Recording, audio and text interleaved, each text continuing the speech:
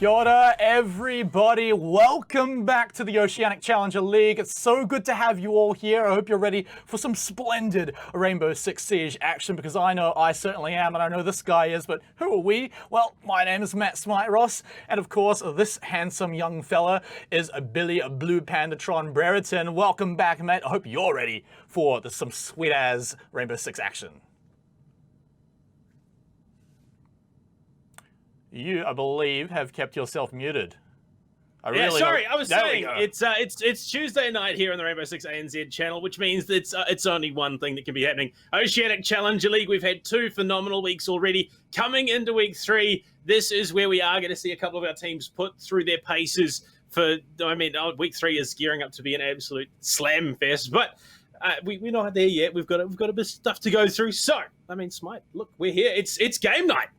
Exactly, and I know everyone's roaring to get into the action as well, but for all you new viewers who are coming along, or maybe you just want a bit of a reminder of how all of this works, well, let us learn you a thing or two about how it all works around here. Welcome to Rainbow Six Esports for Oceania in 2021. We're proud to share with you the timeline for our 2021 season and the format of our Oceanic Leagues throughout the year.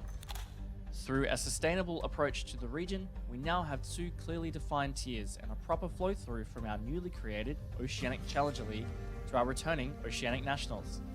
Both leagues will meet for 3 stages in the year-long season, with participating teams accumulating points based on results from each stage. So how exactly will each stage be played out? We have 8 teams per league, playing single round robin best of ones with overtime. A regular win is rewarded with 3 points, while a loss gives 0. When the 2 teams fight up into overtime, the winner gets 2 points, while the loser gets 1. At the end of each stage, the top 5 teams will qualify into our new Gauntlet format playoffs, while the remainder of the teams will have their placements and points locked in. Playoffs for both OCN and OCL will be best of 3s, with best of 5 grand finals. At the conclusion of each stage, teams will be allocated points based on their final standings. For OCN teams, the conclusion of Stage 3 will show us which teams have earned enough points to enter a promotion relegation tournament and fight for a chance to enter the Asia Pacific Regional League, whereas OCL teams that accumulated enough points will have their promotion opportunity into the Nationals, OCN. For both OCN and OCL, the top teams from each league will compete in seasonal finals to be held on LAN, where we will crown a champion in each league. This will be a great opportunity to celebrate Rainbow Six Esports in Oceania and come together as a community. We will have more information on these events later this year. Ubisoft's commitment to the growth and sustainability of esports in the Oceanic region is higher than ever, with 2 exciting leagues of 8 teams, broadcasting over 9 months of the year, and direct pathways through to the coveted APAC League and ultimately the 6th Invitational. Opportunities are abundant for players in Oceania. You won't want to miss this exhilarating year of R6 Esports, so follow us at R6 Esports OCE to stay up to date with our season, support your favorite teams, and catch exciting content from the best players in Oceania.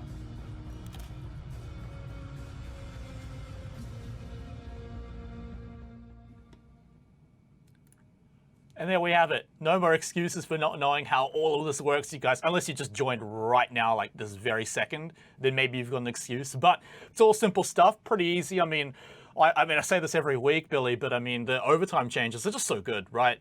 Getting rewarded for actually cracking up to overtime instead of walking away with 0 points is such a good feeling. Yeah, it rewards those teams that dig deep, put in the hard work, take their opponents to overtime. And up until this point, it was, you'd see a match go full 15 rounds and then you'd lose out, and it was just a crippling defeat to walk away with absolutely nothing at the end of the day. We're rewarding that now with a new format, so these teams have just as much incentive to work as hard as possible in these matches. We are probably going to see more overtimes coming as we go deeper and deeper into the season as well, as these teams familiarize themselves with their opponents. So, I think we're going to see that extra point coming from overtime coming into effect more often. Yeah, it's already happened a few times, so hopefully we get a few more overtimes, because that is honestly one of my favorite parts about Siege, is when we get all the way to round 15. Best thing ever.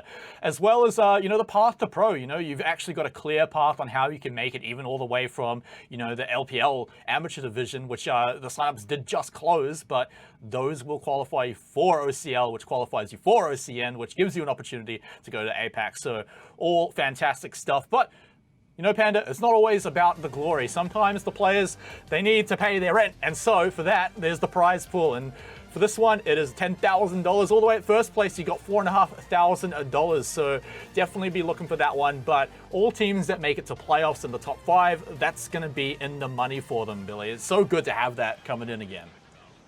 Yeah, look, I mean, it's a big chunk of change, and I will remind the viewers at home, this is per split. This is not for the entire year. We have 3 splits here for the OCL in 2021. Each split, there is $10,000 up for grabs. So it's a huge injection of cash. It means huge opportunities, and it means far more sustainability in the Rainbow Six scene here in ANZ at all levels. So, I mean, you can understand why these guys are bringing the heat week in, week out.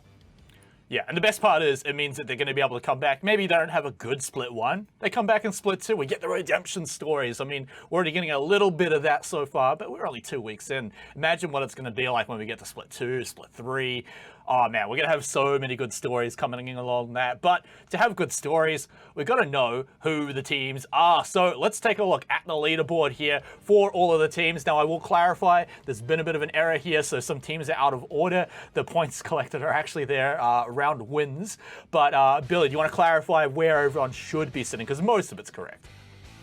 Yeah, now, there are a couple of situations where round differential does come into it, but at the top of the leaderboard at the moment currently is the Big Dogs, 2-0 so far, now, I mean, they've had some phenomenal showings that we thought maybe they could have been taken a little bit further, but not the case.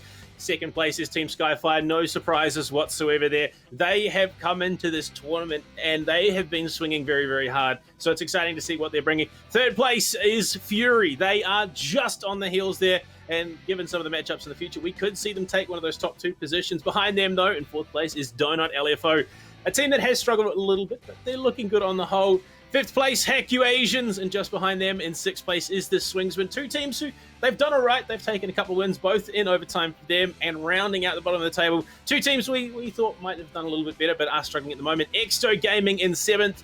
And Pride, unfortunately, just not finding their momentum here, are sitting at the bottom of the leaderboard. But it's still early in the season. There's still a chance for them to come back. Yeah, look, I mean, there's still promising things from basically all the teams. They've all had some moments where you're thinking, all right, cool. We just need a little bit more of this, and they could be shooting up the leaderboard. But I mean, look, Billy, I mean, someone's going to be at the bottom. So unfortunately for those teams, they're going to have to work a little harder over the split. But even if it doesn't work out for them here, there's always the next 2 splits going on later during the year. But I think that's enough speculation for us here.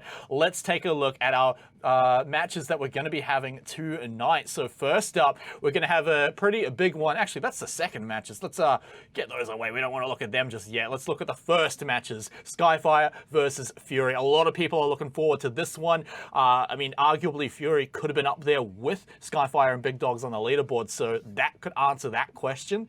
Then after that, we've got Swingsman versus Pride. I mean, how much are you looking forward to these matches here, Billy? I mean, honestly, this is probably the biggest hurdle Skyfire are going to be facing in week number 3. Their first match up against Hack You Asians, it was a little bit dicey. It went the full distance. They unfortunately lost out in the end. But then week 2, they came back. They found their stride again. They almost got taken to overtime, but they shut that door on Exto. So Skyfire, they're going to be up against the wall here potentially a little bit, but the way they've been playing, I think this is probably going to be one of the best matchups of the season, so I'm excited for that one. And then you've got Swings and Pride. Pride, they've really, really struggled this season. I know there's a lot of internal conflict. I talk to the guys in between matches, and you just see how things are going with them. They're struggling a little bit. They haven't quite found their groove. There is a lot that they could be doing to improve, and they are trying to push for that. But Swingsman, they're a dark horse in this tournament. Big Dogs came in and absolutely monstered them out of the competition in week 1. They then come back in week 2 and take out Donut LFO off the back of Jeff, who had one of the greatest showings we've seen so far. It's impossible to call where Swingsman are going to end the split. Well, at least we get to find out at the end of tonight. But speaking of the end of the night, like we just saw, I gave you a little preview here. The last 2 matches of the night are going to be Exto Gaming versus the Big Dogs, and then Donut LFO versus Hack You Asians. So once more, I'm going to ask you, what are you looking forward to in both of these matches, Panda? I mean, Exo, we saw them show some life against Fury last week, so there is potential that this could be the hardest matchup as well for the Big Dogs so far that they've encountered. But, I mean, they have just been absolutely phenomenal. They're currently sitting top of the ratings on the whole. Shaq, top of the ratings, 1.51 throughout both weeks. Biggest kill differential, he's got 12. He's got a kill differential of 12, and he's 3-0 on the entries. He's just absolutely monstering through this competition. He wasn't even the highest rated player for their team last week. It was Boff. So they are just putting up numbers Playday after Playday. And then we come to the final matchup. I think this one is going to be incredibly telling of where we see teams stack up around that 4th, 5th position. Donut LFO, they look good. They lost to Swingsman last week. So it's a bit of a question as to how they're going to be doing. Hackyu Asians, they beat Fury week 1 and then got absolutely stomped by Big Dog. So it's really anyone's game coming into the final matchup of the night. Yeah, I think we're going to have a real good idea of what the leaderboard should really be looking like at the end of tonight, especially after that last match. That's really going to be, like you said, quite telling of what we should be expecting. But let's not wait too much longer. Let's get into our first match and take a look at the teams that are going to be coming up. First up, it's Team Skyfire, MT Jax, Dragos, Broken Seppi, and Kaken. I mean, 2-0 is their results so far. These guys are looking pretty good. Yeah, I mean, they play a slightly less conventional style of Rainbow Six. It's sort of a 1-4 split. You've got Dragos, who will be off on his own on both defense and attack. Broming, he somehow opens up these opportunities for the rest of the team, the 4-stack of MT Jax, Broken, Seppi, and Kaken, to do what they need to pick up those round wins. They have had a phenomenal showing so far better than I think anyone would have given them credit for. So they are looking strong coming into week 3. If they keep doing their thing, if they keep playing their siege, and well, if unfortunately Fury haven't done their homework, they could walk away with the win today. Well, speaking of Fury, we'll take a look at these guys as well. Very strong light-up. President Angmo, Twent, Edpan, and the Punisher. Pun coming on in hot in this one. I mean, look, after week 1, it wasn't looking so great, but do you think after their performance in week 2, they're going to be able to take it to Skyfire? I think it's a case of Fury. They're starting to find their feet in this competition. It's not quite the tier 1 that a lot of these players are exposed to quite more often than not. I mean, you're looking at President and Angmo. They've both played at tier 1. Punisher, one of the players with the longest competitive history in this tournament. They are probably used to a bit of a higher caliber of siege. They're used to players devolting to what is considered normal for that level. So coming into this competition where you're going to see the unconventional stuff, they might find themselves struggling a little bit, but coming into week 3, they look on course to steady the ship, look to pick themselves up some big wins and secure themselves the top 4 at the end. All right, and one last thing as well is the key player matchup. 2 very fun players on an individual level, I've got to say, MT Jax and President. So, I mean, we all know about the pulse memes for MT Jax here, but what does it really look like when he goes up against President? Well, I mean, everyone saw the opening round of Skyfire's last matchup. MT Jax on the defense, on the mute, picked up an ace. He just went in absolutely hard on Oregon. And so he has proved himself to be one of the most capable players in the competition. Very, very scary. And then on the other side of the coin, you've got President, who for Team Fury has been their anchor. He's been consistent. He has been trying to keep them in the competition. If there is anything that is going to be the deciding factor in Fury pulling off this win, it is going to be the standard, the rock for the team, President here.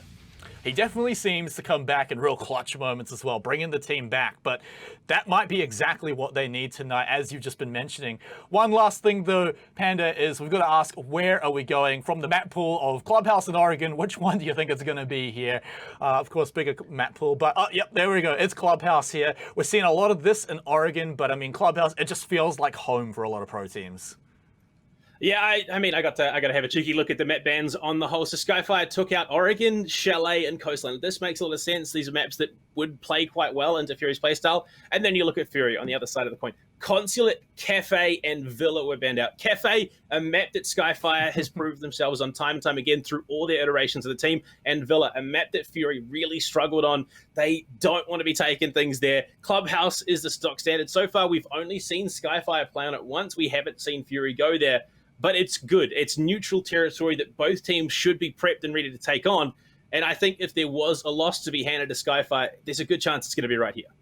Well, we've got everything out of the way, so let's waste no more time and head straight into game number 1, Skyfire versus Fury.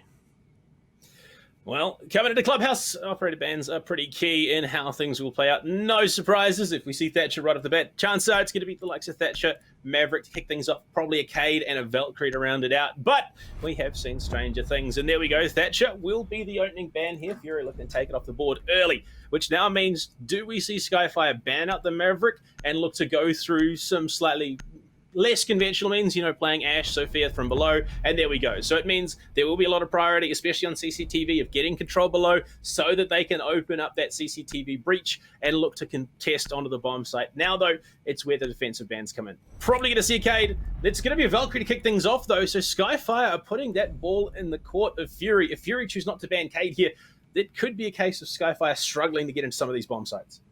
Yeah, I mean, look, Skyfire are going to be the ones on attack first, so if you can throw them off nice and early, you can really get that momentum going. Fury have got that option to go through it here, but it's going to be the Pulse. MT Jax has drawn the ban again. So Cade, he's going to be left open here, Panda. That's a little bit interesting, but I mean, is it really just a case of MT Jax pulling this ban, or is it something you might see on Clubhouse against any other team? I just don't know if I rate this as a ban. We've seen more of Cade and Mute from MT Jax than we have seen. We haven't seen Pulse from him yet so far in the tournament. And with Cade on the pool, it means that the defense of CCTV is that much more secure. They're going to have to play some, not to mention the mirror that was also let through. This is going to be an interesting half. We have seen week in, week out, Fury have secured themselves a 5-1 opening half and then have been brought back to the point of disaster in week 1 and almost being taken to overtime in week 2. This is a risky one, and I'm glad we're seeing the Cade picked up here. It gives them a little bit more security on CCTV, but we have to see. Honestly, is this the week they break the curse? You'd hope so. I mean, for Fury, they definitely rack up the wins in the first half of the game. Sometimes, I mean, it's actually been a 5-1 half for them both weeks. But then things start to fall out of control. Not so bad last week, though, but they did start slipping. So even if they do have an incredible first half, like 5-1 is quite incredible for a lot of teams, you still have to worry for them. And I know Fury themselves may be worrying a little bit too. But before we get into the very first round here, Panda, big shout out to Quick Draw. It's his birthday here. So got to respect the man here for always jumping in here. And, it's not easy turning 50. Look, I'm not quite sure. I hear it's his birthday every other day, so I'm not sure how much stock I put into that claim. We'll give him the benefit of the doubt for now. 2 birthdays in as many weeks. Oh, right. There we go. Broken. Happy with birthday. The president to go down. Unfortunate. The Cade can be such a key pick here on the defense. No Nitro coming out. And, well, it means that there is one less gun off the board. That's an unfortunate position to be caught out into. That's just being caught out on the rotate there, I imagine. I mean, that's just some real quick pre-firing in there. I wonder, how much they even saw from that, but regardless, that is something pretty big to lose, especially if they were planning on doing any kind of Cade tricks at all. But I mean, look, there's no Kali on the board, so not really worrying too much about that. Instead, though, that you still have someone real powerful up in the rafters here. Twent's going to be sitting up there, not quite a OMI, but you still have a million ADS to be sitting behind. Pretty hard to crack that little barrier there, but they can get him nice and early. That's a good point of entry if they decide to go through Garage.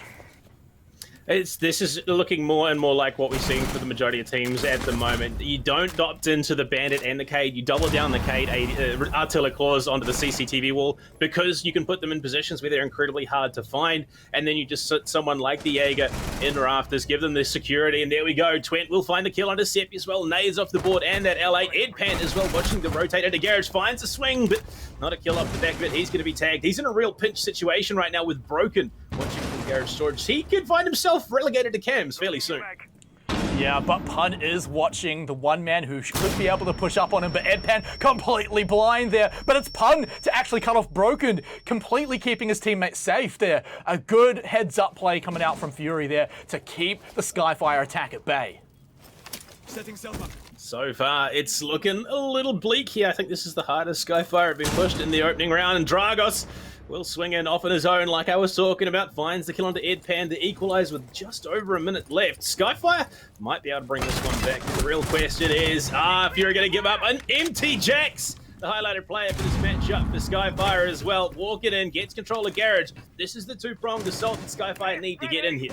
Yeah, but the smokes are now starting to come out as he's kept all 3 in his pocket. Pun is going to be able to buy Fury a little bit of time here, but there's going to be still a big enough window for Skyfire to sneak on in. They've got 3 people, but Angmo, he's got some pretty decent sight lines here, but has now just been pushed back to Cash. But how long is he going to be able to hold this position, and how much longer can Pun hold the main wall back with his gas grenades? because it's not looking for long. They're already starting to fire through the hole. Angmo forced to be a little bit safer here in Cash. The C4 could be the game changer, but he doesn't get a chance to throw it. It's now all up to Pun. That gas canister not going to do the trick. He's just going to have to go for some wall bangs here. He's got the shotgun to do it, but in too much danger here. Can't get the swings, and the first round going to go over to Skyfire. They do claw it out in the end. It did come down to the wire, unfortunately. Angmo could not find the lineup for that Nitro Cell. It has been a power position for a lot of defensive teams in the first 2 weeks, but unfortunately, Fury, they couldn't find it this time around. Skyfire, they're looking solid still. They're able to claw it back from a deficit and make things work for the team. Hopefully, we can see Fury mount some sort of resistance, because they have been cursed in this situation before. They start strong, they get brought back to the brink and often lose it. Hopefully, it doesn't translate into rounds as well. Yeah, well, one thing that is going in Fury's favor is a simple mistake that happened in the first round. Is President got eliminated pretty much immediately. So if they could have held on to him, then that could look like a completely different round. So pretty easy thing to fix up, and it's pretty clear that they're going for a retry, and they realize that too. So this round could look quite different there, but all things considered, a great move for Skyfire to capitalize on that. I mean, they start off basically as a 5v4, so definitely making it worth it. So pretty much nothing else changing on Fury's side, right? You know, all the operators looking identical. They're not messing around with 6 picks anymore. It should be pretty obvious that they're going for the same site again. So let's take a look, see how they managed to go for it. Obviously, Fury, they understand what went wrong last time around. It did start strong, the hold from Rafters. You know, Twent was able to find that kill to equalize, and Headpan as well had that security from top red from Pun, so they were covering each other in those positions. And then Dragos got involved, that one-man unit who likes to roam heavy on both attack and defense, upset the flow. And, well, at the moment, Ed Pan, he's still holding that same position. President this time has survived, so will take control of Rafters away from Twent, who is off on his own, doing his own thing, as you would expect from a Jaeger player. But this time, I don't think we're going to see Fury commit as heavily. This time, though, look at where Ed Pan is. He's not going to let himself get pinched again. He's fallen back as soon as he sees Seppi open up that sledge hole. But it's actually going to be him to fall first anyway. Just immediately eliminated by Broken. Dragos gets another one too, but is quickly traded back. So not for free, but this is already an early advantage to Skyfire again. These trades are so key, especially to a team like Skyfire. You want to be playing in those positions. Dragos has found one. Yes, he goes down, but at the moment, that's all you can ask for. Just dwindling away the numbers of Fury. That's 2 nitros off the board, which means that it is now in the hands of Pun and President to deny that plant should it come into effect. Twent roaming as you would expect, trying to go for that late round pinch, and with plenty of time left in the clock, Skyfire, they can recuperate, they can relocate and look to execute onto the bomb site, and there's so many angles left uncovered because of the lack of numbers for Fury. Oh, Broken, he keeps it going. Getting Twent out of there too. Eliminating that roaming presence. The smokes are coming up too. So that means Skyfire should be looking to come in nice and early. Pun's just going to have to hold off the red stairs to hold off the force. Maybe pinch them in through one direction instead. Broken pretty low, so he's going to have to be careful with this one, but has made it up to the top of red stairs. Pun in trouble now from that direction. Looking for one shot, and he does get Broken as well. Throws out the Toxic Babe to hold off the main CCTV push, and President's also catching one as well. They're on death's door, though, but so is Seppi. They've still got a little bit of plant denial as well. President trying to go for a bit of a perhaps run out there, but Pun's the one to get it done inside Cash, and he knows where the last attacker is. Can he find him? Seppi just about as low as both of them are. Oh, through the wall, he gets Pun, and now it's down to the 1v1. Diffuser on the ground being camped. The quick prone keeps President alive, but just barely here. And now he's spraying, finding anything he can, but the drop down has come out, so Seppi's going to get a free plant here unless Prez can find him through the floor, and I think he can. The Nitro Cell finishes the job. That's the power of the Nitro Cell from below. Those late round plays for Fury, they just executed it perfectly. The numbers probably a little bit closer than they would have liked, but the health bars were just so red there, unfortunately. Pun getting caught by Seppi through the wall. One shot from any of them was enough to take out their opponents. But unfortunately for Skyfire, they can't double up here on CCTV. Fury bring it back even, and I did say this was probably going to be the highlight match of the season so far. Skyfire and Fury They are two very, very well-known orgs in ANZ, and they are both looking to push themselves, get those big points at the end of the season, and they want to push for the dream of OCN as well. To the basement, we go, Panda. Down to Church and Arsenal here. Let's see how they're going to look to play it. You look at the operator lineup, and the lack of castle suggests probably not too much top 4 roaming, but the opportunity could be there if Edpan and Prez want to go up with the Malusi as well. They have the opportunity to deny any intel, force Skyfire to just spend so much time trying to find them.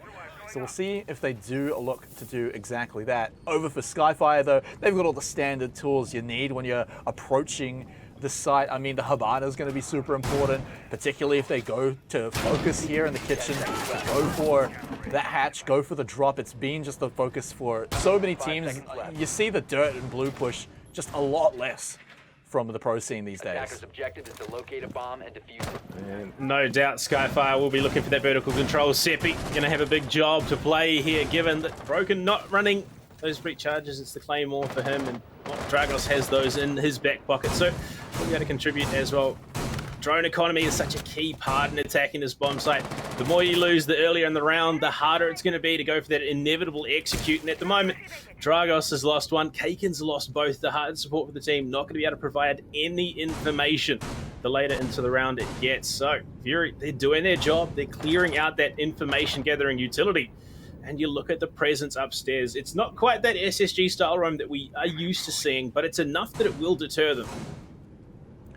Yeah, it's definitely going to deter them away from any kind of presence in blue, right? So I wonder if they're actually going to focus too much on it, because it does end up demanding just so much time, right? Like, you've got 2 people up here with Edpat. President's actually able to roam up too if he really wants to. So lots of options for Fury. Even Twent has now just dropped down. Oh my word! From downtown, actually, he's not worried about roaming at all. He just wants to get the C4 out the window. What a good one. Well, President, he breaks the streak of Broken's open round gunfights going his way. This time, he's not going to be able to contribute anything other than information gathering.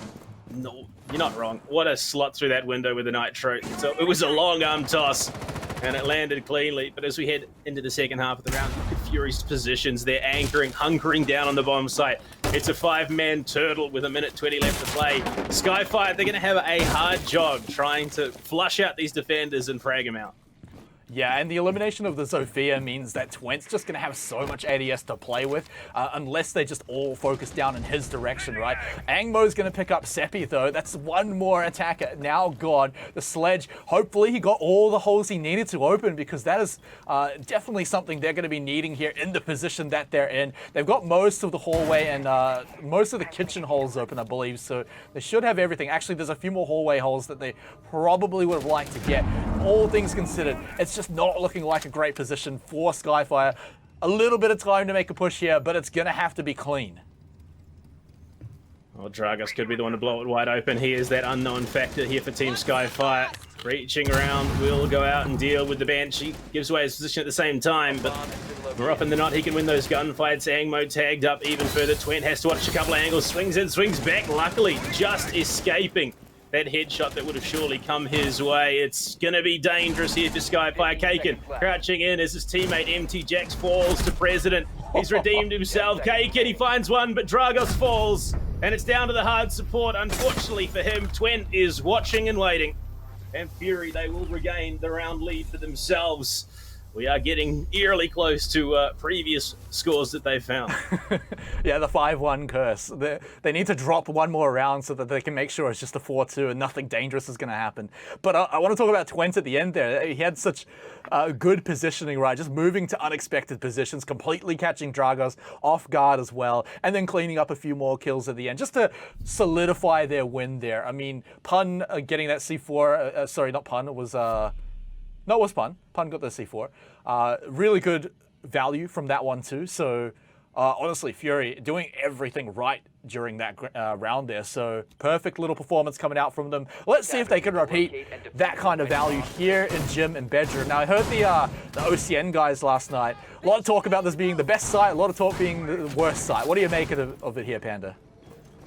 It really is a matter of which team is playing it. I know a lot of teams do like to pocket it as round one for their defense, but unfortunately there are some weaknesses. You have to go for that the horizontal spread, and look to cover over cache so it spreads your numbers thin. If they can get themselves in while your defenders are still on the other side of the map, you can lose control of the bomb site quite quickly. There's a lot that you need to do to secure this bomb site. Interesting though, Mirror is available. We don't see it picked, which it's pretty much a go-to on this bomb site. Obviously Fury, they haven't been straighting with it too heavily, but the setup is there. This is exactly what you're expecting from a bedroom gym bomb site, and I mean, it's going to come down to the gunfights. Oop, another cheeky drone, this time actually escaping. But they should know now, Twent hanging out in the garage, so they're going to look to try and force him out. It's quite a forward position here, so if he does get pushed, he could be in a bit of danger. If he doesn't make it out alive, doesn't get the trade basically for free here, looking for basically the 1v1, even has the pocket ADS to keep himself safe, but that drone, that should be spotting him, but he's quick to turn it back onto Broken, not quite getting the frag, but that is a hefty chunk of damage. Just dishing out that punishment. Broken. He found the opening 2 in rounds 1 and 2. In round number 3, he wasn't quite as lucky. It looks like maybe in round number 4, he's going to receive that same treatment. Twent just tagging him further. This is a battle of the ages. Seppi from below with a frag grenade. It's getting a bit bleak here for Twent. He's got to move. But it's Edpan to find the opener. Dragos going down. That wild card who was looking to push in through CCTV window just gets absolutely removed. And here's that wild card that often opens rounds for Skyfire. Oh man, Edpan getting out though, Twent getting out of that one, such a miracle for them, right? That frag was meant to flush him out so that the crossfire would catch him, but he still gets out anyway. So big value coming out of that one, on top of the fact that they managed to get Dragos out of the way too. So big value coming out, although they have had to give up the position at least. So Skyfire have at least made a push forward, but they still have to deal with Edpan. They still have to deal with Twent and President from below apparently as well, as he finds that C4 kill. Eventually Twent will get dropped, but Edpan quick on the trade as well. May even be able to get the res on him too, so everything seeming to go Fury's way, unless MT Jax has something to say about it. A little bit too focused on opening up that CCTV wall. They want to try and confirm the frag, but it's not going to happen. Oh, swinging into Con. Very lucky to escape there. Kaken had the number, but unfortunately dialed it wrong. They don't have a clear avenue into the bomb site. Kaken, he's out on suicide, looking into the windows of the bomb site itself, and MT Jax still trying to get into cash. Angmo could find a big run out here from Con window. Watching the angle tweak as well. Look at that, Fury. They're covering their bases, rotating back to bomb site, not giving Skyfire even an inch to claw this one back in favor. Angmo, he swings, he takes him down about half, and it's M590 time.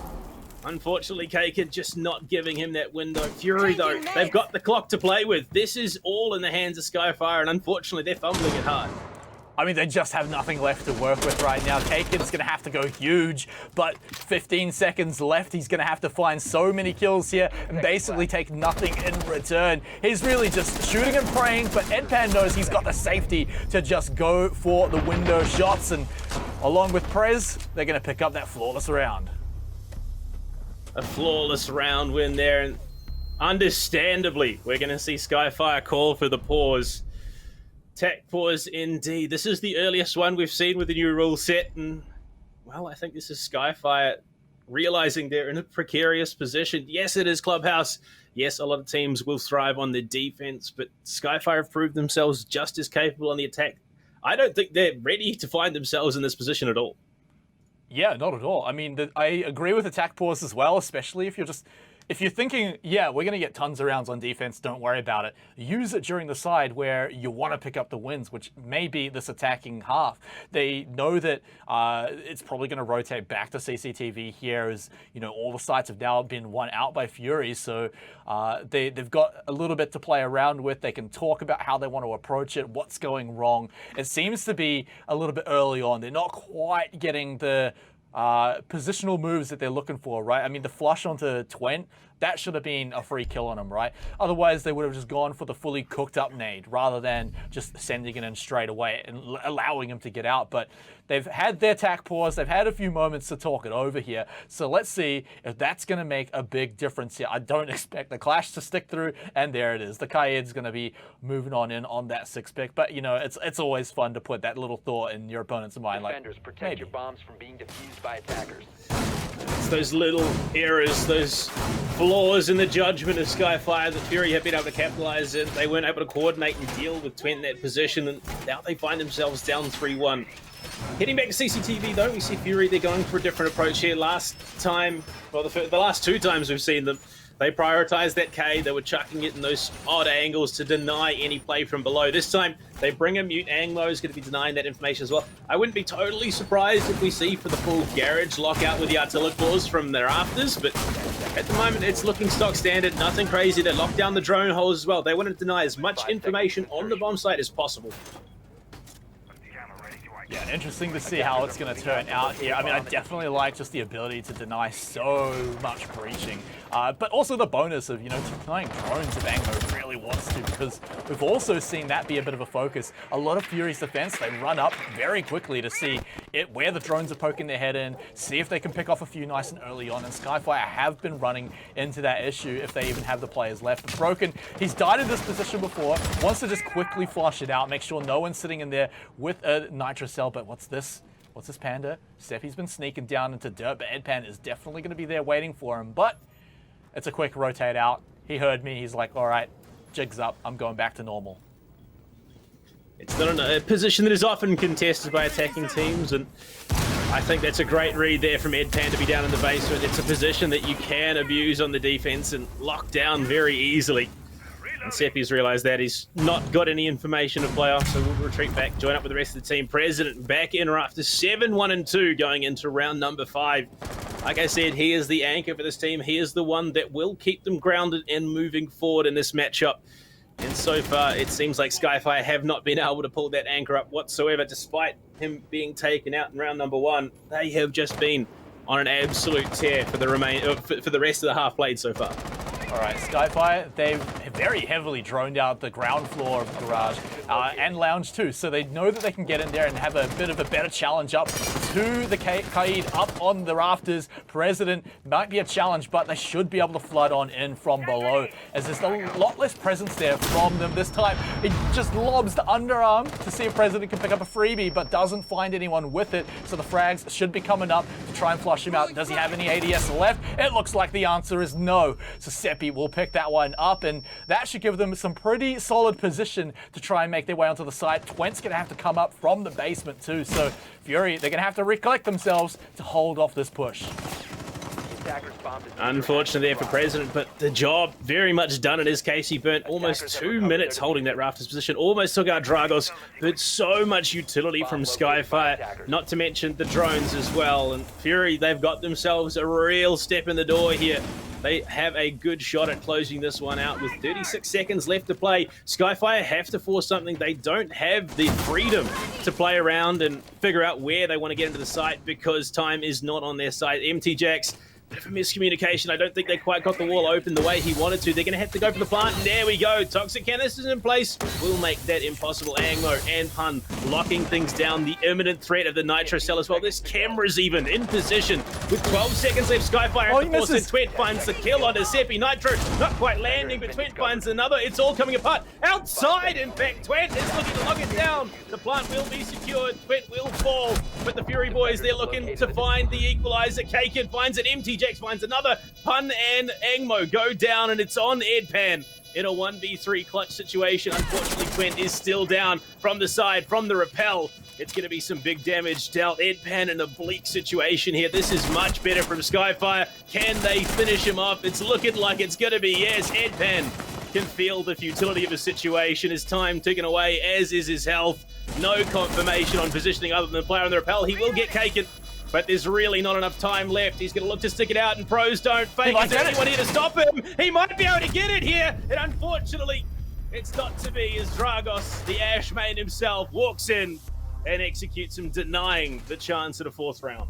That's a heartbeat moment and a half there if you're Skyfire, just clinching that one out. I mean, they barely even got the plant there. There was a lot to run through, but they managed to get it down, and then they held it down pretty well until the end there, where it almost got stolen away from them. But they do manage to pick it up there in the end. Definitely a round that came down to the wire, but solid execute, just kind of causing I want to say a little bit of chaos for Fury on the defense when they had to recollect themselves and find a way to hold off the garage. But all things considered, it was almost there for Fury. So I feel like this round, it still feels like it can go either way for both sides. But Panda, we're going down to Church and Arsenal again. And this one, I mean, it looked great for Fury last time. Yeah, they really did a number to the boys on Skyfire. They locked it down. Twent was pivotal in how that defense came together. Did not move from Jenny. He played it to perfection. That's exactly how you want your Jaeger to be pulling things off. And unfortunately for Skyfire, they just couldn't find any avenue into the bomb site. Dragos had an opportunity, missed it. Unfortunately, they pushed in, almost found another, but you can't count out the Jaeger player. Fury again with this deep roam setup upstairs. I have to hope Skyfire have a plan coming into the final round of the half. They did lose a lot of drones early on last time they were here for Skyfire. Fury pushed up pretty hard, found the ones just sneaking into the garage, but for now it looks like you've got a few in bar, which is going to be pretty useful, of course, but the main conflict always seems to be here in garage. Twent has been able to survive throughout it multiple times on multiple sites as well, so it's going to have a lot of help. They're running like 2.5 people upstairs, where usually there's one more player present most of the time who hangs out on the blue stairs, can rotate up if he really needs to, has the opportunity for the C4. Kaken actually slips that drone by and will actually get it into a pretty decent position while Twent is on cams. So nice little sneaky play. So they should be able to find a way to flush him out, but seeing him is one thing. Oh, it gets hit by the mute jammer too. Rough. It's just the coverage that Fury are laying down. Unfortunately, they lose control of CCTV wall, but it's not the end of the world. They have already burnt 45 seconds. The unanimous call is made. Fury will rotate back and turtle down on the bomb site so they can wait for that push to come. Skyfire now have a little bit more freedom, whether they know it or not. It's now drone time. They need to figure out the positionings. Oh, no. Dragos just a little bit too eager on the trigger, spots the head and goes for Tsepi. They lose out on a huge amount of vertical control on this basement bomb site. Yeah, no, that is a disaster, right? I mean, I don't think he's opened up absolutely anything in the hallway, in the kitchen, so that's just going to be a non-contested point. It's so easy to defend when there's no holes in the floor. I mean, what else are you going to go in there with? Like, Dragos isn't bringing breaching charges, so perhaps he can use the breaching rounds, but you really don't want to be using that when you've got Banshees to deal with. Perhaps Broken as well, but again, like, so many ADS to deal with. So Skyfire, they're perhaps just going to have to look for a different approach. Maybe open the kitchen hatch with the Hibana, but other than that, I mean, you can't even do that, right? Because there's a Kaid on it. So this is just looking super difficult for Skyfire. It's got to be a dirt push. Well, it's going to have to probably be dirt main. No sledge means that you can't bounce those frag grenades to try and kill the Artiller Claw. And there we go, 2 players positioned around bottom main. It's Broken and Kaken.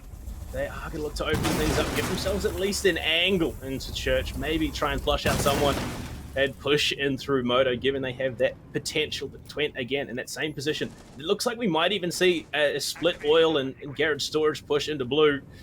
But there's dwindling options here for Skyfire, and unfortunately it was Dragos that was the reason. President hit with the full white screen. He will be fragged out. MT Jack's just pushing it aggressively and taking down one. Kaken finds another. All of a sudden the man count is in favor of Skyfire. Kaken for another. Angmo goes down.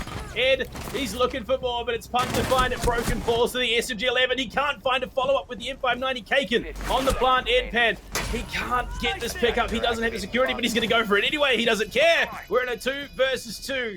Not a lot of health on the side of the boys from Fury, and MT Jack's heading upstairs looking to open the vertical angles. It's not a great position for that plant to be in. Pun trying to lock things down with the toxic canister, looking for these tight angles. SMG-11 in hand. There's not much time left to work with here in Fury. They might have to go big at all. Edpan with the opener. Kaken falls. Pun, he has to stick this while Ed covers. Prone on the floor. He sees the head. Edpan with a triple secures the round for Fury. They play their game. They play it well, and Fury will take the half. That round felt so tight there from both sides, swinging the pendulum back in each other's favor. But at the end of the day, quick moves coming out from Edpan. I mean, it gave it just such an easy job for the defuse there. He could hold the sightline once they had that 2v1. It was easy peasy, but man, did both sides have to work for their advantages there. Fury, obviously once they were on the back foot, pretty rough to come back on the defense, but props to Skyfire for even making that a challenging one in the first place, right? Once they lost that sledge, such a pain for them to make that push, but at the end of the day, they managed to get in there, get in with some pretty good swings. Even the drop into Moto happened, so big moves coming from Skyfire, showing that this is still a game that can keep going either way. But Panda, we get to swap sides here. If Skyfire were banking on picking up a good half, it's got to start now. 4-2. It's not quite the 5-1. So Fury might be in the clear here. We'll have to see how it plays out. Well, we'll see. Is Skyfire, they're a team that does like their defense. You look at that, MT Jax, surprise, surprise, back on the Cade. He's been putting in the hard yards with it so far, and Kaken on the smoke as well. A phenomenal support player here in the tournament. The setup, it's looking good. The Where My Jaeger combo for Rafters is going to be a hard one to flush out, plus those Banshees as well. Skyfire, it's conventional. It's pretty much what you're expecting on this bomb site, but it's a strategy they play very well.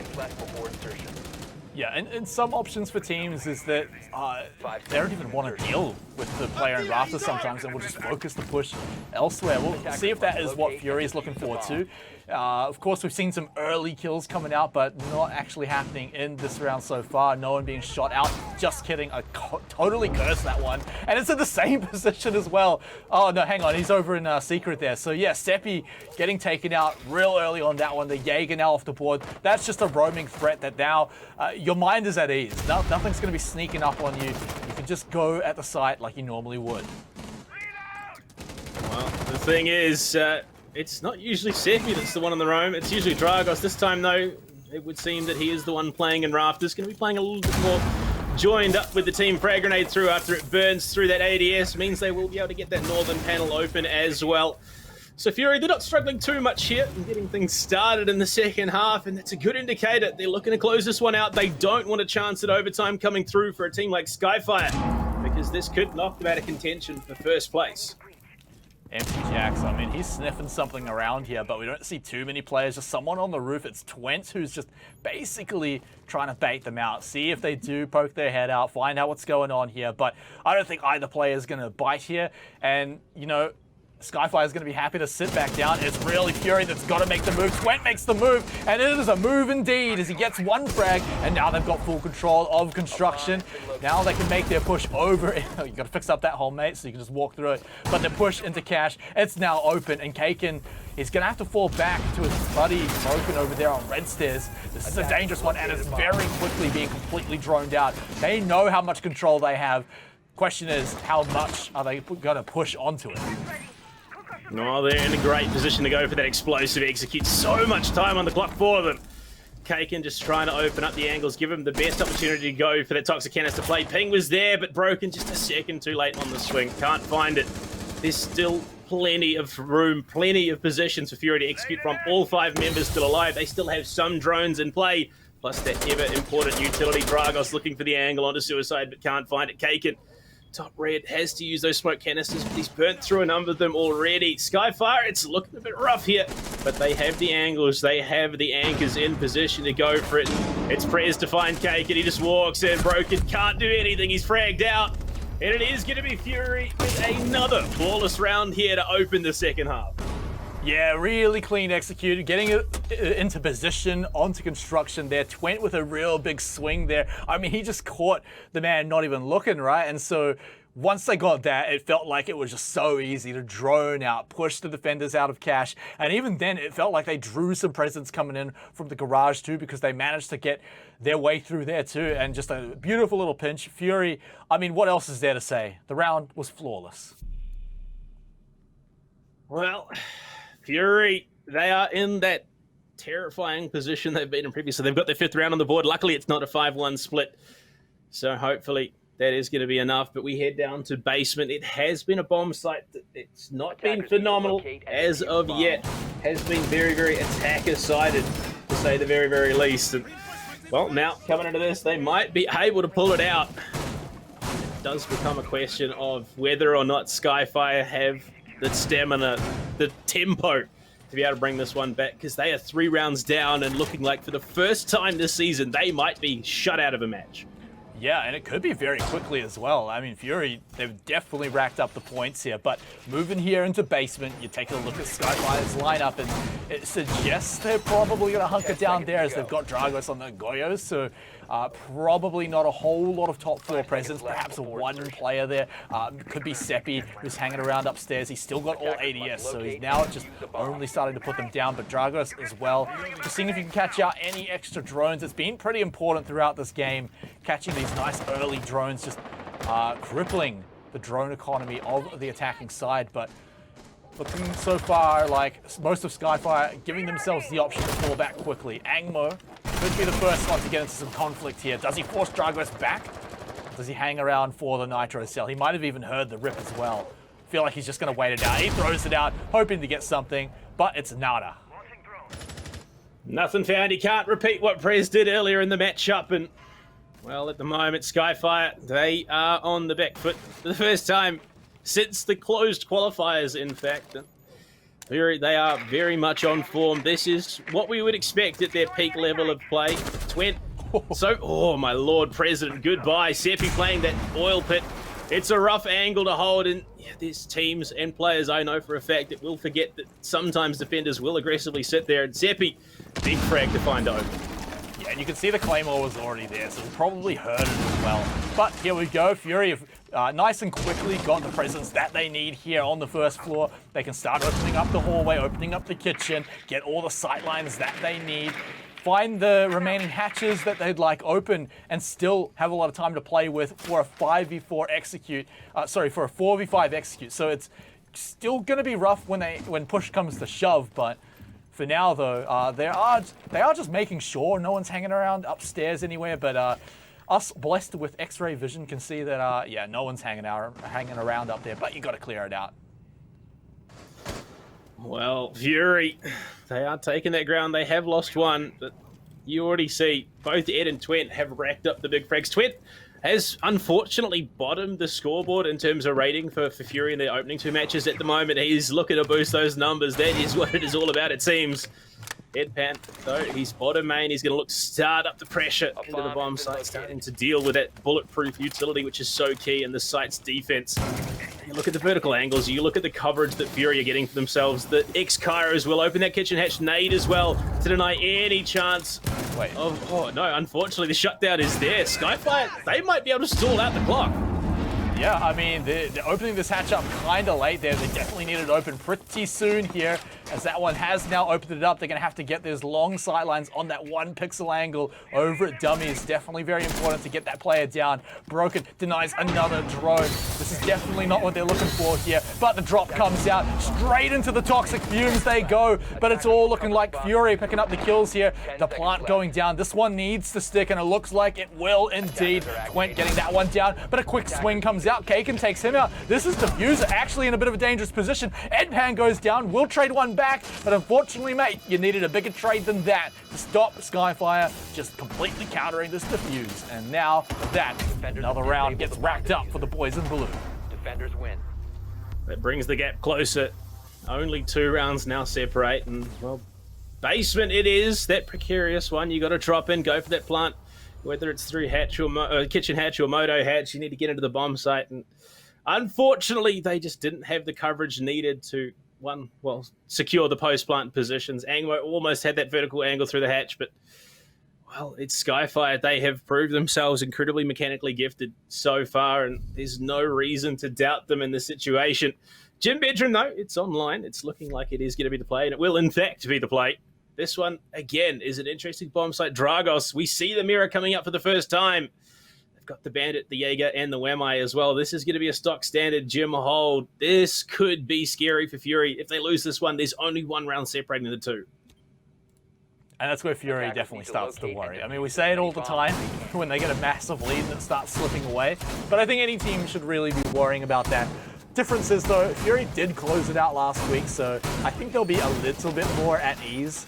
They won't be letting it get to them a whole lot. But yeah, this is going to be a fun one because gym and bedroom always interesting. The mirror going to be pretty powerful. You've got Dragos on that one too, so he's going to be quite sight oriented this time, not quite roaming as much as before. They've also got the Jaeger Wamai combo too, so they can draw out quite a lot of time from Fury if they manage to stay alive and manage to force out a lot of utility, right? But of course, it's always going to be an interesting one here. Let's see, the Bandit also being coming out for the first time, along with the Mute. It also gives them just so much option for like plenty of wall denial. Got a lot of coverage. They've got that bulletproof cam in as well for Seppi. They want information. It's going to provide so much for the team, but Edpan again, aggressively positioning, has hit his double digits in the server already. 10-1-4 has been an absolute powerhouse on the fragging front. With Prez's drone, they are just getting that information. So even though there is a lot in the way separating them in the bomb site, they are making good time and getting ground, covering those angles. You see Prez already up rafters, can enable the opening of CCTV wall should they choose to, but even then, there's no real point. Oh, they're going to go for it anyway. Pun on the ace, going to look to open things up. They've got almost complete control of the eastern side of the building. They can start marching through con, dealing with the players in Logi as well. They can even look for some vertical control potentially. They have that option. Yeah, I mean, look, Skyfire are just kind of handing the building over to Fury, right? No one in CCTV, no one in cash, so Fury can kind of just walk through. They did spend a little bit of utility to get in here, but other than that, everything's pretty safe here. President now knows that the balcony completely safe, drops the Claymore to prevent any kind of runouts, and now Fury should have a pretty solid position here. I mean, they've got President able to put on quite a lot of pressure from the side there. Unfortunately, Twent, that is a reinforced wall, mate, and the Caber not quite hard enough to break that one down. But like you said, the vertical presence is also an option for them, right? They can go from below. They've got the frags to throw them up, as well as Edpan still has plenty of breaching rounds to drop anything down. But the thing is, Panda, they are now about to run into the black mirrors here. This is what I believe Skyfire are really banking on. Well, at the moment, 20's down below. It's Angmo, though, to find Broken. The Wehrmite taken off the board early, just aggressively taking control of Logi. This is it. They found the opening. This is going to be the point of entry for Fury. If they can get in through Logi Hatch, you can see the responses there, though, from Skyfire. Dragos pulling down the stairs, looking to utilize that Nitro cell that he does have in the back pocket. So this could be a case of Fury. They get control of the bomb site, and then all of a sudden, the floor is exploding around them. Kaken will find the equalizer. It's Prez to go down as well. Kaken for a second. Edpan pushing him from behind, can't find the equalizer, and all of a sudden, it's the SMG show. Twent has to do it all here by himself. He could find it, but unfortunately pressure from main stairs is going to swing in, find the backside of MT Jax. Can he find another? No. It's Seppi with the 416 carbine. It all started so well for Fury, and then it all came apart just as quickly. Skyfire are now within one round of equalizing. Oh man, Skyfire, they put a lot into that one position that they had, but man, did it pay off. Very powerful fights. Even then, when they lost the player early on, still managing to hold on to that one. So like you said, evening it up, almost there to the 5-all. Once more, you got to imagine Fury is starting to worry just a little bit more as each round ticks away. Gym bedroom, though, always a bit of an awkward one. So like, they can be pretty happy that they can manage to pick up a round win on that site as well, because now they get to go to CCTV. I'm wondering, I doubt this clash is going to come through instead of the Malusi, but perhaps it does. And this is always fun. It's a bit of a pocket pick for old Broken. He does like the shield. And you've also got that option to fully just block off the drone hold there to keep the wall denial completely safe from any sneaky frag grenades. I wonder how much they're going to be putting into it, though, but the 6-pick, it's going to come up as a bit of a surprise, I imagine. Well, how well it works is going to be the main question at the moment. CCTV, we've already seen it played once in the half, and that was that flawless round win that Fury got. They just monstered in, up red stairs, in through con, and took the bomb site by force with little to no resistance. With that clash on the board, this could be the resistance they do need. Where my Jaeger on the board as well to lock down rafters, and Kaken, who has gone huge the last couple of rounds on this smoke. SMG-11 is something that you need to worry about as an attacker. When it's in the hands of someone as capable as Kaken, you have to be even more concerned. Yeah, let's take a look at how they're going to be holding this one out. Like you said, Construction definitely going to be key for them to hold on to. They've got Broken here to very much protect any of the electro claws they're going to be throwing out on the main wall. Also has the option for the cheeky little drone hole block too. So let's take a look. It looks like Fury are just moving up. They want to get that wall open. You can see Twent already getting in position to chuck the nade through the drone hole once he needs to, but Broken can just walk right up to the door, block the explosions there.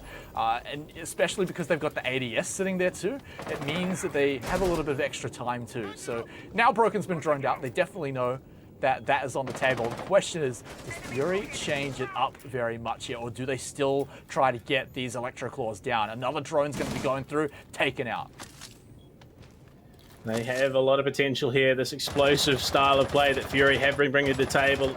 It might even be that they go in through stock, try and take someone down from below with those frag grenades, force an opening of any sort. But you look at Seppi's playing in garage at the moment, just in the storage area by Blue Stairs. Drone. Drone economy quickly dwindling away. Only the 4 left, both Angmo and Ed currently sporting 2. Seppi can't win the gunfight though, it's President. He's got the 2 times, he's got the M762. And this could be the opening they need. They can now start pressuring in from below. No coverage on the side of Skyfire, and that utility as well, just being burnt through. They might even be able to open CCTV off the back of that frag. Broken, he's so low. This Skyfire setup looks strong, but as the minutes tick by, it looks ever weaker. Yeah, it's going to be real hard without Seppi because now the lounge control is going to completely open it up to this. The explosions from below. Twent not quite catching Broken though. They know that he's on death's door. If they could just catch him out, that would be such a valuable play. Broken can basically solo lock them out of the cash room from the construction hold, which is now starting to come out.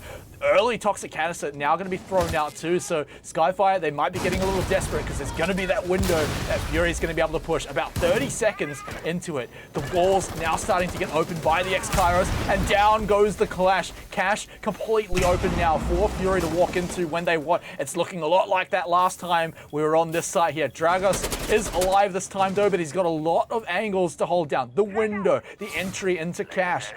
Big ask for him, but let's see if he can do it here. Twent, he wants to go inside, but knows that Dragos is there. But quickly, Skyfire picking up kills. Dragos also getting his one as well. Fury, they have to rush in. Oh, Empty Jacks misses his opportunity, but luckily he's got Kaken. But quickly, it's traded back, and now we're down to the 1v1. Kaken down 2 below. He's got the shotgun, even has 1 toxic bag left to deny the plant. Is he going to find it? He's searching, he's looking, but he couldn't find it to deny it, and now it's got to go for the retake. Still has the toxic canister, but not going to be much use. Has to find the frag here, but already Pun has escaped. He's just chasing him with the run out though, looking for him, but they know exactly where he is now. This is a dangerous one. 25 seconds left. He's got to win it with the SMG-11. A hard one to win, but look at how far away he can go for the defuse. Pun has to move in, and he walks into his death, and Kaken can pick up the win for Skyfire and even it up. 5-5 now as we get ready to go into round number 11. Kaken has time and time again been a standout anchor on the bomb sites for Skyfire. When he's got smoke in hand, the M590 and the SMG-11 will just go off. And Pun, just a little bit over eager there. It was a long arm defuse, and well, he got baited out, and it cost them the round. Fury, they must be sweating, and there we go, the tack pause. This, I was 100% anticipating it. They've got 45 seconds now to figure out what the hell is going on. And Kaken, he's really heating up right now. Skyfire can taste the upset, taste the victory. But Fury, they started strong again. They got brought back, and this needs to be a round that they pick up if they want to deny. Shout out to Sky, by the way, our observer. He's not just the observer. Sometimes he's got to keep everyone in line as well. So big job on the man's hand. So everyone appreciates him. But Panda, round 11, always one of my favorite rounds no matter the match, because it's either a 5-5 or it's like, the entry into overtime, the entry into match point. But here we go. This is definitely going to be a big one because Skyfire, Fury, the first team to take overtime, is already at least locking in points, at least denying their opponent's points. So this round win can do a lot for morale, it can do a lot for momentum, and I know that in overtime, Fury have opted for defense first, so they may even have the advantage there, going by how the rounds have gone so far. these tech pauses can go one of two ways. One, it could be the stolen momentum that you need to come back, give yourself that opportunity to pick up a round and give yourself that security of overtime, or it could derail the mental even further, and Skyfire could be the ones to run away and get match point first here. Basement, it's not been the greatest. Skyfire have been able to pick it up on their defensive half. They got the defuse off. They were able to play it very well. Prez getting caught out in the oil pit did not help at all. So Fury, what is the play? What is the call? What can they do to shut down Kaken, who is absolutely going off here on the defense? 12, 4, and 7 on that smoke roll. And it feels like Fury may not have an answer. 10 seconds to insertion. Yeah, the good thing about Fury last time on the site was that they were able to make their way through the majority of the building and get in position pretty quickly. But they lose key operators quite early into it, which is just frustrating at the best of times, right? So they do have to watch out for that. I think being very careful on that one is very important. They should expect something like this, where Seppi is quite close to a point of entry, just looking for an easy early frag with the option to retreat. And they do pre-fire into it, but he quickly fires back. But this is the important thing. They don't have to get the kill, they just have to force him out. And Prez, he's going to be a little bit more hesitant swinging onto that angle. Won't be fragged out this time. Still gets the Claymore down. They know where at least one of the players were for Skyfire. They moved his position around garage storage, but not for the moment, so drones will be a little bit safer for now. The shots coming out, they know that there's players positioned there. It's Clubhouse, you're expecting someone to be sitting in that spot. The utility dump now needs to start clearing out the Banshees, clearing out the barbed wire, whatever Skyfire are bringing to resist and slow down the push from Fury. They've burnt a minute. But you look at that 20 he's in, he can start getting that vertical control with the Caver, start opening those lines of sight. He now needs to be a little bit wary of nitro cells, but this is a good indicator for Fury to come back in this round.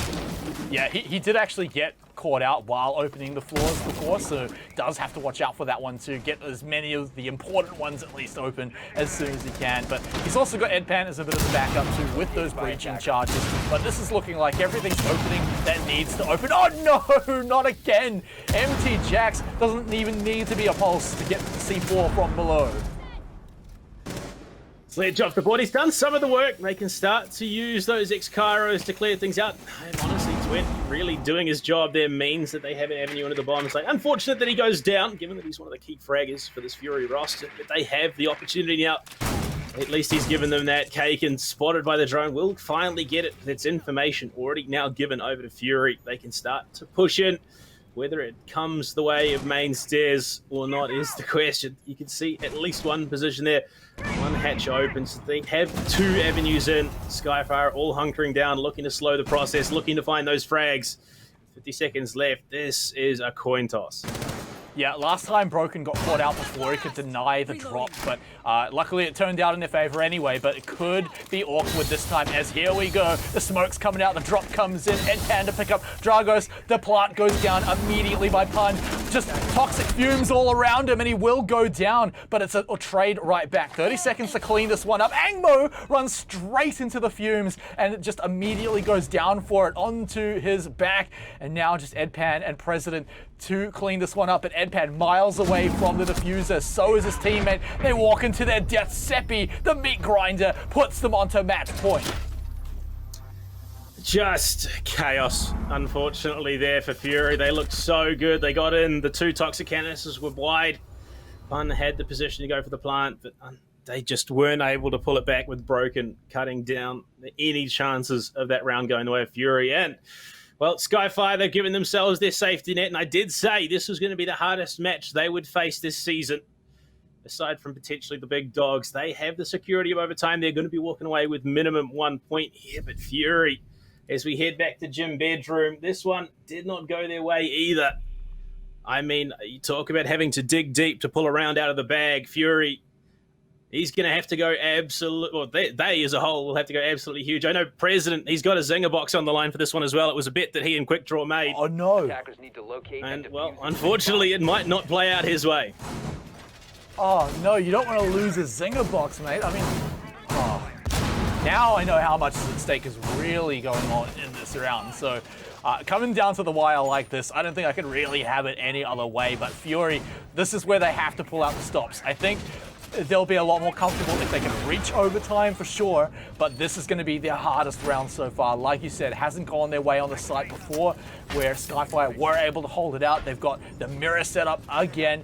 The one thing, like I said in a previous site, right, is that Fury got position in the building quite quickly, but Skyfire, they put all their eggs in a single basket of holding quite far back. If things went badly there, then Fury could have pretty easily taken the site, but luckily for Skyfire, they managed to hold on to it. Fury, though, should remember that from last time, so I imagine they'll take the site, they'll take the building even quicker than before and give themselves just a little bit more room to play with. Yeah, if anything, yeah, Fury need to accelerate the process. They got it in again already. They are getting themselves in early. Seppi, his position just tucked to that corner by the security TDs. He's been a force the last couple of rounds, but it's Kaken and Empty Jacks that were the real standouts on that last gym defense. Spray through Seppi, going to give up the game, but unfortunately finds nothing for it. Fury will have those drones. They can delve deeper and deeper into the building. But you look at that again, Skyfire, they're pulling back. This is a very early retreat with Seppi downstairs. No nitro cell in hand. If they lose the bomb site, it's going to be a hard retake. Yeah, this is a lot like last time we were on the site. Fury very quickly getting into cache and construction, into CCTV. But again, the question is how well can they match up against these Black Mirror holds? They lost players basically the moment they stepped into it. So they may be able to walk in here pretty easily enough, right? The one sight line held down from the site. You can run past that quickly enough as Edpan's going to be able to show here. But this is where the problems really start to come in. Maybe Twent can find something from below. He's got 2 frags for it. The pings are also coming out, so they know what's going on. They really want to get rid of that Black Mirror, but Twent, it's just too much danger from above and has to back away from it. Yeah, the vertical angle's being set up early by Skyfire. They want to cover kitchen. They don't want to risk what just happened. Unfortunately, it did.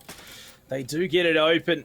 And from there, they can pressure into Logi. They have the chance. Last time it was Angmo to open up on a broken in Logi. They shut that down. Unfortunately, they could not go toe-to-toe with Kaken and Empty Jacks with their SMGs in hand. Fury, though, this time they're playing a little bit safer. They're covering a lot of the angles, a lot of the crossfires. They have time, so they might be able to pull this one out of the bag. Twent just waiting for the call, waiting for the command to drop down into Logi. Frag grenade thrown. It's Jargos to find one, but he's fragged out immediately by Seppi from below as well. It's going both ways. He's looking for more, but it's Broken to get revenge onto Angmo. 2 players left for Fury. They fall. Broken finds Pun, and it's all in the hands of President. He's got to find 2 more. Can he do it? 37 seconds left. One coming out. President might be able to bring it back from the brink here. With 30 seconds left, he's going to go for the shower hallway. The player remaining, it's going to be Empty Jacks, the captain. The head-to-head matchup playing out in real time. 20 seconds left. He goes for the lifeline play. He's trying to bait things out, and Empty Jacks will run it with a nitro cell. He's going to toss it. The play has to be keen here. It's President to clutch it up. Fury, they take the matchup to OT. They are not done yet. President stepping up when it matters the most. We said this was going to be their most difficult round, and my God, it looked like it as well. At one point, it was 4v1, but then the President himself comes out, pulls out all the stops, and manages to clutch it to bring them to overtime. They've now locked in at least 1 point, denied Skyfire at least 1 point. But now the question is, can they steal another one? That's what they need here, and with Fury starting off on the defense, this gives them the best shot at taking this match away. Their defense was very, very solid. Obviously, the 4-2 half CCTV, it was a bit rough. It did go the way of Skyfire more than it went in favor of Fury, but you can see the thinking has been brought out here. President goes huge, massive 1v4 to bring that round back, and Fury, they can taste it here. They can look to deny that top 2 positioning away from Skyfire. Should they pull this one out of the bag? They are so desperate for this win, and I think President, he just wants a zinger box. Oh, absolutely. As soon as you said that, the clutch makes sense, right? The man just goes absolutely Super Saiyan 4 to make the way through to get his KFC, but the job's not quite done yet here, Panda. They still need to lock out a few more rounds. It might be a bit more comfortable for them here on defense. But remember, they've been caught out by silly little mistakes before, particularly in round 1. But I don't think that's going to come out unless they just get ahead of themselves. President, he needs to keep his cool, not go too hard.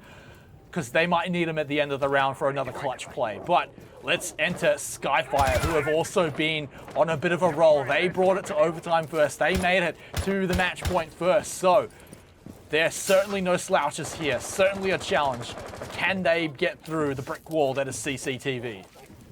Some interesting positioning there from the artillery clause from President. It almost guarantees that there needs to be some contest down on Lounge, and he's positioned bottom red for the moment. He's not going to stick to it. If they give up the positioning there, Dragos in a great spot to deal with that artillery claw that was covering the northern panel, and already it's gone. No chance at going for the deny it again. No play from Angmo, as we will start to see Skyfire opening up garage as well. They are looking to get in and deal with these positions aggressively, but Fury, they're not over-aggressing on these swings. They're not giving an inch here to Skyfire. They are saying, you have to come to us. We know that. We will take these gunfights and meet you at every step, but I can only imagine this round is going to play out very chaotically.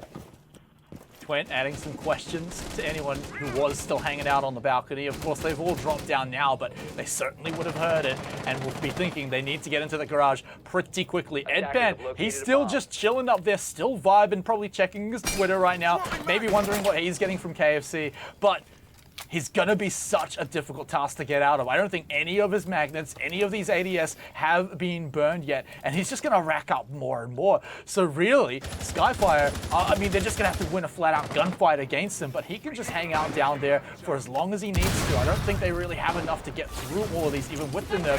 First few are coming up now to start burning them out. They're also gonna be opportunity to flash him out, but quickly they break it through. And as much as I set N-Pan up, he's quick to fall.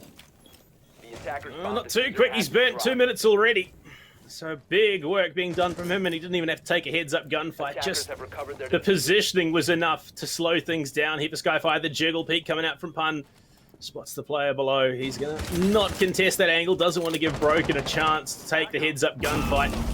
Knows for sure that the longer he survives the round, the better chance they have at pulling this out. Twent down in bar. This pinch could be absolutely huge. Yeah, Smoke thrown, but it's eaten by a magnet. There's not much time on the clock. Something has to give, and it is going to be Twent. They find him in bar, and all of a sudden, it's a 5v3. This is not quite the defense I think Fury were hoping for. Angmo has the Nitro Cell prepped and ready. Pun as well with the Toxic Canisters. Empty Jacks on the plant. Angmo, can he thread the needle? No. Kagan finds Angmo as well. They might be able to get swept aside. They held off, but it's not enough. Empty Jacks going for the plant, but it's present. The gun down, Broken. He's denied. It's unfortunate, but it's not enough.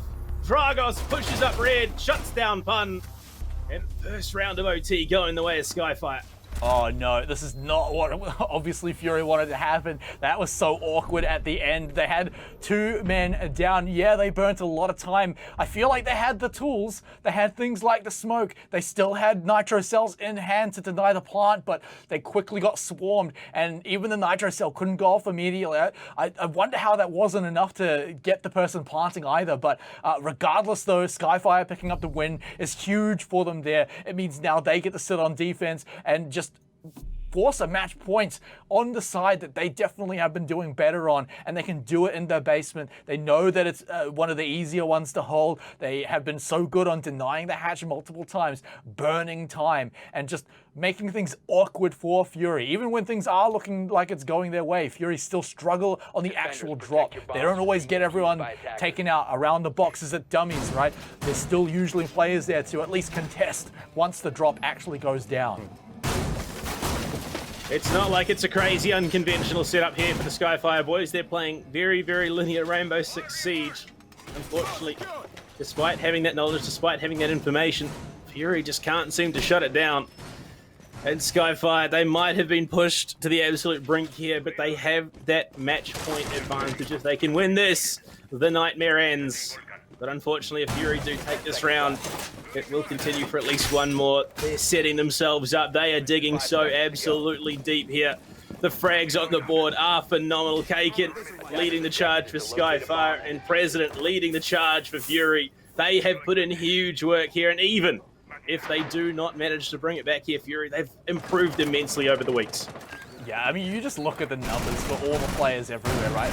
Almost everyone is just having a real blast, but certain players are just absolutely popping off. For Fury, they need some of that President magic that we saw a few rounds ago to come out again and keep them in this one, because once more, they're facing down that match point on a very difficult task here. Twent as well, he needs to keep his feet alive. He's been tossed at by the nitro cells quite often, shot through the floor several rounds. So as long as he can hold on to that, open up all the important holes and make sure his team has all the options to go through any push that they need, that's what they're looking for. This is the dangerous part for him, right? It's almost like it's not the stairs he should be watching for, it's the floor below him. Those nitro cells, just his nightmare.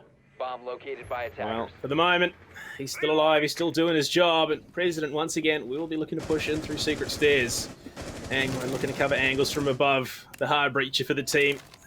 They've done a good job so far in attacking this bomb site of baiting out the artillery claws, baiting out the impacts, and you can see MT Jack's primed and ready. He's going to shoot out two for sure. He throws the magnets, sorry, not magnets, he throws the flash grenade. It's eaten by the magnet, and they're looking to cover what they can. And first impact, first set of X-Gyro is out. Artillery claw, it's not going to go live in time. It's denied. And second one will mean that the kitchen hatch is open. No chance of the contest there for MT Jax. Just a bit of a whiff. Nitro cell in hand. He's looking for it, but there's no one to receive. He tosses it. That's utility off the board. Twent can see his life flash before his eyes, but he keeps hold of it for the moment. Fury, they're in a great spot to equalize and take us to double OT. And they've got plenty of time for it. Over a minute still left, and they've got basically everything they need done. Maybe they'd like to open the moto hatch as well, but they've got someone in position on blue. They've got everyone ready for the kitchen drop too. Getting down into the main stairs hall as well. Everything's looking good for them, but remember, they still have to pick off some of these players who've got the denial on the drop from this rotation hole, on the drop from the boxes over at Dummies, where MT Jax is standing right this very second, even Dragos as well.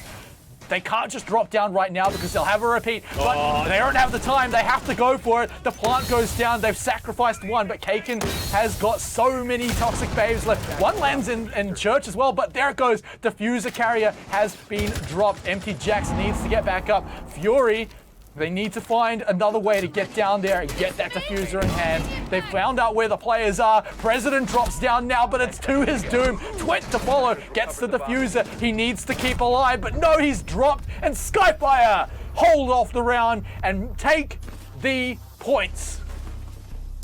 It's unfortunate there for the Fury boys. You got to feel for them, just unable to break from the curse of the comeback. 8-6.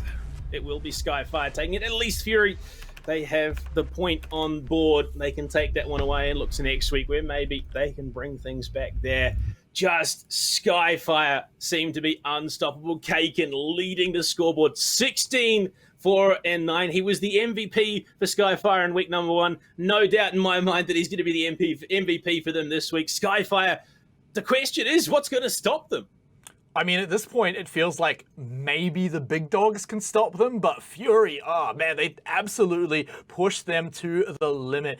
And I think everyone right now has got to be giving a shout out, patting him on the back. President kept them in that, and it's important to note that that gave them another point. That can be the difference that locks them into the playoffs. That could give them enough to just completely skip someone in perhaps what would otherwise be a tiebreaker situation. So for President, definitely big respect to him, but at the end of the day, it was Skyfire who pulled out all the stops. They had an amazing performance there. Like you said, Kaken just going absolutely hard at the end.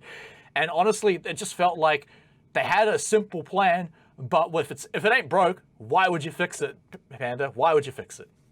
Yeah, unfortunately, Fury, they walk away with the point, but no Zinger box to President, which is obviously the worst part of this whole situation. He's not going to get that from old Joe, old Quick Draw, but it gives them the opportunity, the foundation for them to look for to future weeks to maybe pick up those wins later on.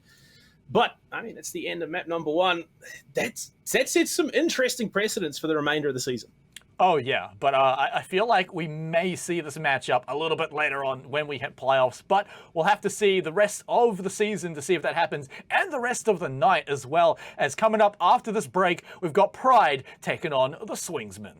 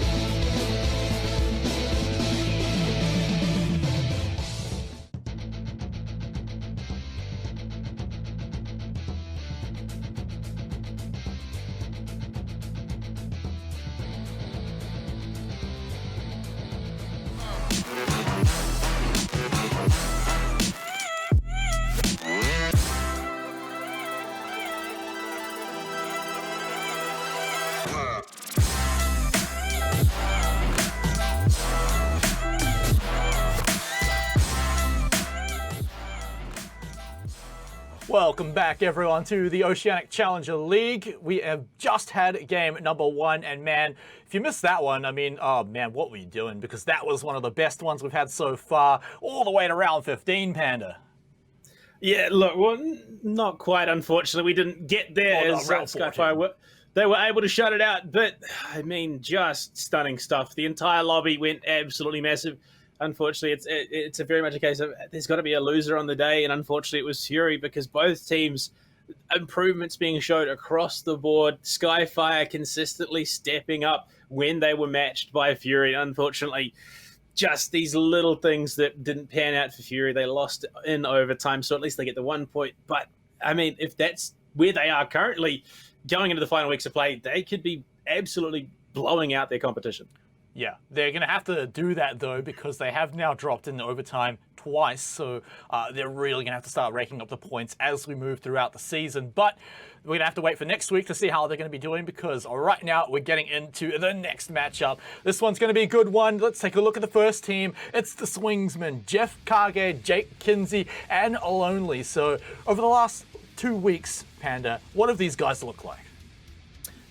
Look, this is definitely a dark horse in the competition. They got absolutely removed from the server in week number 1 against the big dogs. 7-1, they went down. They then came back in week number 2 to take a win against Donut LFO, who have been looking like they could be a serious contender. Unfortunately, it was an overtime victory, so Swingsman didn't pick up all the points, but it's still a win nonetheless.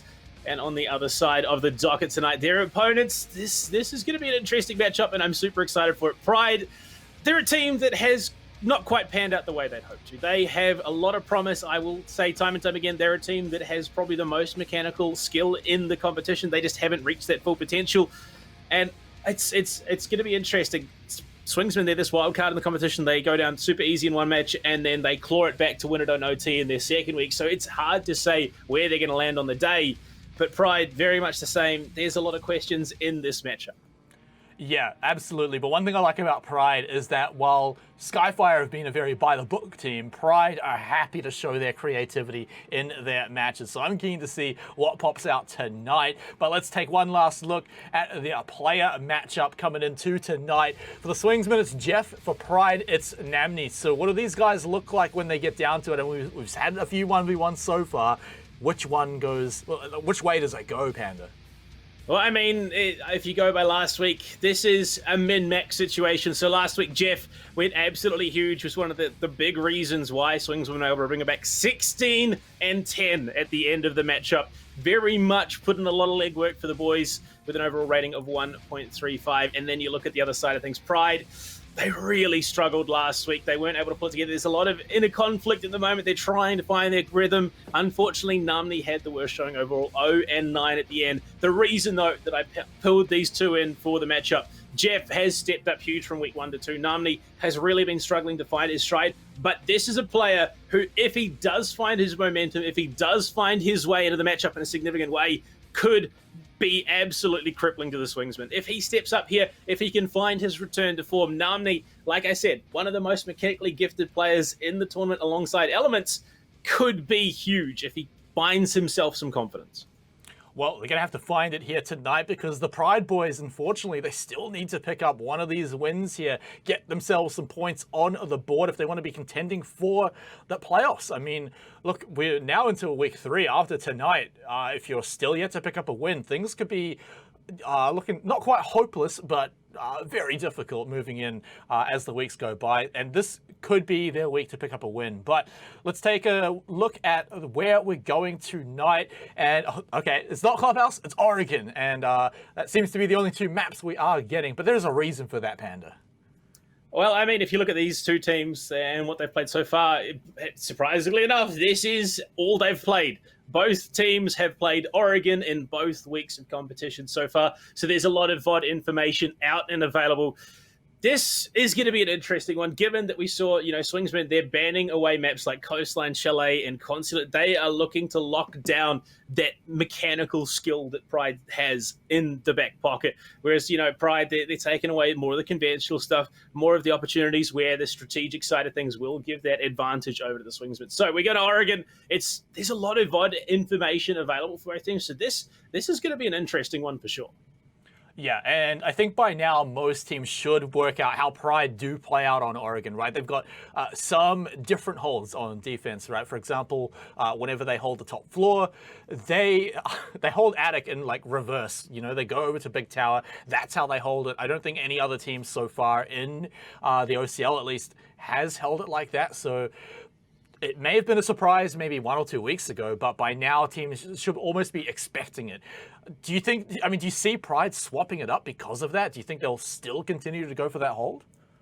I honestly don't know. Obviously, coming into this week, we do say goodbye to Arbiter. Unfortunately, he's departed the team. He always was a substitute, so thank you for him for stepping in to enable the boys on Pride to play. Echo, who was the coach, is now stepping into a player role. From what I've heard tonight, I could be wrong. Again, I did say that Shaq wasn't playing a week on number 1, and I was wrong. But I can see Echo in the lobby, so you're correct. So there we go. So he's in. He's ready to go. So this could indicate a dynamic shift on the team. Obviously, a new player in the roster. We've seen it before with Wildcard in OCN. They've now had Silex step in as a coach to a player, and this can make things a little bit iffy. So it's going to be interesting to see how they encompass this, how they integrate him into the team, and whether we see any significant role shifts, because that is something that can happen off the back of this. Exactly. We are waiting for one player to join the lobby. I won't be jumping into the match basically as soon as he does. But do you have a prediction coming in for this one? Because we have been saying that Swingsman might be a little bit of a dark horse here. But is Pride and the mechanical prowess going to be enough to maybe surprise perhaps Swingsman here? I mean, do they even need the momentum going into it? I mean, honestly, it's probably not going to come down to the mechanical side of things. It's 100% a mental game. Pride they've been struggling week after week with they've had some problems with the lineup. They haven't been able to find a fifth that can stick with the team and fit cohesively. Now they've got the coach stepping in since Arbiter has stepped away. So there's a lot of turmoil that has contributed to the way these matches have played out. Hopefully, rounding out the season, going into split number 2, they can find some stability, find that fifth that will round out the roster and give them the best opportunity to pick up some wins. Whereas Swingsman, who knows? They've minned, they've maxed. They went 7-1. They then took it 8-6. It's really a question of how things kick off here in Oregon.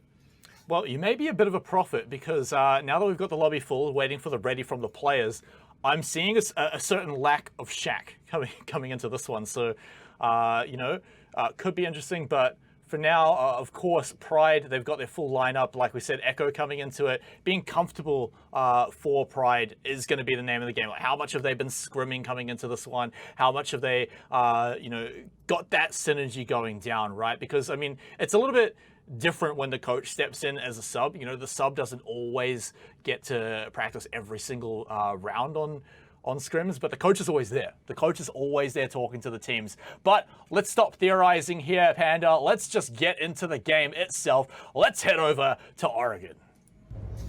We're going back to the tried, the true. It is Oregon. Unfortunately, this has been an interesting road for both teams. Swingsman at least have the one victory under the belt. Pride looking for their first in this matchup.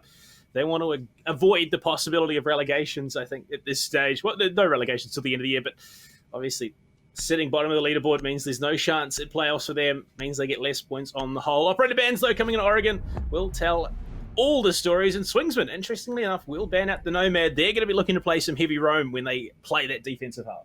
Yeah, but I mean, Nomad's just a pretty common ban coming into Oregon as well. A lot of teams just don't want to deal with it either.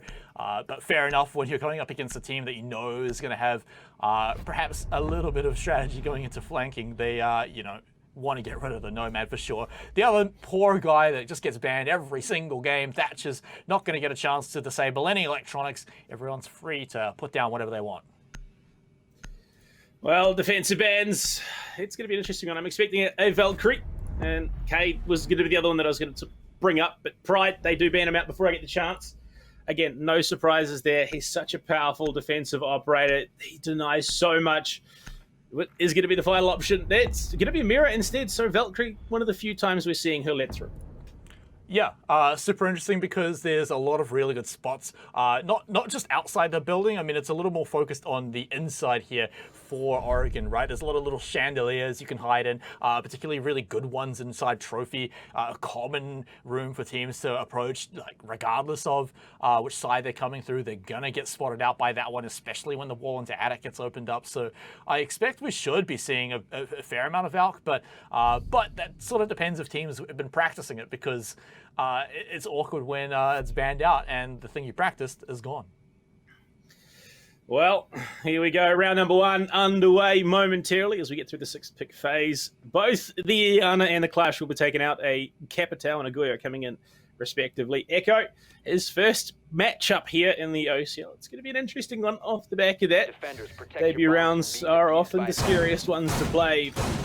It's Swingsman. Who knows where they're going to land? They've brought 3 Nitros on the board. Where my Jaeger as well.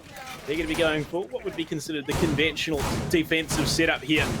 And it's a question of whether or not Pride can find that entry into the building, find that weak point in the armor of this defensive lineup. Because so far, it's really just a question mark. Yeah, I think the big difference maker here is going to be the Capitao that they're bringing along. It's not something we've seen a lot of teams be doing here. Trust me, we've seen a lot of Oregon, right? So I want to see which way he's going. The Attic hold probably going to be good. They're going to need to burn through a lot of the ADS to actually get him to shoot those bolts down over there. But once he does, it's just so powerful, right? You shoot the flame bolts down. There's not really much the defense can do about it. And you can easily shove back a very strong position. But the other one is this wild card here. It's Kinsey. He's going to be roaming around on the ground floor, going for a bit of a hunt for the drones. Where he's positioned now as well, if he doesn't retreat from it, never mind. I was going to say you could maybe deny the Ash shooting out any kind of denial on the wall with the mute jammer from below. But, of course, he's fallen back, and as we can see, Namni, he's only just now rotating over. There's a lot of roam potential on this matchup, especially given that Nomad has been taken off the board. They have to be a little bit more decisive with how they're choosing to deal with it. But at the moment, Pride doing a good job. They're starting to open up this Attic wall to push in towards Pit and clear out the player there. And unfortunately, there's so much utility in between them and that position. There's so many players as well. You've got the Vulcan shields, you've got the mute jammers. It's going to be a hard push, not to mention those ADSs and magnets as well. And Elements is going to be tagged up first. Jake, they do finally deal with that Vulcan shield. Jeff as well going to be tagged from bottom armory stairs. But so far, no kills yet. Yeah, but quickly taking control of the Attic. This is important for a lot of teams. They've got 3 people here, so it had to go well. They've put a lot of resources into it, but now they've got the position. What can they do with it? Going to start droning ahead forwards. They definitely want to get the wall open so that they can take a look into Trophy and deny that sightline. And here we see Namni doing exactly that, about to open up the doorway as well. Trying to flush out Kage as well, but he's just a few pixels away from where those flames touch him. The Vulcan shield actually going to do a better job of that instead. Now, if they have another flame bolt, they could probably get him from there, but just going to crawl around there, and Garen's going to be able to pick that one up by surprise on the Kage through the feet holes. Just managing to line it up, takes the head off. He's looking to swing in, get some coverage, get some openings if he can, but it's Jake to fall. Namni breaks the streak. Elements as well chimes in. Jeff and Jake both fall, and Pride are looking good. Echo gets his first kill of the OCL. And it's left to Lonely, stuck on white stairs. Pride, they come in swinging to kick things off here in week number 3, and Namni hits the ground running. Yeah, and once they grabbed that Attic control, it just felt like everything going in their favor. They used it super well. It was a risky little move coming out from the Maverick to crawl over to get that kill, but I mean, look, it got the surprise, and it obviously paid dividends once they got it. But even then, they would have had backup, right? There was still 2 other people in that position to kind of clean up any kind of mess, maybe go for a bit of a trade. But regardless, very clean round coming out from Pride. They moved quickly and efficiently, and I mean, in a game like Siege, what else can you ask for? Well, a win. That is probably the biggest question that people are asking for. Unfortunately, we have a wee way to go before anyone. Yeah, it's the one. Unfortunately, Swingsman were the victims of that in the opening week of the Oceanic Challenger League. Probably, yeah. So hopefully they don't meet that again this time around. They want to get themselves some points on the board. Again, avoid the bottom of the leader. Try and get themselves to the playoffs if they can, because it would be a huge victory for them. Basement was a bomb site that did work quite well for them on their defense last week. Specifically, Jake, playing one of those SAS operators with the M590, found huge frags to enable them to take things and win in overtime against Donut LFO. They're going to be going to that SSG-style roam here upstairs with the castle, that extended vertical hold. Try and stall out and delay Pride as much as they can, because we saw just how quickly and efficiently, once Pride had that ground, they could utilize it. Yeah, but the problem is with this hold, right, it's quite all in. You lose the meeting hole, and suddenly the attacking team just has such a strong position because you've obviously already opened the hatch. They don't even have to go for the breach on it, so they can drop down at any kind of time. But the other problem for the attacking side, though, is that if they don't deal with it, it's such a strong position for the defenders to hold from. So they're almost kind of forced into it to go up there, get through these castle barricades. So Pride, I mean, they've got a pretty tough task. They've worked out what's going on for now. They should have some good control of the top floor, but as we can see, that's a reinforced hatch. If they can get that open, that'd be nice, and they do have the Habana for it. That could be their opportunity to get in there and take meeting hall. Well, at the moment, Namni's positioning, so it will be Kieran, in fact, with that breaching torch to do the job. Lonely below could potentially find that angle. Nitro Cell as well could come into play, and this could be risky. Two players at such close proximity. If Lonely threads the needle here with this one, or they just pull off the drone in position, catches him out, that just narrowly avoids disaster there for Pride. Lonely spooked off that, will pull back into the bomb site. I think that might be the call that has been made. Everyone but Jake for the moment looking ready to get back. Kinsey, the only other one at the moment that we can see on screen that is not on the bomb site so far, but he has that angle to play around Freezer stairs. Well, you could tell Swingsmen are a little bit hesitant here to go for the heads-up gunfights. Yeah, fair enough, though, taking the safe play, but look at what they've given up, though, as Pride are able to storm down, take control of Pillar. They've also got upstairs meeting hall when they choose to drop down onto it, but Kieran's actually going to be the first one to fall on that Maverick, and that is quite a deadly one to lose, right? But now they're asking the questions, what's above us? How did he get flanked? We need to deal with that, too. Oh, Pluto gets just pumped in the face there. Can they get their revenge? It looks like they can, but, oh, man, this is not looking good for Pride.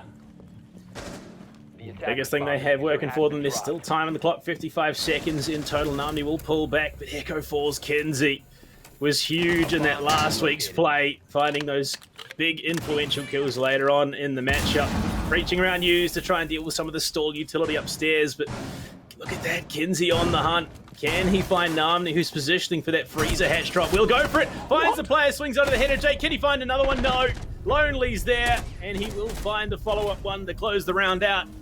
Swingsman will pull it back. They equalize. It's still early days, though. That basement attack was just not the cleanest. Yeah, I mean, that was a little messy kind of from both sides, right, coming into that one, but still fun to watch, right? But you can see kind of what happens once the attacking side's able to, get hold of the meeting hall, right? They've got some interesting positions, but luckily for them, I mean, look, Swingsman able to hold that one off for now, but let's move in to the next one, back upstairs to kids' dorms. I wonder if we're going to see a similar push coming out from Pride. They're clearly expecting it coming in to the site again. They've got the Capital ready to go for Echo coming into it. It was quite nice to have that one to just help them get through all of that utility denial, break down the bulletproof utility, push out of attic. They did get a cheeky one onto Kage, though, who was hanging out behind the bunk bed. And that was kind of where things started falling apart after they lost the attic. So perhaps if they can adjust that just a little bit, that could be game-changing for Swingsman to hold this round. Well, adaptation is the name of the game, and these repeats of bomb sites. As we get towards the end of prep phase here in round number 3, the boys on the Swingsman looking to double down. Yeah, they were just mopped aside. The first victim being, unfortunately, Kage, stuck in the back of small dorms, was just absolutely removed. They did their job. They cleared things out well. They just marched in on towards the bomb site, won their gunfights, and Namni was key in that execute. See if he can carry on that momentum that he found in round number 1. As we head into the action phase, Swingsman, they're doubling down here in this position. Yeah, and the difference is, here's the Wamai. He's got all the magnets to help out as well. Going to be able to rip those Capital bolts right back into them, especially if they're not thinking about it, right? If they accidentally put it in, that's flame or smoke, just like right in front of exactly where they want to be standing. And look at this, Jeff. He's come right up to the wall on that mute. He could throw the C4 out at any point, but he's looking to catch someone's head. This is a dangerous one, though, because if it doesn't pay off, it's such an awkward position to get out of. Sees him come in through the window. A bit of damage is traded, but that's all for now. He tries to see if he can get anything else, but will just quickly drop out of there all the way down to the basement. Can rotate back up, but is going to go all the way back home. That's a risky retreat there from old Jeff. He was keyed last week in their victory, but it's such a deep roam to commit to. Luckily, though, his teammates will hold down the fort. Give him that time to pull back in and get up those armory stairs. Pride, they've done a good job of getting things open. They've found their avenue into attic to start contesting onto pit. There's a player looking to cover. It is going to be Jake, but the nades going deep. ADSs and magnets to cover. Kage joining up. This could be rough. Oh, they narrowly avoid disaster there. Jake will have the pocket shield, but he steps into the flames and will burn for his troubles. This could be rough if he goes to put the shield down again. Kieran has the opportunity to swing. He's prone. Unfortunately, Jake just aggresses onto him. Doesn't give him the time to react. He can't repeat what he pulled out in round number 1. Yeah, this is now an entirely different round now that they can hold the attic. Jake immediately gets that strong position up again. Namni, though, might be looking to change that fact as he swings right into Trophy, and now in such a strong position, right? He can hold off this entire rotate from the ground floor as well. Kage back into the position over in bunks, this time up above to see if he can catch them out. Won't get attacked while the opponent is prone anymore, but the push coming in through the attic. Pluto just pre-firing, making sure he doesn't get caught out. C4 just barely not taking out the frag on that one. The Banshee whirring away, but it's not enough as Pride will take it down Jake. It's now down to a 3v3. Still plenty of time for them to make their moves here. Low health bars a few places, but Swingsman to hold a bit of the advantage, but Namni almost caught reloading, but still manages to pick this one up. They might be able to pull this one off, Panda. I mean, I did say this is a team with some of the most mechanically gifted players in the competition. Elements in Namni, the 2 entries here for Pride. They are ones to watch in Namni. He's found his feet. He's found a third as well. It's all of a sudden a 1v2 as Kage will find one. He can't do it, Namni. Will find a big 4K in week number 3. He's online. Pride are ready to go. Yeah, this is what Pride are needing. Namni just on the ball there. Kage had the jump on him there, but he still managed to swing in time and get the headshots and still take him out to keep the round nice and securely in the hands of Pride. So a much different round to what we saw to round 1, where Swingsman weren't able to hold that attic push off, but you can see the big difference that can be made. It was harder for them to get through, but Namni, I mean, he managed to pull out the stops that they needed. So you can see Pride, they have the ability to dig deep when the round gets a little more difficult. We are starting to come in line with what we expected in week number 1 from the Pride boys. The roster is starting to come together. Namni, starting to find his feet as well. I said they are going to be a team to watch if they can find the tools they need to get themselves into this matchup. Namni and Elements are 2 players who, when they start fragging, build up a head of steam and can be nigh unstoppable. And with Namni, as we head into round number 4, already 7-1-1. This could be the start of that point for the boys on Pride. Swingsman need to do something to slow it down and stop it from continuing, because if Elements joins Namni there, top of the frag board, if he can find that momentum as well, I mean, you think that, well, it could be time for a name change. As much as the Swingsmen are playing defense, it could be the Swingsmen on Pride who win this matchup. Perhaps indeed. Perhaps so. Coming into it, you got to also shout out Echo a little bit too. A pretty difficult role to just jump into, but has picked up important frags as well. When there's not really much to go around when Namni's the one who's stealing the wall away for himself. But luckily for the coach coming into play today, still pulling his worth completely. But here we are on a bit of a tertiary site coming into it. It's going to be a lot of attention on the top floor, as we usually see here on this site. Pride is certainly going to want to look to take a bit of control there, but it looks like it's going to be a push from the eastern side as they are taking control. Namni certainly wants to get this vertical control here. We've also got to mention the Maestro coming out here for Kage.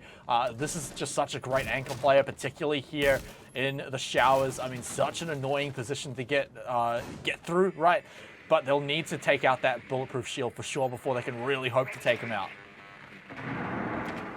Well, the drone positioning is going to be key. They've got some of those big angles opened up as well. They are going to have to dance around those mute jammers for the information. 2 players in. The 2 key players as well. Utility dump going to be starting up, trying to flush out that player from showers. Try and see if they can get some vantage points. Player on showers door pulls back to the 90 cam. We'll be playing behind that shield. Kage a bit over eager on the plant. Oh my lord, he swings in through the fire, and it's Namni, of course. Damage traded, but it is the Ash player himself to come up on top. Tanking the asphyxiating bolt was a risky play there, and it did not pay off. Yeah, I mean, he went for a risky play, but it was punished by circumstances. I mean, he got the flames tickling his feet, couldn't retreat, had to try and find something, and only got a little bit of damage. This is good for Pride now. They've still got a lot of time to make a push. They've got control of the showers through the rotate holes. Now, they just got to make sure that the danger from above is dealt with as well. They can deny a lot of the default plant spots from where that one player is sitting upstairs. I believe it's Kinsey. So if they don't deal with him, that could be a bit of a problem. That drone getting a lot of info on where 2 players are sitting. So Namni maybe trying to find something from it, that information, maybe trying to find them through the wall on a rotate, but still not finding just anything. They're going to have to go for a swing, or instead a bit of a play with the smoke. Actually going for the plant now. How are you going to deny what you can't see? But Jeff, it doesn't matter. He can go in and get 2, make that 3 frags. As Lonely also picks 1 up as well. The shotgun coming in, everything denied, and Pride's attack, it's fallen apart. But Kieran actually has something to say about that. Half health, 2 opponents, and 30 seconds left. Can he get it done? Plant was not secured. Pluto unfortunately falling in a 1v2 situation. Can the clutch come? Oh, there is a player close by. Frag grenade thrown. Kieran, I don't think he has an idea, even though the ping came out swinging in. He wins it anyway. A triple in the round. He might be able to find the 4th to bring it back. Frag grenade tossed. Player behind the couch there. This is going to be huge. Frag grenade tags him, but Jeff with the SMG-11, the Swingsman, pull it back from the brink, stall things out again, and they have slowed the momentum, but it was too close for comfort. Oh man, Kieran, he tried to do his best president cosplay from earlier tonight, but unfortunately left important parts at home. You got to get the last kill to get all the glory and that clutch, but man, that one came right down to the wire. I felt like Pride had such a good position to begin with, but somehow Swingsman, Jeff in particular, right, just came in and just slaughtered everyone, swinging around the corners, catching them off guard, and really pulling his weight in that round as well. So Swingsman, they themselves starting to turn online as well. Well, this is probably going to be the one to go down to the wire here as we head back down to the basement. This bomb site, it did work quite well for the Swingsman. Now that it is unlocked, it makes absolute sense that they head back down here. Pride, moments of brilliance. Namni coming online. Unfortunately, just didn't have the coverage with that Nomad ban. They didn't have the security to deny the flank. And this is exactly why we see it taken off the board. Pride will have to adjust and rethink how they approach this, but the signs are good. The potential is there. They just need to put it together. Yep, it's going to be the same hole as last time as well, where they hold the meeting hall.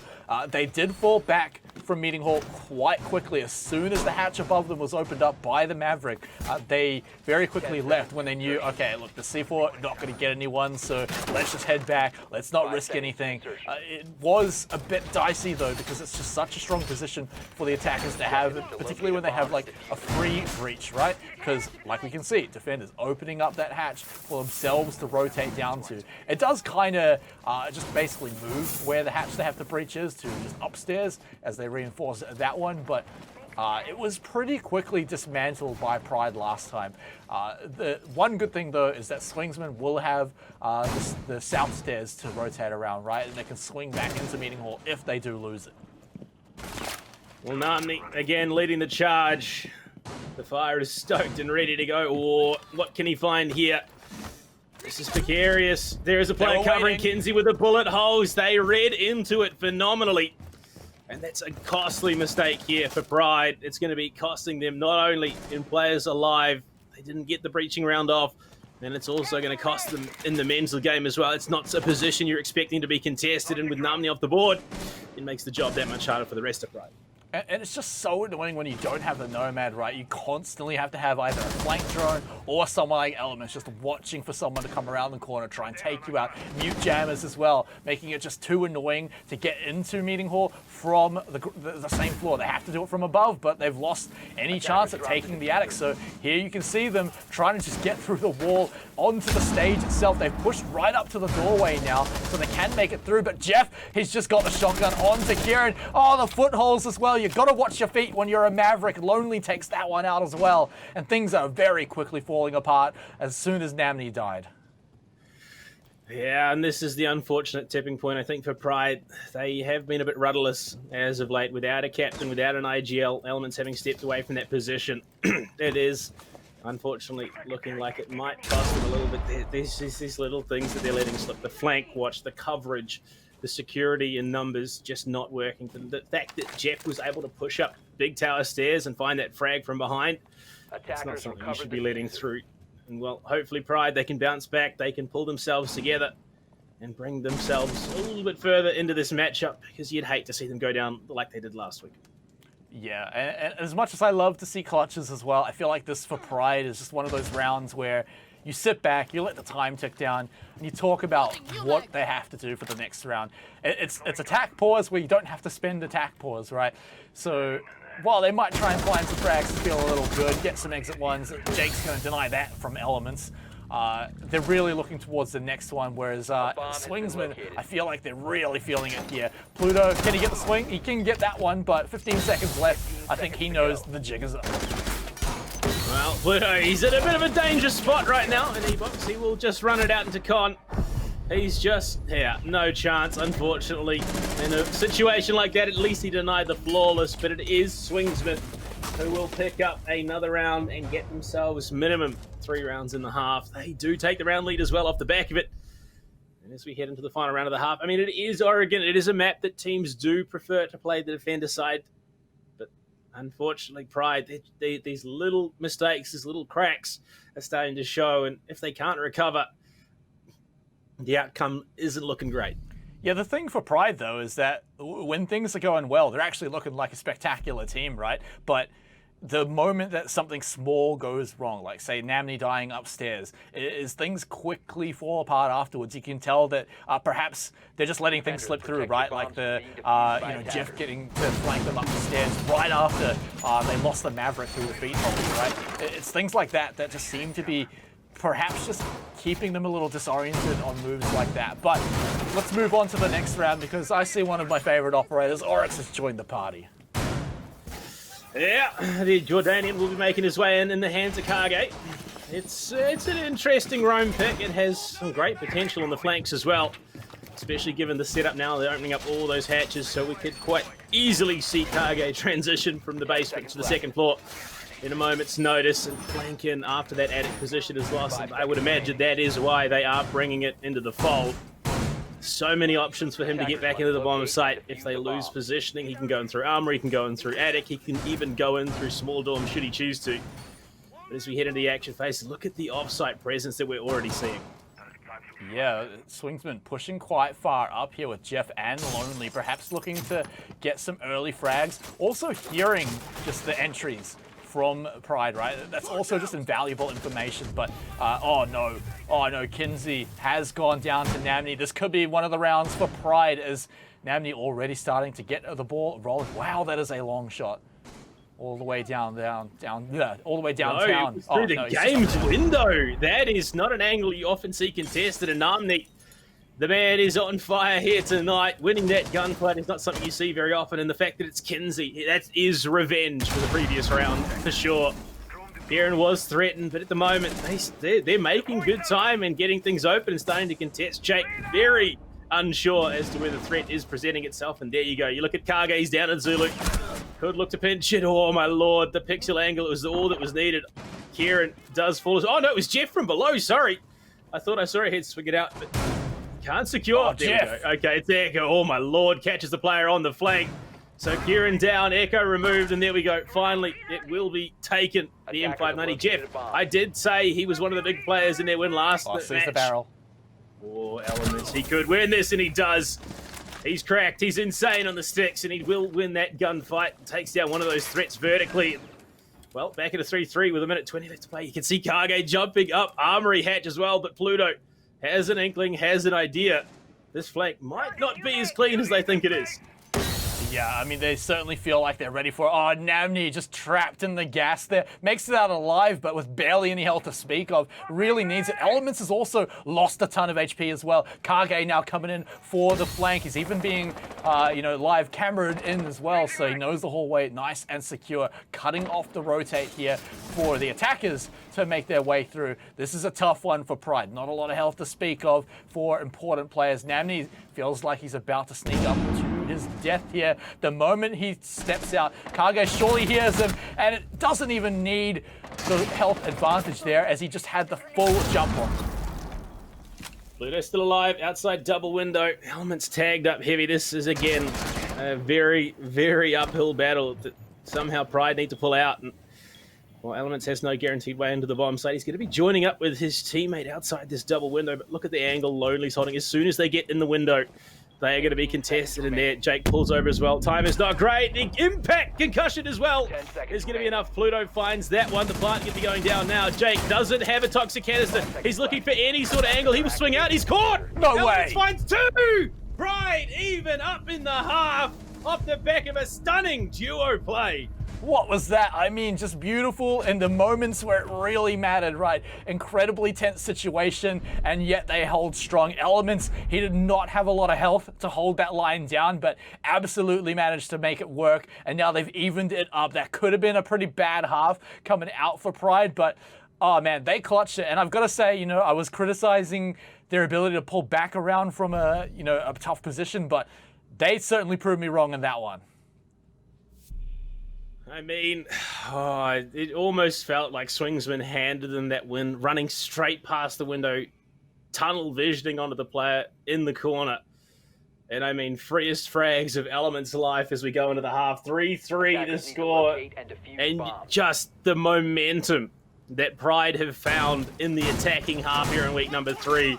This is a great indicator, and we are going to be heading to what is traditionally the tertiary bomb site for most teams down on the first floor. I'm keen to see what the Pride boys can do now going into the second half, given that we've seen this come out.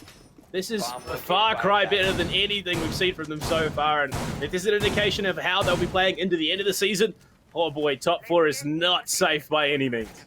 Look, Pride, defense, Oregon, all the ingredients for a recipe that I love. It's so fun to watch them, how they play it on this one. Namni, I believe he's been in this position before where he can just hold the tower for so long, has the shield as well, and even if he doesn't get a frag, just has to deny so much time. It can be a difficult one to hold for sure, but he's done it before, so I want to see what he's able to pull off. Unfortunately, we don't see too many members of the attacking side heading over. Instead, they're coming all the way from the southeast instead, so he may be packing up and just moving on. Interestingly enough, this is actually a almost position for position copy of what we saw out of Swingsman last week. It was Jeff who played that position with the Frost.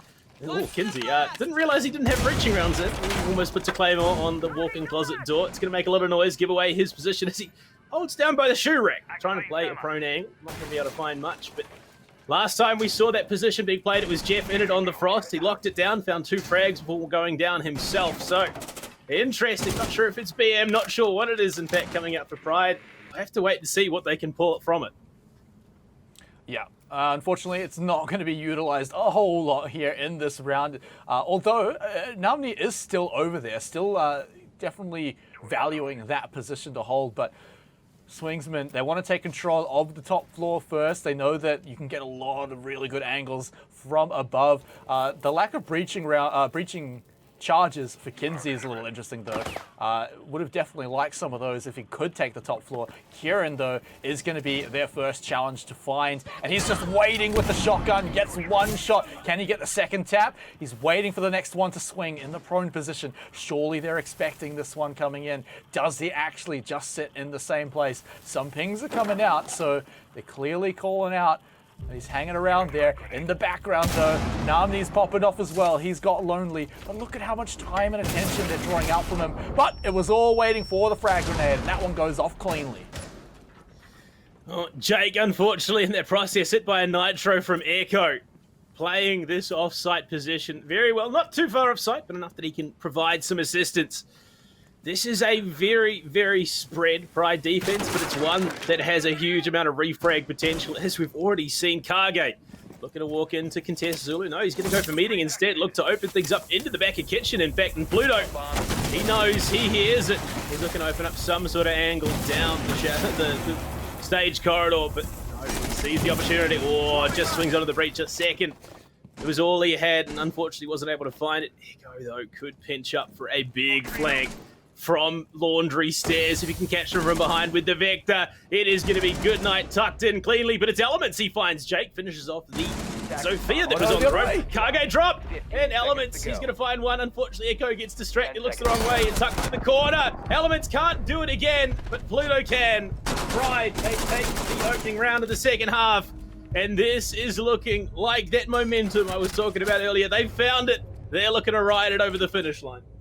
Yeah, I mean, look, just getting the value in the top floor, right? Anyone getting frags up there while draining the clock is just a ton of value, right? So Pride, super stoked to get that one up. Drew so much utility as well, right? Like frags had to be used, the breaching rounds had to be used as well. So big value coming out from them holding that top floor super well. But now we get to see it. This is the one that I always love to watch them on kids' dorms.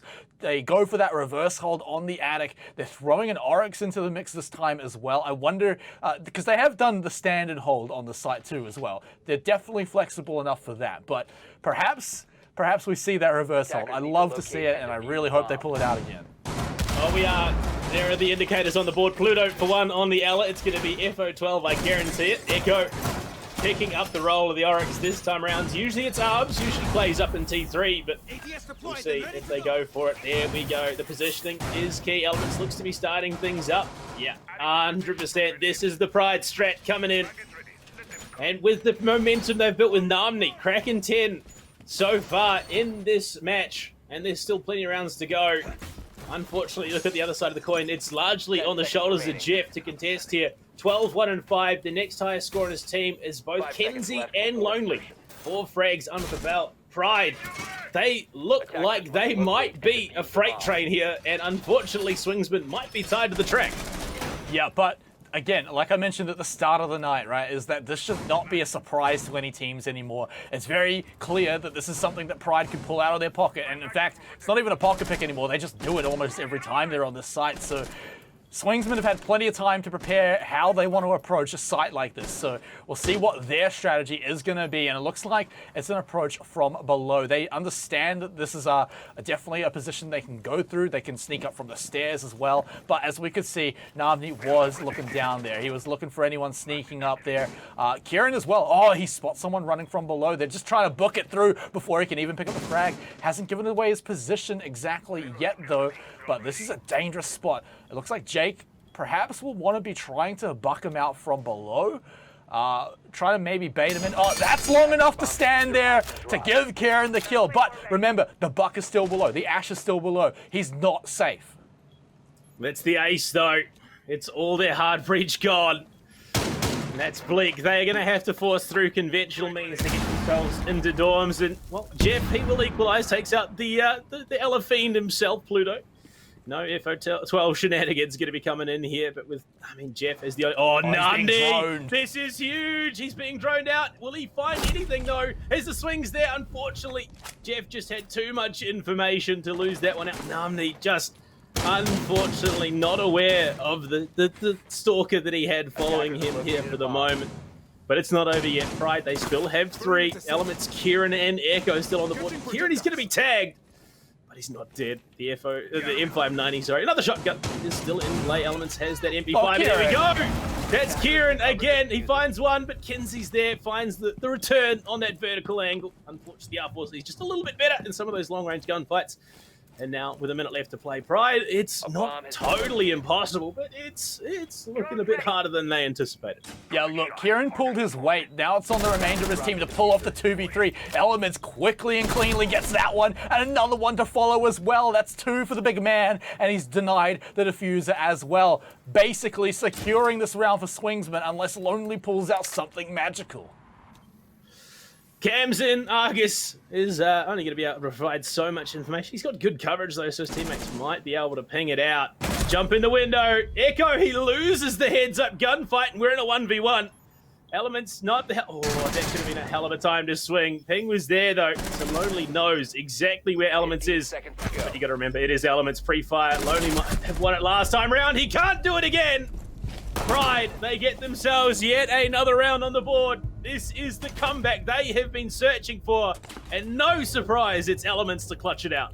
Yeah, you were saying it's going to look real dangerous for Swingsman when Element starts turning up as well as Namni, and it looks like that's exactly happening. For Swingsman, they've got a good performance so far on Jeff, but they're going to need a little more than that. I also want to highlight Kieran during that previous round. By all accounts, he should have been taken out, or at least forced to retreat from his position. There was a Buck and an Ash below him. Just open up the floor, find a way to make him run away, and just make that position impossible to hold safely. But all that said and done, he just got so much value out of that, getting 2 frags and just buying up so much time as well. So with that, Pride, 5 rounds. They're 1 round away from locking in overtime, securing at least 1 point. That's the feel-good moment for teams. I think if Swingsmen want to stem this bleeding, they really need to pull it out in this round here. 3 rounds on the fly for Pride so far, and it doesn't look like the pain train is going to stop here for the Swingsmen. Unfortunately, I did say, you were right, Namni and Pride and Elements, once they both get online together, it's going to be a bleak prospect for the Swingsmen, and that's exactly what's happened. Namni with 10, Elements just behind with 9. Namni has taken a while to come online this season, and now that it's happened, we are seeing some absolute slaughter. Down to the basement we go, and this is going to be a little more standard. No meeting hall hold at all. We're just going to be maybe a little aggressively pushed forward to force them out of construction, not even let them get behind the barrels at all. The Arumi gate, along with a million magnets and ADS, is just going to keep the defender 100% safe there.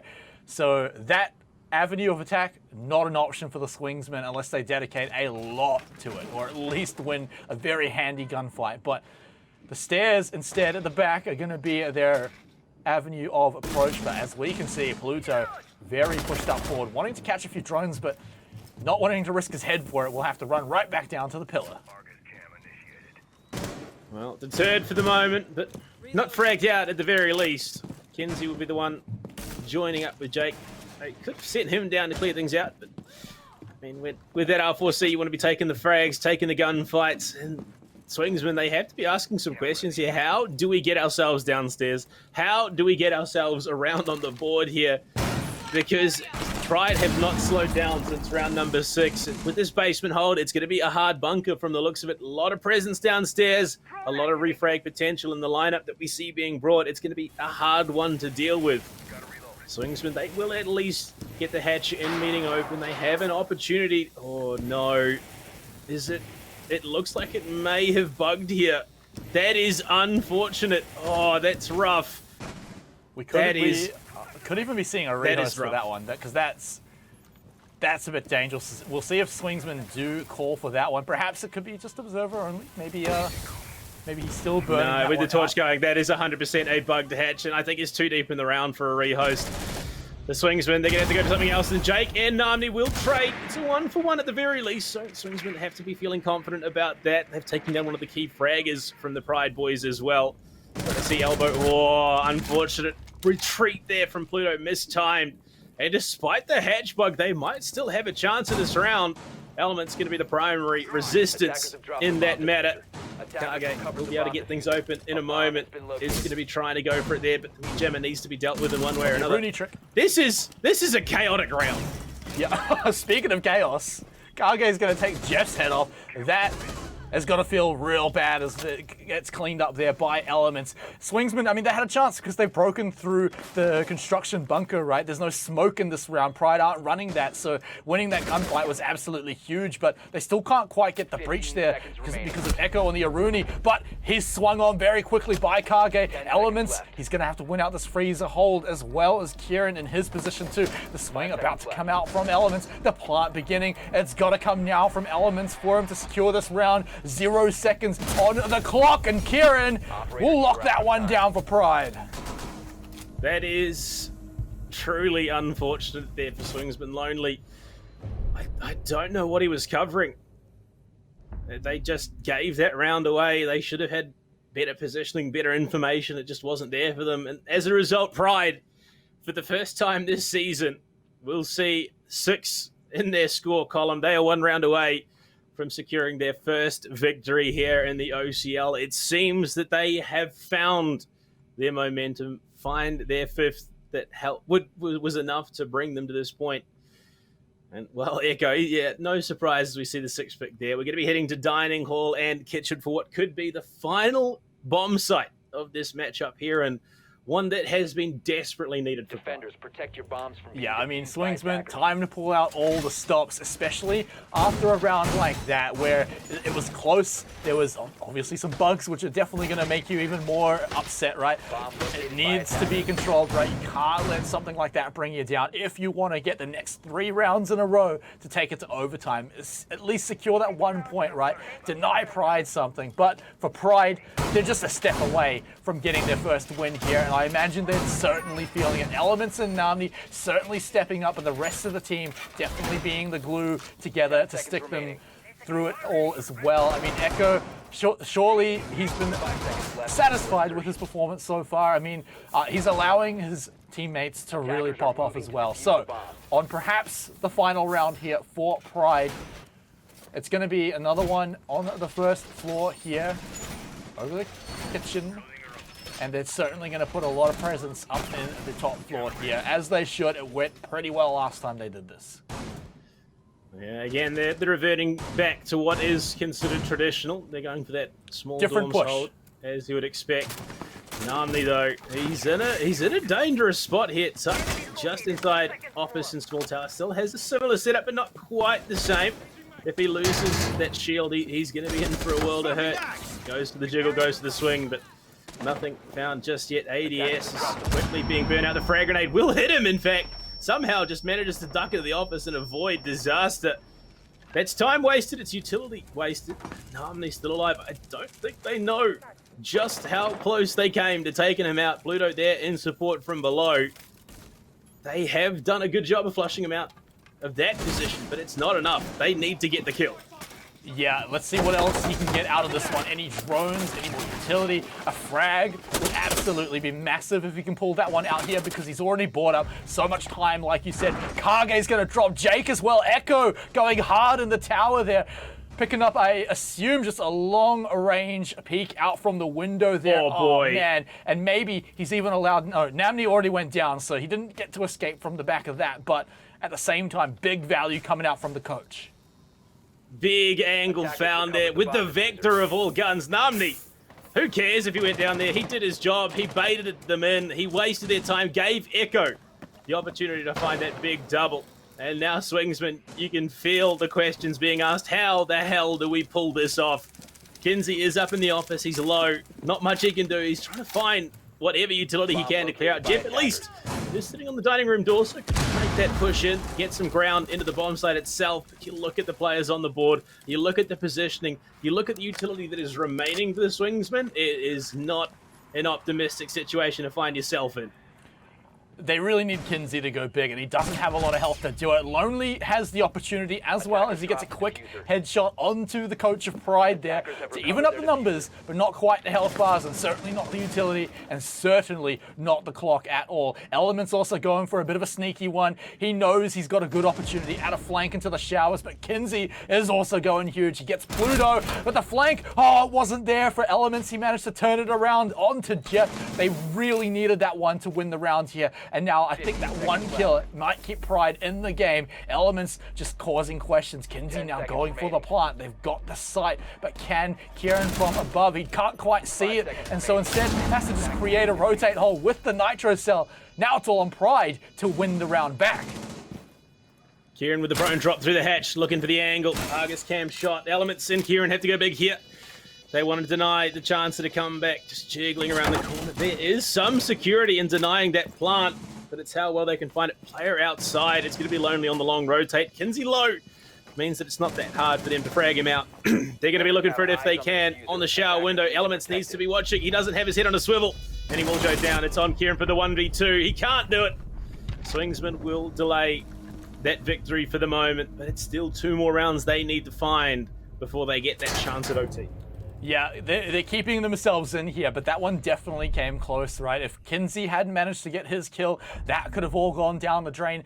Lonely getting a pretty good swing as well kept them in it too. So props to those 2 players for doing it when it counts, keeping their heads in the game. So it's 1 round, but that's 1 of 3 that they needed to win in a row. So they still need to keep it up. And that was probably one of the weaker sites for Pride to hold, because now we get to go to their specialty. You look at the operators they're running, it feels like it's another reverse attic hold on that Pride style. So Swingsman, like I said, they should know about this, and they've already played it tonight. So let's see what they've got this time, because remember, they got held up a lot by Kieran once they were underneath the smoke player, right? And they had a buck, they had a Nash. So perhaps now they can force him out of there, at least make it so that he can't just hang out in that one corner, lock off that one door. Perhaps they can get a little bit more done this round. Well, it's a strategy that they seem to understand very well, and they're big fans of Namni. Looks like he's going to be the player to head up. I mean, he could be setting up ADS. I'm not going to hard say that he's the player sitting T3 for the moment. As yeah, he drops back down. He's going to be heading down the stairs on that roam. Interesting. So they are going for the same setup that we've seen from time and time again, giving them that security from the trophy pit wall, giving them that opportunity to hold out as long as possible in attic. It's an aggressive hold. It's one that's worked for them so far. But have Swingsman adapted enough to be able to get it back to themselves? This time, they've also got Pluto hanging up around upstairs as well. Pluto got a pretty cheeky one in the last round as well. You got to watch out for him, but the question is, which side are we going to see Swingsman come in from? Because I imagine, just like last time, it is going to be that western push where they come on inside. Jake actually has already snuck in as well. Kinsey's got to be careful, because that's a spot where they were taken out before. But we also remember that Kieran was quite patient. Like, he wouldn't take a shot unless he knew that was going to be a frag and wouldn't give away his position. But how much are they going to start to open up the floor? It doesn't look like much at all. Instead, just clearing out the horizontal sides. But no, here it is. Jake definitely wants to fight. Well, the debris was seen in the kitchen doors. They just shift W past it, start opening things up with the skeleton key, so Kieran doesn't have the chance at pulling at it again. It's Echo to fall first. Jeff finds him down in the basement. A deep roam clear onto the Oryx. That's a bit rough. That removes some of that significant flank potential that was available to Pride. Nomad up the board doesn't really seem to matter, or Pluto. Frag grenade flies in, but it's not enough to take him out. Deals with a Selma, gives some security for that small dorm's hold. Not that it really matters given the floor is so wide open. But Pride, they're positioning themselves to look to take these aggressive gunfights. Kieran tagged as well, but it's not enough to deter. They have the... Oh, Namni. Big flanks again. He's been able to find some. He can't do it, unfortunately. Same as when he tried to contest Jeff on Freezer stairs. He's taken out, and Kinsey really heating up as well in this matchup. Pride, they've got 3. Can they do it? Yeah, well, there we go. Kinsey falls. They're looking good. Maybe, just maybe they can pull it back. Yeah, that's the player you definitely want to deal with as well. But remember, Jake is still hanging around downstairs too, to force anyone away from their little cubby holes above on that soft floor. But drones now starting to fly in. You've also got defenders all over the place, but Pluto went for a swing that perhaps he's regretting now as Jake takes him out from downstairs. Now things are looking pretty dicey for Pride. They still have Kieran on the smoke, so perhaps they can maybe buy a bit of time, but both of these players are gonna have to go big. Otherwise, this might be another round in the hands of Swingsman. How much value can the toxic canister get? It looks like nothing as Kieran taken down from far away, and just Elements remains. The plant going down. Perhaps no way at all that he can stop this one. I imagine Pride are just talking about what the next round's going to look like. Yeah, no security from below means that Elements was just working off whatever information was available, and there was very, very little of it. Well, it seems Swingsman aren't totally out of this yet. They were able to bring Donut LFO back to OT and win it themselves. Pride, they do have one more opportunity here to close out this match in regulation time, and basement is the call that has been made. They won it on the clock last time due to poor positioning from the Swingsman. Can they pull it out again? Yeah, this is definitely going to be a fun one, right? Because the Oryx is still being teased again as the 6th pick, but obviously their Rooney's going to come through. So I wonder if they're trying to play a few mind games with their opponents. But yeah, for Pride, they certainly just want to win it here, right? They want all 3 points. They don't want to have to donate one of their points over to Swingsman or, God forbid, have Swingsman steal one away from them instead and, make it their 2 points for the win in overtime. That would be a bit of a disaster after Pride have been ahead for so long. But down to the basement we go. Remember that they don't play smoke like a lot of teams do in the basement. So there's a lot onto, if it's like last time, Namdi, who's going to be holding up that door very aggressively forward with the shield. But if they can take him down, they're going to have to obviously use a lot of utility if they want to do it without just shooting him.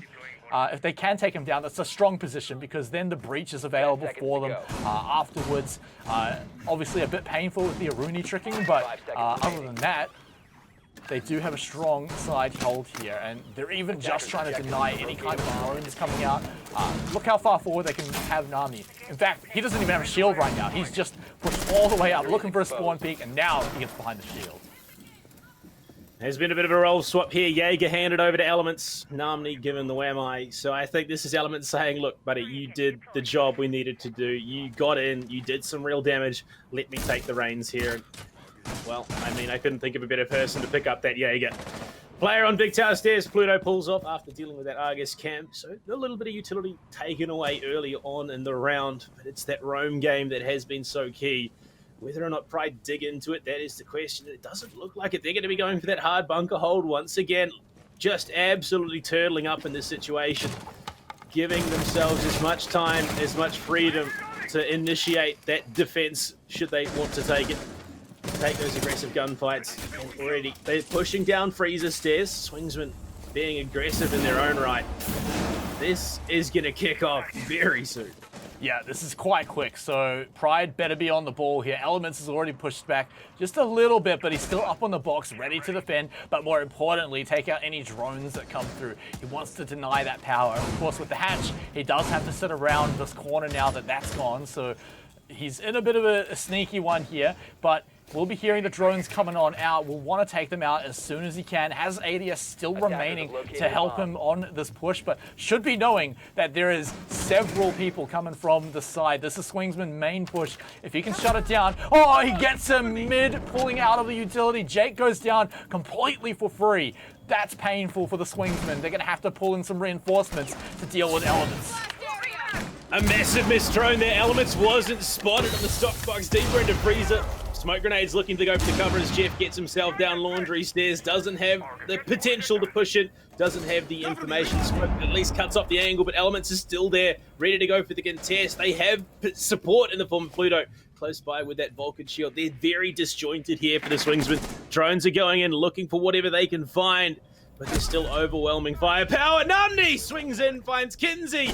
That could be the final straw that breaks the camel's back here. A 5v3 Lonely being tagged up as well. Jeff gonna rotate back up laundry stairs with Kage as well. They need to go elsewhere, and I think, honestly, the call has been made, it seems, to go back stairs. And that is where they're heading. 25 seconds left of the clock. Echo with the angle cover as well. Elements in position that he could swing in. This P10 Roni, it's not got a lot of ammo, but it could be enough. Shots will give away the position. There we go. Namni finds one. Echo finds another. It's all on Lonely. Pistol out. He will get one, but Namni comes online and closes out the victory here for Pride. Their first of the season. And what a victory it was. Coming quite close to it as well, but they can certainly feel good about that one. It all came out in the Pride style. That was how they wanted to play, and they made it work wonders. Of course, shout out to their opponents for bringing it close, but it was no cigar at the end of the day. So honestly, just super stoked for them to get that win on the board. I imagine they are themselves as well. So big props to the boys there. But yeah, look, a great one for them. It's going to put them up the leaderboard. I said that they kind of needed it if they wanted the hope of making the playoffs later on throughout the season. They managed to do it, and importantly, they got all 3 points as well. So that's going to perhaps even make the difference if tiebreakers start coming into play later on in the season. I mean, what a redemption arc. I wanted them last week. We got it week 3. So it was a week later. Namni did not pick up a single frag last week. This week, he tops the lobby. Well, not quite the lobby. Tops the leaderboard for his team. It's just the comeback you wanted to see. This gives you a lot of hope if you're a Pride fan and what they can achieve in the coming weeks. But, I mean, we've still got more matches to come here, Smite. Yeah, we're only halfway done. Of course, coming up after the break, it's another good one. It's the big dogs taking on Exto. So go grab yourself a drink, get comfortable, because when we return, we got more Rainbow Six Siege.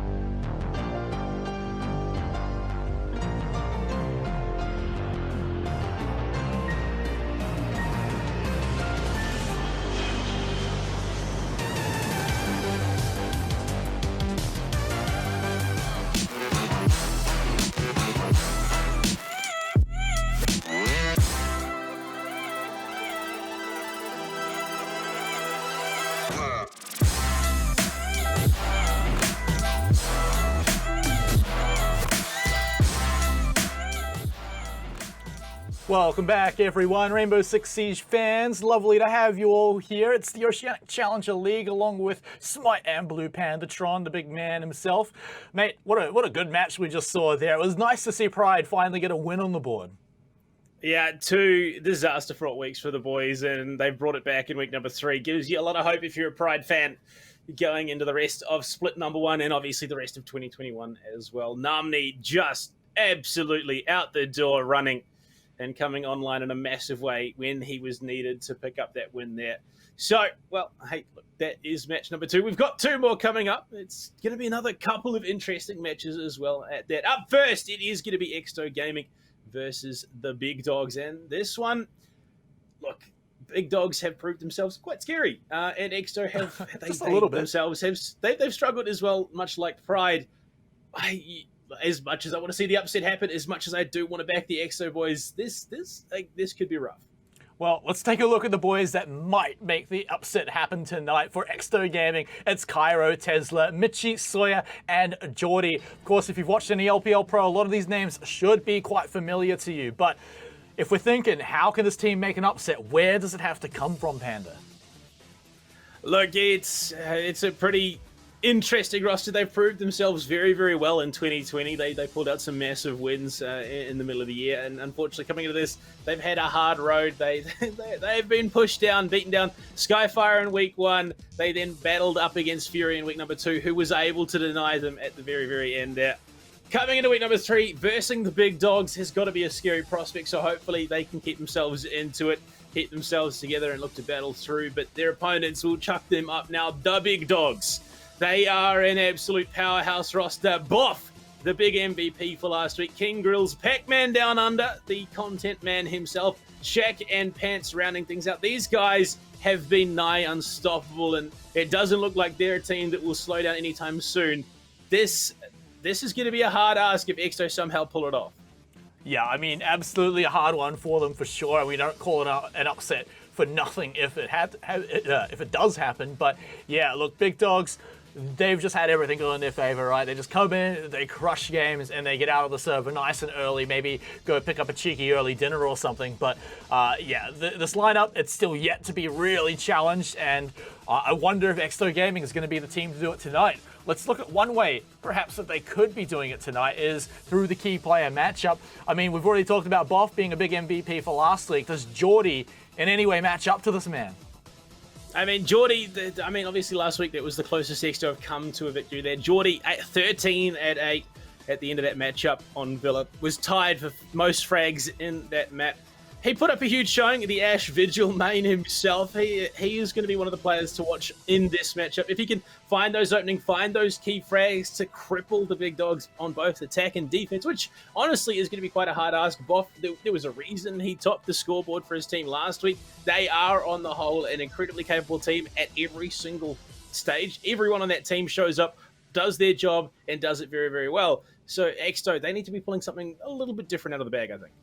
Yeah, maybe a little bit of magic, maybe a little bit of something crazy. But speaking of something a little bit different, you know, I thought I'd change things up here for the maps, Panda, and let's go back to Clubhouse. You know, it really does feel like it's Clubhouse and Oregon, and that's all we're going to be seeing throughout the season. You know, if teams want to add a little spice, you know, I wouldn't say no, but you know, Clubhouse, it's still a tried and true one, and it really comes down to the execution here, Panda. Yeah, it's interesting, you know, just looking at the ban history. We saw Villa taken off the board. I think that was specifically targeted at the performance that we saw out of Exto last week against Fury. They did almost take it to OT. They almost did claw it back, so it makes a lot of sense. The final 3 bans, though, that could have been... Well, we could have gone to Chalet, Coastline, or Clubhouse at the end. It was Clubhouse that was taken. Big Dogs take Coastline off the board. Exto, they obviously don't want to play Chalet. They're not quite as prepped as they probably like to be in that situation. This is it's the tried and true. It's Clubhouse. We're not going to see anything crazy. It's not hugely deep in the strategy side of things. It comes down more to mechanic play. And well, that could be the thing that enables Exto to pick up the win here. Yeah, I mean, I believe it was Big Dogs that did get the last ban, so they basically had a choice: do we go to Coastline or do we go to Clubhouse? And so for them, it's kind of a no-brainer. Like, take the one where you don't have to think too hard. You know, all the strats are kind of already worked out, and just execute solidly. I mean, they've had a good performance on it too, so it's not like we, aren't aware that they're already great on the map. So everything seems to be looking good for them. For Exto, though, of course, heading to Clubhouse, it does mean another big task, right? They can't do anything crazy in terms of creativity unless they really have something up their sleeve, which would be a surprise. But then again, we're still seeing surprises by teams like Pride on a map like Oregon, right? But so it's not exactly something I'd expect out of Exto, but if it's not going to be that, then it does just have to be basically out frag against the big dogs, and what an ask that is. Yeah, I mean, well, we've seen both these teams play Clubhouse the once. It was 7-3 both times, but Big Dogs and Exto found themselves on opposite sides of that coin. Exto, they lost it to Skyfire in week 1. Big Dogs, they won it themselves earlier against the Haku Asians, which, I mean, there was some signs of life being shown there. It wasn't quite enough to contest Big Dogs in a meaningful way, but we have seen them play it. So we have an idea that they both understand the ethos of the map like Clubhouse. It's going to come down to mechanical play at the end of the day. And with the way that we're seeing things play out for the Big Dogs, you look at it, Shaq and Boff, who have had standout weeks. Pac-Man, he's no slouch in his own right as well. These guys are just monsters in the server. You cannot give them an inch because they will take 2 miles off the back of it. So, I mean, Exto, you got to hold out hope for them, but this is a monster task if they do win it.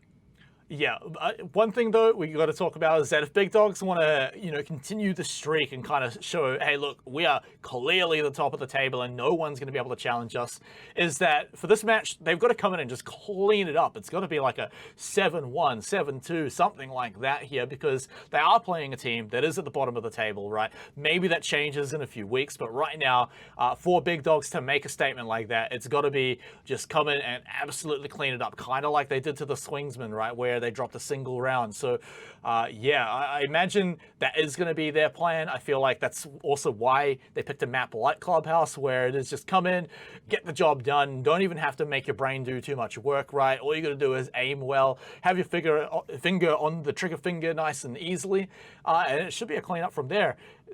Do you think though, like, it could rely a little bit on certain players popping off? Like maybe if, say, Shaq isn't having a good day, will the rest of the team make up for that?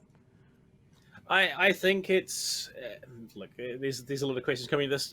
The Exo boys, they have proved themselves very, very capable. Like I said last year, the meta is slightly different. The play style is slightly different. In their performances we've shown so far, the best showing they had was against Fury, and even then they got shut down pretty hard. Like I said, Geordie, he was the reason that I picked him as the player matchup for today. 13-8. He's a great fragger. He plays the entry. He plays the roam game very, very well. The boys on the backside, but you got Tesla as well, who will be, he's fairly stock standard. He fills sort of the support flex role on the attack and defense. He's going to be picking up something like the Malusi as well.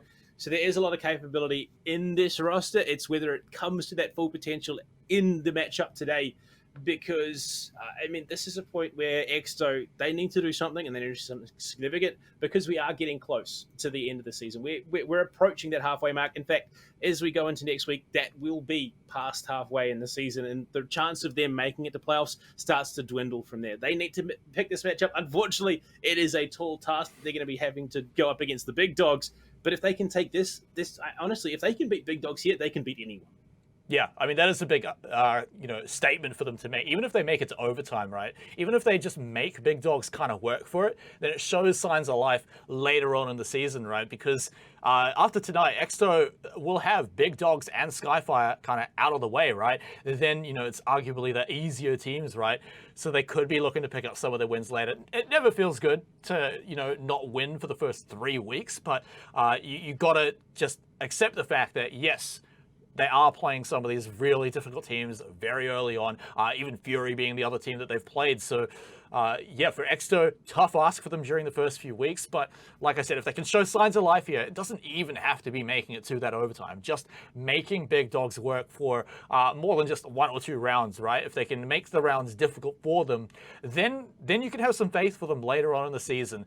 And then work it from there. But for them to win tonight, they're going to have to pull out something magical, and it's got to happen on Clubhouse, which is, again, not a lot of room for creativity, right? Unless you're doing something absolutely bonkers. So, We are very close to getting into the game, by the way, guys. I see all the players are in the lobby. I think we're just looking for the go-ahead from everyone. Got to make sure everyone's ready to go. But any predictions?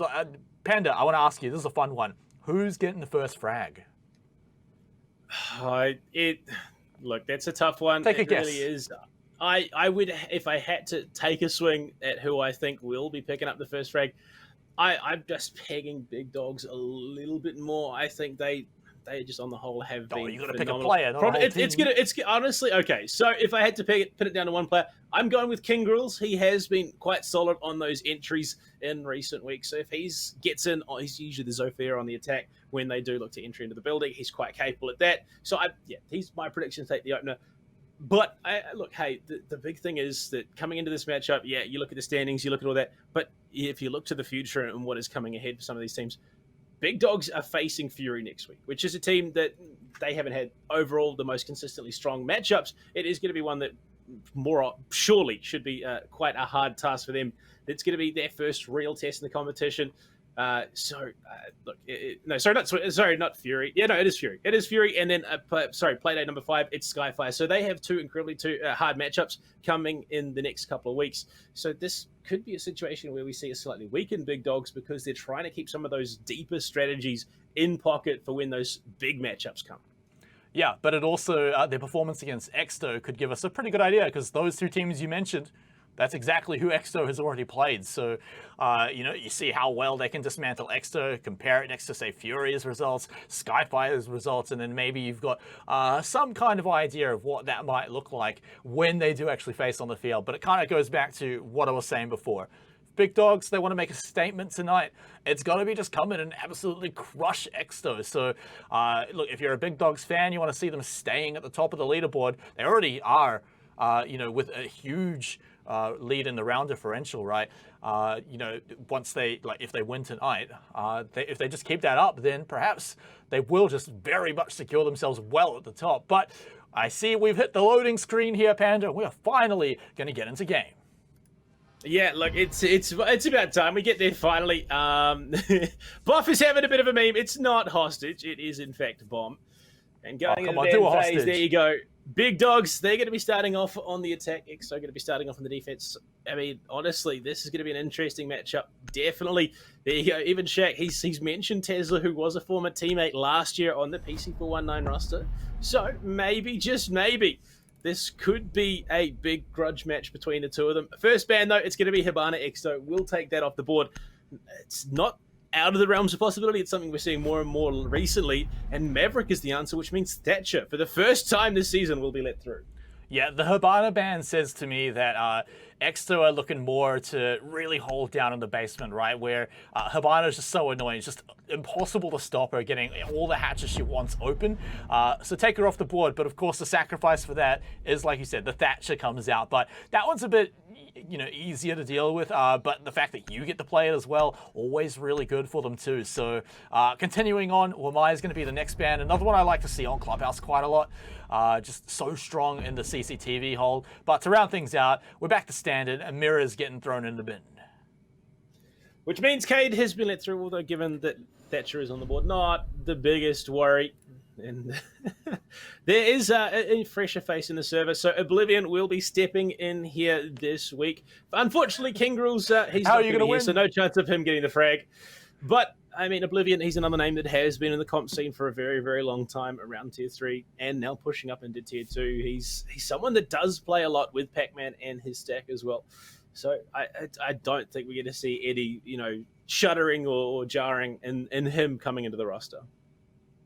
Okay, I said there wasn't too much room for creativity here for Exto, but right out the gate, we're throwing Oryx into the mix here in basement, which is quite an interesting one for sure.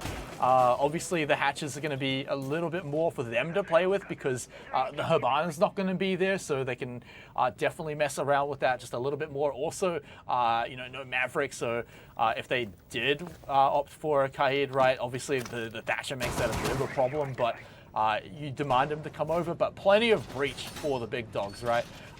When Thatcher's allowed in, just open up all the walls you want, open up all the hatches you want, as long as there's no cheeky C4s below.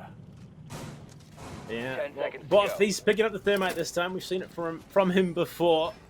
Like I 5 said, seconds last left. week, leading the overall ratings for the team, 1.5 on the flight. The big dogs, they are sitting quite high in the overall rating. Shaq, in fact, topping up 3 of the 6 stats that I take care of. Rating, kill, death, differential, and entry. Shaq is the man at the top of those leaderboards. And it's either big dogs or Skyfire to round out the top 5. So these guys are really, really capable in their own right. So I think Exto, a lot of respect needs to be paid here. A lot of work needs to have been done coming into this matchup, because if they have not done their homework, this could be a quick matchup. Yeah, absolutely. But I think they've cooked up something a little special for us. So we're going to see what it's going to taste like here. I kind of like it, but in we come here. We're going to open up all the walls that we need to actually get inside. But that, of course, is quite a lot of utility just to get into the jacuzzi wall. We've got to get all the way to the basement as well. But you also need to clear out this top floor, because as we can see, you've got the Shuriya gate sitting upstairs as well to deny any kind of pushes. Mitchie's going to be hanging around upstairs as well, but the first one to fall is going to be Jordan, who I think was trying to get a little cheeky over there on the red stairs, but will get punished for it. So a quick frag coming out for the big dogs. The next off the back of that, the call will be made. Mitchie rotates down from con into bar.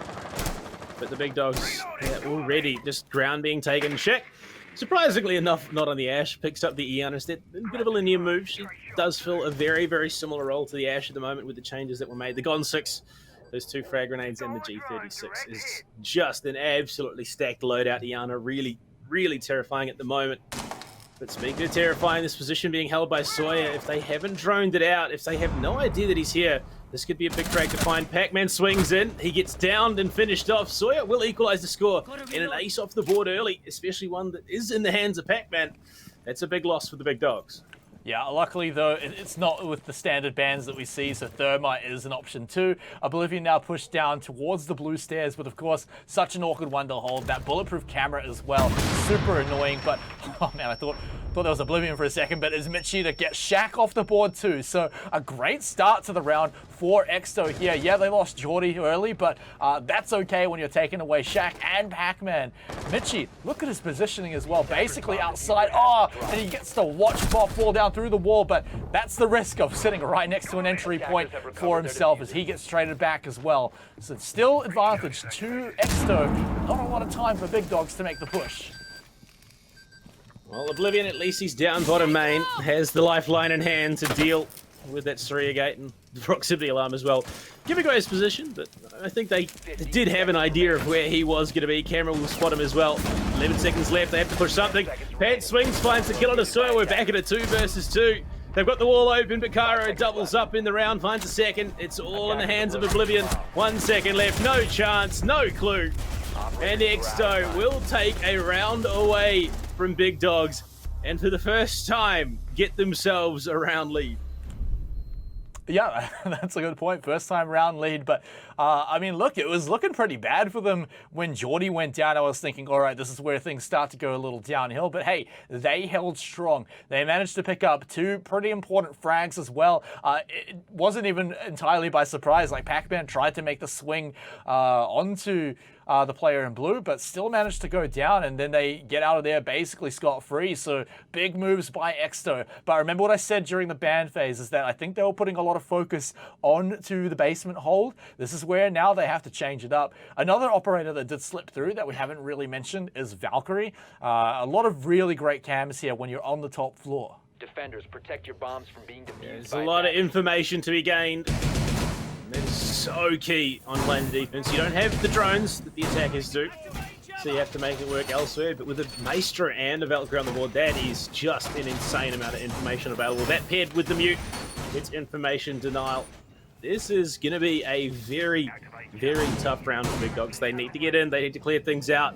They don't have that security of going straight in CCTV because there will be coverage. And, well, Exto, again, very cookie cutter setup.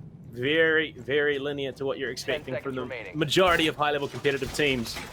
And Big Dogs, well, they've met some resistance here in the opener for Clubhouse. How do they battle back against it?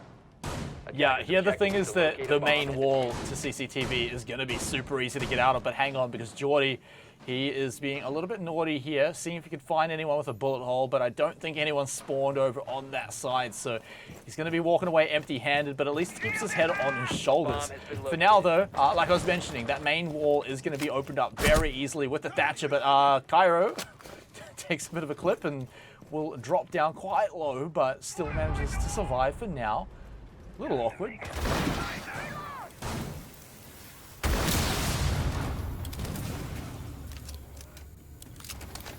I think you muted yourself there, Panda.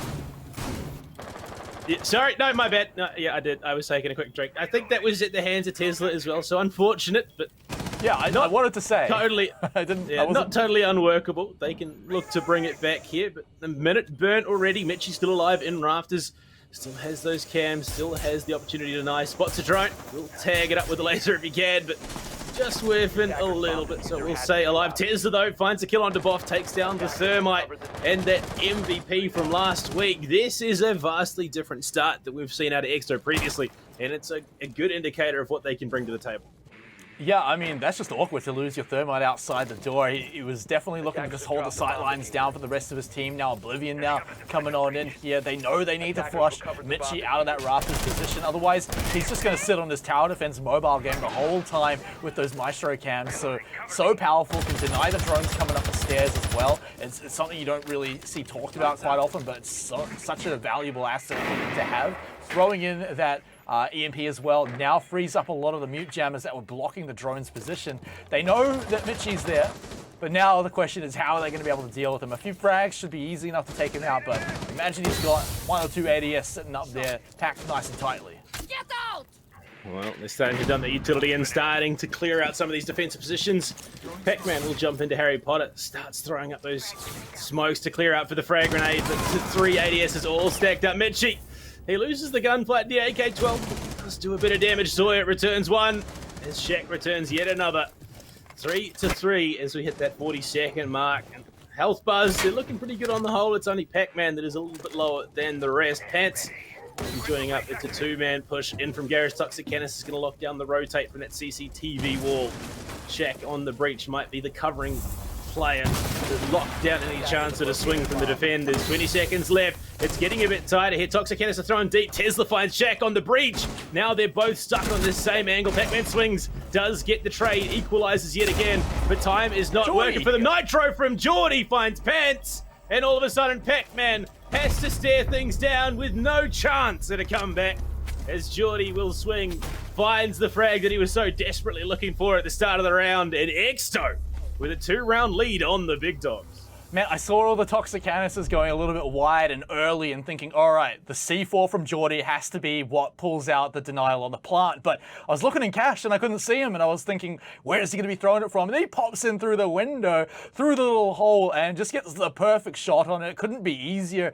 And so definitely pulling out the value that absolutely saved the round for them there, where big dogs who are looking strong are just storming in, getting through the Toxic Babes. But yeah, Geordie pulls that one back in where his team really needed it. So big props to the man there. We're now 2-round lead for Exto. Interesting setup here for the defense as we head to gym bed. No breach denial coming at all for Exto. Sawyer on the alibi. We see the Valkyrie and the Malusi coming through as well, but that means that we're probably going to see gym wall should big dogs look to open it up. Begs the question, how are Exto going to be playing this Mitchie? He's just getting himself ready. He's got some Beyblades on later, and he's getting himself prepped and ready to go.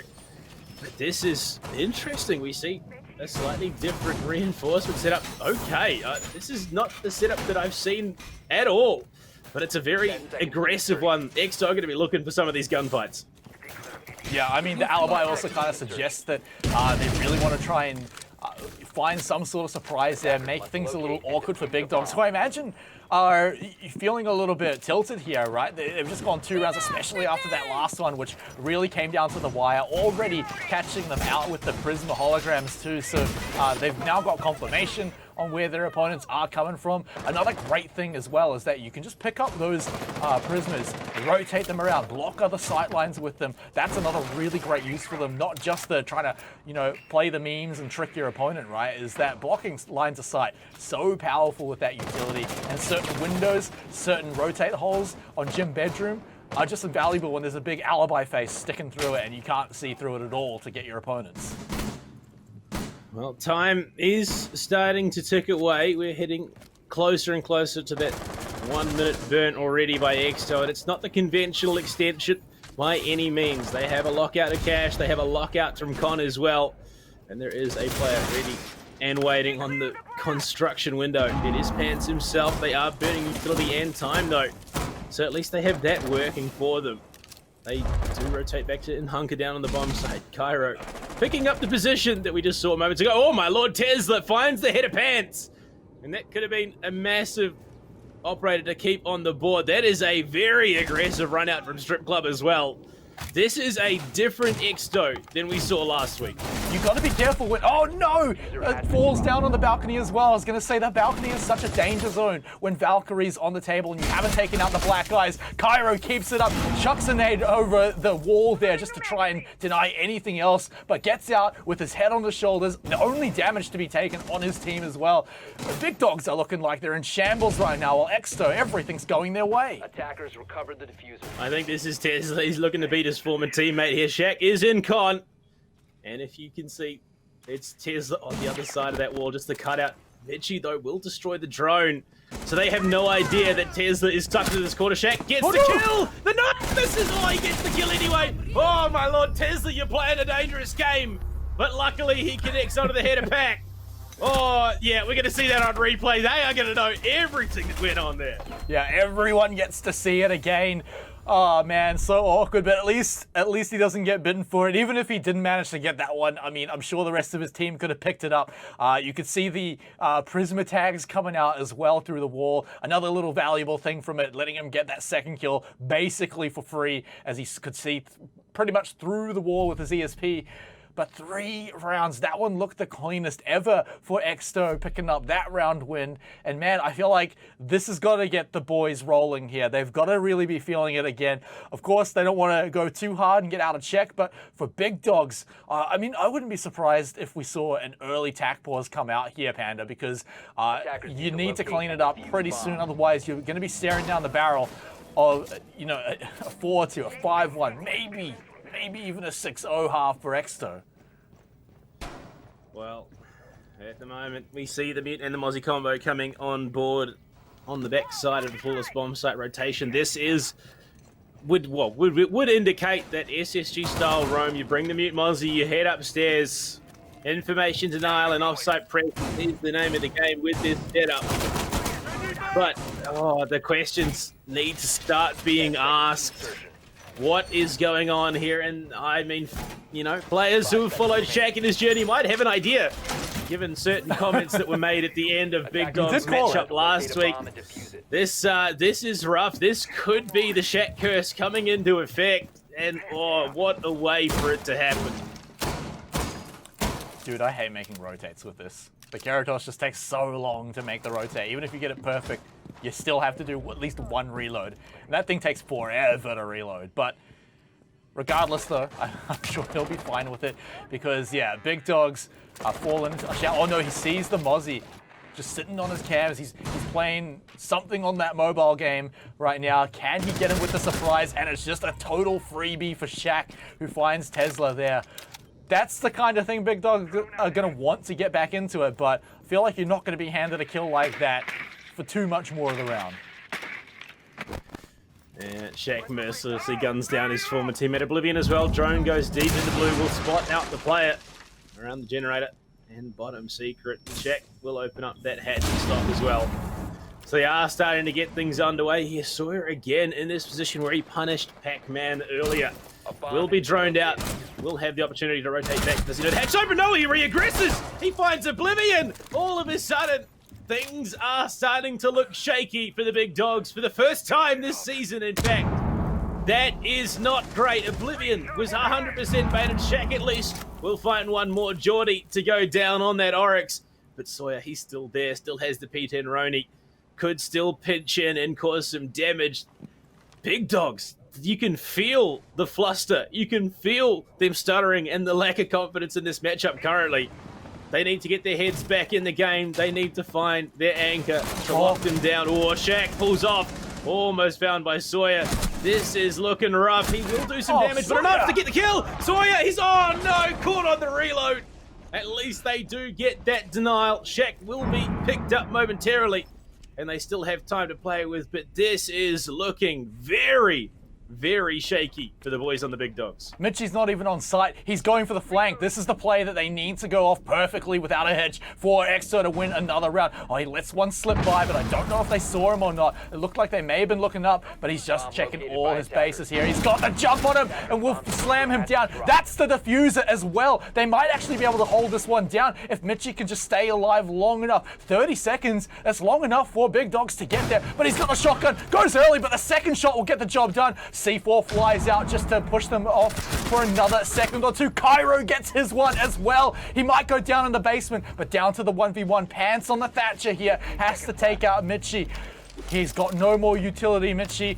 He has to get the gunfight here. The pistol comes out. Mitchie with the shotgun has to retreat. Pumps him once, but has to get one more time here. And Mitchie saves the round. What on earth was going on there? Exto. Mitchie with the big 1vx play. And Smite, I have concerns. I think this is the wind starting to blow. And unfortunately, we know what happens when it does. Big Dogs unfortunately find themselves at the biggest deficit they have been in this season. 4-0 down at the hands of a team that is bottom of the table, who a lot of people would have written off after their first 2 weeks of play. But coming out of the gate swinging, yes, there is one player missing from this Big Dogs lineup, but there is no way at all that you can attribute this situation to King Grills not being here. Yeah, I mean, look, maybe a few rounds here go a little awkwardly or so, but to have a difference like this, if this is what it's going to look like, if one player subbed out, you've got to make sure everyone shows up every week after this. Because Big Dogs, I mean, yeah, I mean, even if they come back from this one, it's already throwing questions up. It's like, what do they look like when they play Fury? What do they look like when they play Skyfire? Because even against Exto, who, you know, kind of had the floor wiped with them, by those two teams, right? Exo are just putting up a massive fight here. At least that round was a bit closer. It definitely came to a bit of clutch potential from the players on Exo, Mitchie in particular, but Sawyer as well, getting massive value from being so aggressive, right? They're pulling it out here, and Exo, they're looking good. Well, at the moment, off the back of that last round, Big Dogs' round loss statistic has doubled in this map alone, and we're not done just yet. 2 rounds left to go in the half. We've already seen the flawless rotation of bomb sites in rounds 1 through 3. Basement 1 again. Oh, no. We're heading back to CCTV. Geordie has found the kill onto Shaq as well. That is a devastating blow, and Exto, another key frag off the board. Oh man, and you got to imagine, mate, that was probably just off the back of a sneaky black eye that Geordie snuck away, got an easy frag, the jump on Shaq. You can see Geordie hasn't lost any health at all. So instead, the value has to come from this push here on the main wall. Luckily, Thatcher not banned, so easy enough to open up. But how are you going to flush out Mitchie right now? You need to send basically 3 people in there to drain all the utility of the ADS and then frag grenade up onto him. He can basically draw so much attention, and you've got a man down. Eventually, though, Pants has found Cairo on that mute. That's a lot of presence that could be a nuisance in the post-plant situation with the C4 from below, so it's nice to have that out of the way. Tools on the board. Geordie still there. Mitchie still locking down rafters with the big older 5.56, and Sawyer 3 canisters still in pocket as well. They have the tools to pick themselves up. A 5th on the fly. A massive string of rounds. Even this 4-0 that we're currently seeing out of Exto is absolutely huge. And there you go, Geordie down from below. Might be able to make something happen here with that nitro and the information he has. He could even still pinch up main stairs and come in from Master. Big Dogs, the hesitation is there. Oh, Geordie, no! A triple in the round, Pac-Man and Oblivion drop. That is diffuser control as well. Exto, where have you been?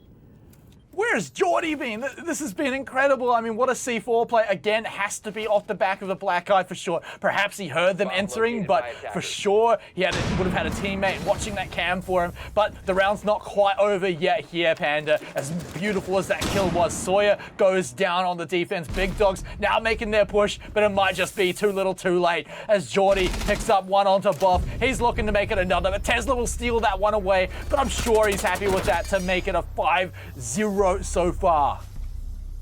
Geordie with the massive quad will take a 5th round on the fly against the Big Dogs of all teams. And well, they are 1 round away from a flawless half and a well-deserved one at that. Don't care who you are. You could be saying whatever you like. You could be claiming it's because they're saving strats for the coming weeks. It could be that you're claiming because King Grills isn't here. No, this is because Exto have done their homework. They have showed up. They want to push for top of the table. And it starts here.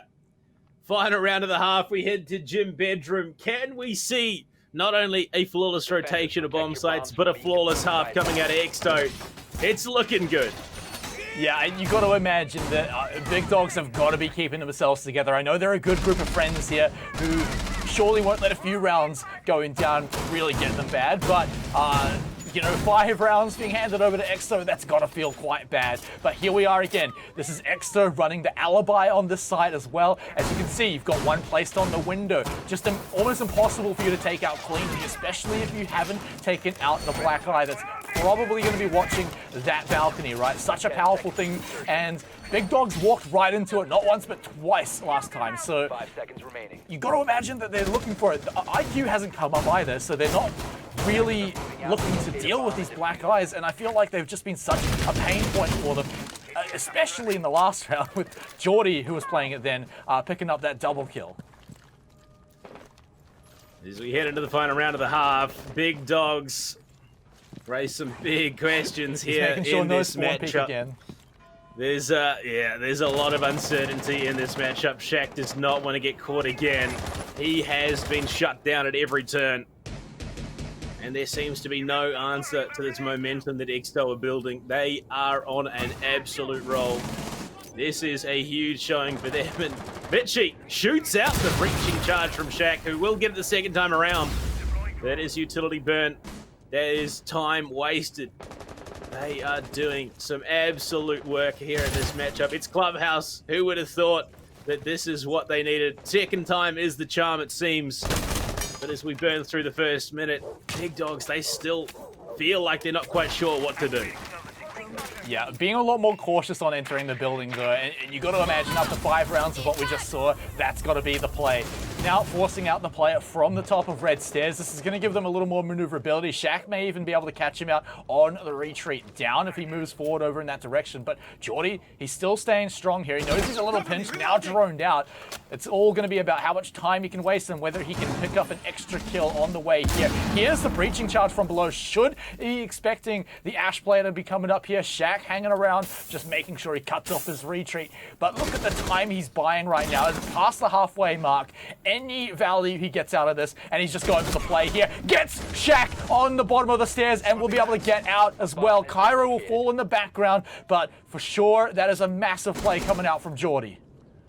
I don't think Geordie even knows how close he was to death. Oblivion was pushing up, trying to flank in from Cash, but he pushes down aggressively, finds the kill onto Shaq. Yes, they lose one on the trade, but Tesla, he's still there holding deep. The Exto boys are not giving up ground. And Sawyer position on main stairs. Might be able to find another key flank. MP goes out. Will bait him into thinking there's someone below. Oh, sees the shoulder. Doesn't commit to the swing. Knows that time is in their favor. Geordie, another one found. Oblivion to fall. Club's going down. What is going on? Sawyer for another. This is insane. How have Exto gone from bottom of the leaderboard to potentially denying Big Dog's first place in what could be a 7-0? I mean, I don't know about the rest of the round, but this round right here, it's all Geordie. 3 kills on the board already. He wants to make it just another one. Pac-Man just about to fall down. Tesla once again will steal the final kill away, but Exto, A 6-0 half. We can't even joke about the 5-1 lead meme with Fury anymore because EXO are just cleaning up the big dogs. This is EXO of yesteryear for sure. This is the level that we were seeing out of them in the middle of 2020 where they were topping the leaderboard in the LPL Pro season. This is a true return to form, and it could not have come at a better time for the boys. Opening round of the second half will be underway momentarily as we head back to CCTV and Geordie. Hovering the Monty, I don't think we'll see it stuck out, but it is a pick we have seen run by EXO. It was a long time ago, but it is something they do sometimes play it. Look, it's not going to be stuck. It's going to be an ace instead. And Boff, the questions have to just be flooding in here for the big dogs. Yeah, this is a pretty crazy one. The first defense coming out onto CCTV, it shows that Big Dogs, they want to keep this match as normal as possible, right? Because everything else is falling apart. They just need to go to something tried and true, not mess around because they don't have any room to fall anymore, right? They're facing match point on their first round of defense, so big, massive plays coming in here. Big difference here has got to be Oblivion picking up the Legion onto this round, right? Plenty of control you can throw into the garage, force some stairs to be just so hard to climb up, and the red stairs as well as an option. Boff on the Aruni too is another difference that we're going to be seeing. Could be added to just make it a little harder for the team to make their way up into the rafters as well. You can deny entry points from into construction. If you're tricky with it, you can also do the Aruni tricks on the main wall, but I don't know if we're going to be seeing that. Well, as we head into what could be the final round of this map, and the most significant defeat Big Dogs could be taking this entire season. EXO, they are on form. It really has been a night of that. The return to forms here. We saw it out of Pride. It looks like we are seeing it. It's not over yet, obviously. Not going to count Big Dogs out completely, but the way that things are going here, EXO, they are one round away from closing this out, and, well, that would be absolutely massive. MP goes out, Suriagate denied off that exothermic charge as well. So they have avenues in, they have lines of sight.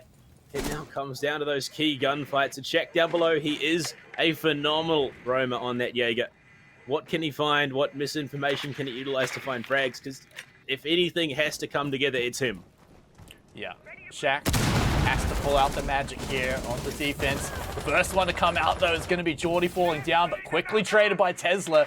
Means that it wasn't fought free and all. The ace now off the board, but his job certainly done for sure. Pac-Man going to be feeling a bit bad about that one. Sawyer, he's sniffing around downstairs, but oh no, Pans has found Mitchie now. This could be EXO's attack falling a little bit short here. They still have a few avenues in. They can still pinch a little bit because Sawyer's now coming from construction here, cutting off the rotate as well, but Big Dogs seem to have all the tools in the belt. I imagine they still have all Toxic Babes left for Pants to chuck out. Shaq is still running around somewhere that EXO is certainly going to be worried about. Here he is, swinging around down the hallway, along with Boff picking up a kill apiece, and only one attacker remains. And this might be the first round that we're seeing EXO drop finally. Maybe we can take a breath here, Billy. Well, there's a minute left to play. Sawyer has the option. Does he go in for frags? Does he try and contest this one before he spots the head? But Boff shuts it down. So no time saved. And, well, the Big Dogs, they get themselves a single round. This is a long road to victory. Should they push it to O-Team, they have 5 more rounds to go before that point. 5 more rounds where they cannot make a single mistake. And, I mean, I said it. It's something that I have said time and time again. I said I wanted more out of EXO, and boy, are they bringing it in droves. Yeah, and definitely the time to do it. This changes up the whole leaderboard if they can take a 2-0. I mean, arguably it changes the top of the leaderboard already because they've scored that overtime, right? Now Skyfire is going to be the lone team sitting up there at the top with the only team to pick up the 2 and O's. So they're already looking pretty crazy. Sorry, the only team to pick up a 3 and O so far. Big Dogs, I mean, they don't want to have to do it in overtime, but even then to score even a single point is just so far away, like you said. Now 5 rounds in a row. Now they're bringing out a bit more special sauce as a Boff. Going to be jumping onto the Warden here. This is the Boff special. It is a pocket pick of his. He does like to run it. And he's done some work with it. Going back, watching the VODs from last week.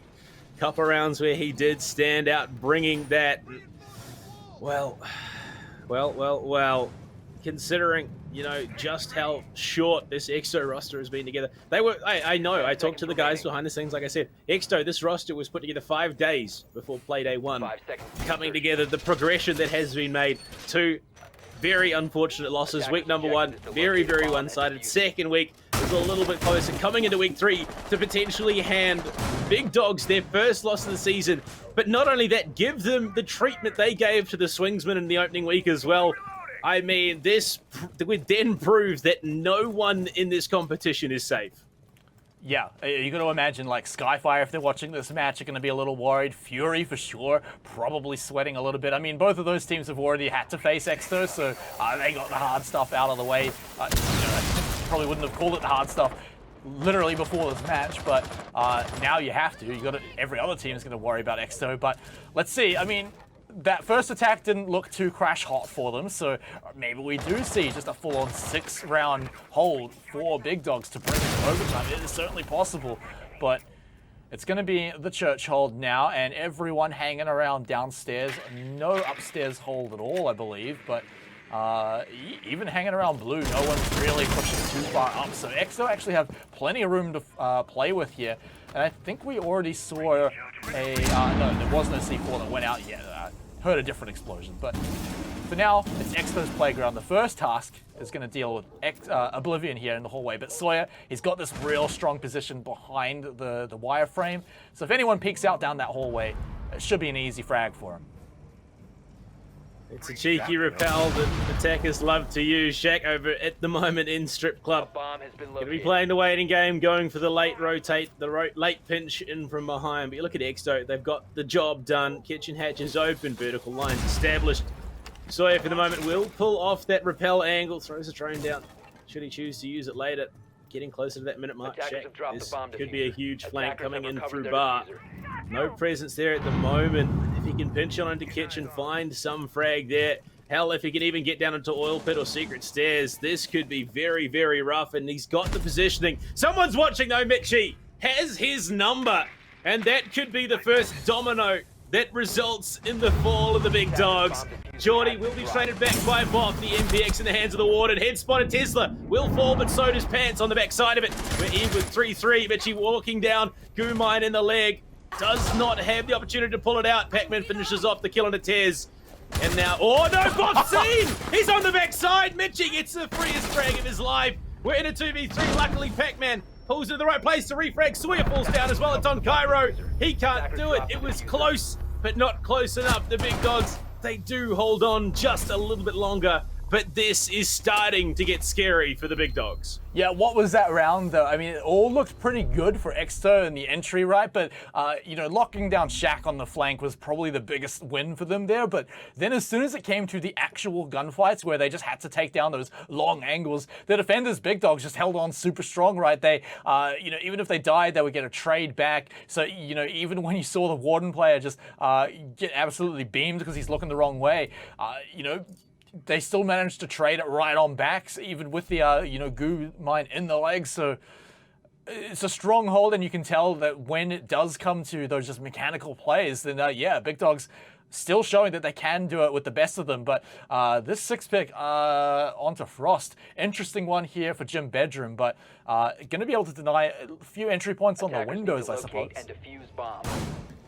It's all about slowing down and stalling out the play. We see the Castle Jaeger set up for that gym position and con window. So we are seeing a return to the slightly older setup that you're seeing in Clubhouse Gym Bedroom, but it's not totally outdated at the moment.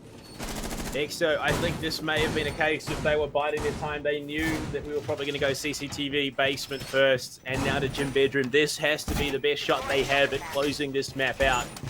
I think this they can just absolutely taste it. Okay, we're seeing something a little bit different here from the big dogs. It's not the standard gym bedroom setup. They've gone for an extension over into CCTV, fully locking it out with that castle barricade as well. This is a little bit different. This could be what they need to keep themselves in it a bit longer. Yeah, putting a lot of stock into this one hold over here. They've got plenty of rotate holes to retreat through if they really need to. Obviously, that castle barricade going to draw a little bit of utility there. No sledge, so it's not going to be for free, basically. They're going to have to spend something on it, whether it's Tesla or Michi blowing that one up. But, of course, they've also going to be able to get the main wall open with the help of Thatcher. Easy peasy, as that is... definitely just so much easier when that is allowed, but here we go. Shaq and Boff rotating around down below. Shaq can rotate up to the stairs, but it's Boff who really wants to make the big play happen there. Over on the other side, though, Sawyer's going to continue to open all the external walls, make sure his team has an easy pathway inside. No mirror in sight either, as she was banned, so this is going to be a little easier to get in through, as there's no danger coming from the showers, as it's all just, well, reinforced off. This might have been a big debate on the side of EXO. They tricked big dogs into thinking the push is coming from CCTV, clearing across con into master. But what they've done, they've rotated back over, open jacuzzi. Now big dogs, they're not quite sure where it's coming from. Pac-Man has to watch Logi. You've then got Oblivion, who's trying to hold things from master bedroom into gym as well. But EXO, the positioning they have, the players they have in these positions right now, they could explode onto the bomb site, clear out these two defenders, because there are only two in position to contest, and go for that plant very, very soon. There's no nitro cell pressure from below. Pants, he's a little bit too far away to actually contest. And look at this Tesla downstairs, just outside of Billiards. Might be able to find this flank kill onto Shaq. Yeah, actually quite close to Bob, quite close to Shaq as well. But Tesla, I think he knew what was happening. His danger sense certainly tingling, and he finds another one. The back was turned as well. Tesla, a double kill here. Exto's ticket inside. Now the main stairs are looking clear. Cairo gets another one onto Pac-Man. Pants has to hold on strong here in the hallway, but he's just completely flanked. One defender remains, and Oblivion, I think he's just looking at his watch, waiting for it to tick away, because Exto have all but secured not just the round, but the game as well. The plot going down, but he doesn't need it. Exto take down the big dogs. This is Exto firing on all cylinders. Not only do they escape bottom of the leaderboard for the minute, they take down the big dogs. And I just have to think that this is because of last week, because of what was said by the big dogs at the end of their match. And Exto, they are the ones to drive the first nail into the coffin. Look, this raises a lot of questions. No one is now safe if Exto are bringing this to the table. And you've got to wonder, where do the big dogs go from here? Yeah, I mean, that's certainly just you go back to the drawing board and rethink everything, right? Because just so many things weren't quite going their way. I feel like it was also a little bit of a case of certain players just perhaps not feeling it tonight. I mean, Shaq wasn't having the big pop-off moments that he usually does that brings big dogs just so far ahead in so many rounds. But to their credit, I think EXO were just ready for him every single time, right? They were catching him on flanks, catching him on entries to just multiple different rooms, beating him out in certain fights. So while they didn't always have to go for those long-range gunfights, they played smart, I think EXO did. And while I might have said there wasn't much room for creativity and plays like that, I think EXO, again, proved me wrong and just easily walked in there and showed what you can do on a map like Clubhouse. It's not quite 100% worked out yet, Panda. Look, EXO, one of the hardest fought victories that I have seen in a long time. Boy, did they deserve that. They 100% outclassed big dogs here today, and look, I could not have thought of a more impressive way for them to do it. Geordie just went absolutely nuclear to shut down every step of the big dog strategy. So big GGs to the boys, and oh my lord, that makes me even more excited for the rest of the season for them. Oh, yeah. I mean, that's going to throw the leaderboard completely out of whack. I mean, that's going to be interesting to talk about a bit later, but we've got to catch our breath because we've got one more match to go. Coming up after this break, it's the Hack-You Asians versus Donut LFO.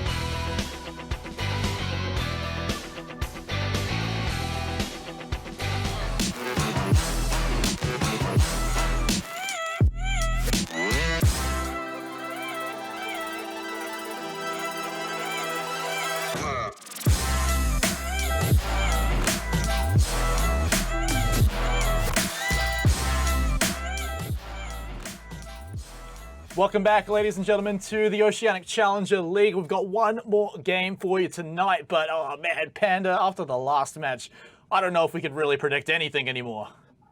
Well, I mean, look, we've now got a situation where every single team in the competition has a win under the belt.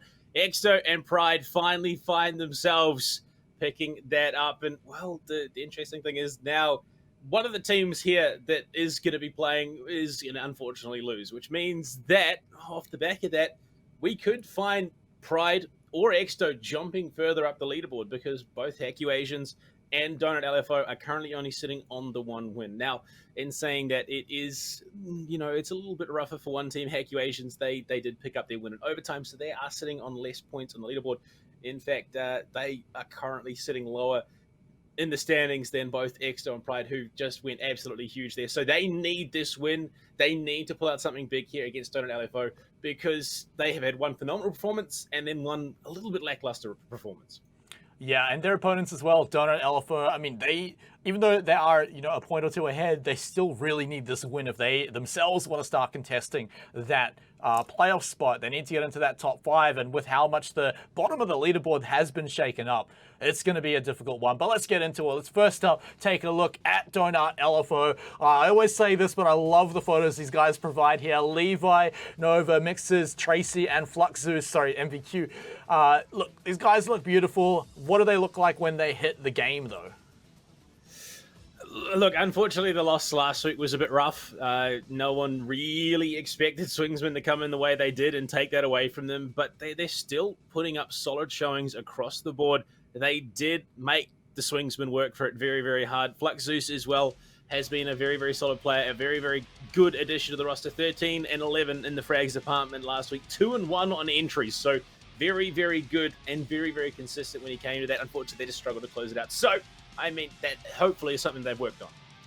All right, and of course, actually is Nova. I've just been confirmed and corrected. So let's take a look at their opponents. Haku Asians, these guys still looking for their big win that's not an overtime. Pika, Raindrops, Wazoo, Jumpstream, and Zane coming in this week. So, look, after last week, do you think they can come in and take it to Donut LFO? This is a team that they do need to beat.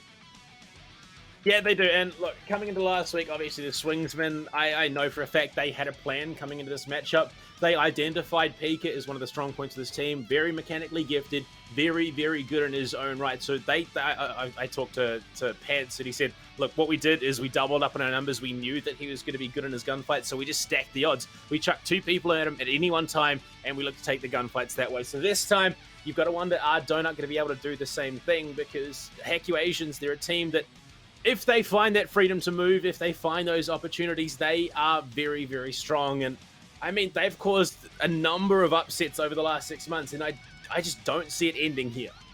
Well, we've already had one upset, but what about second upset? Talking about other players to shine the light on here in the featured player matchup. It's Fluxus and Wazoo, 2 different players that we don't usually get a chance to talk a huge amount about, Panda. So let's shine the light on them here. And what are they the best at? What do they bring to their teams? Wazoo, he's very, very consistent on the side of the Haku Asians. He's consistently putting up those numbers. He's doing his job as that hard breacher and heavy anchor role in the defense. Unfortunate loss for them last week, but I mean, we saw just what they were capable of in their opening week.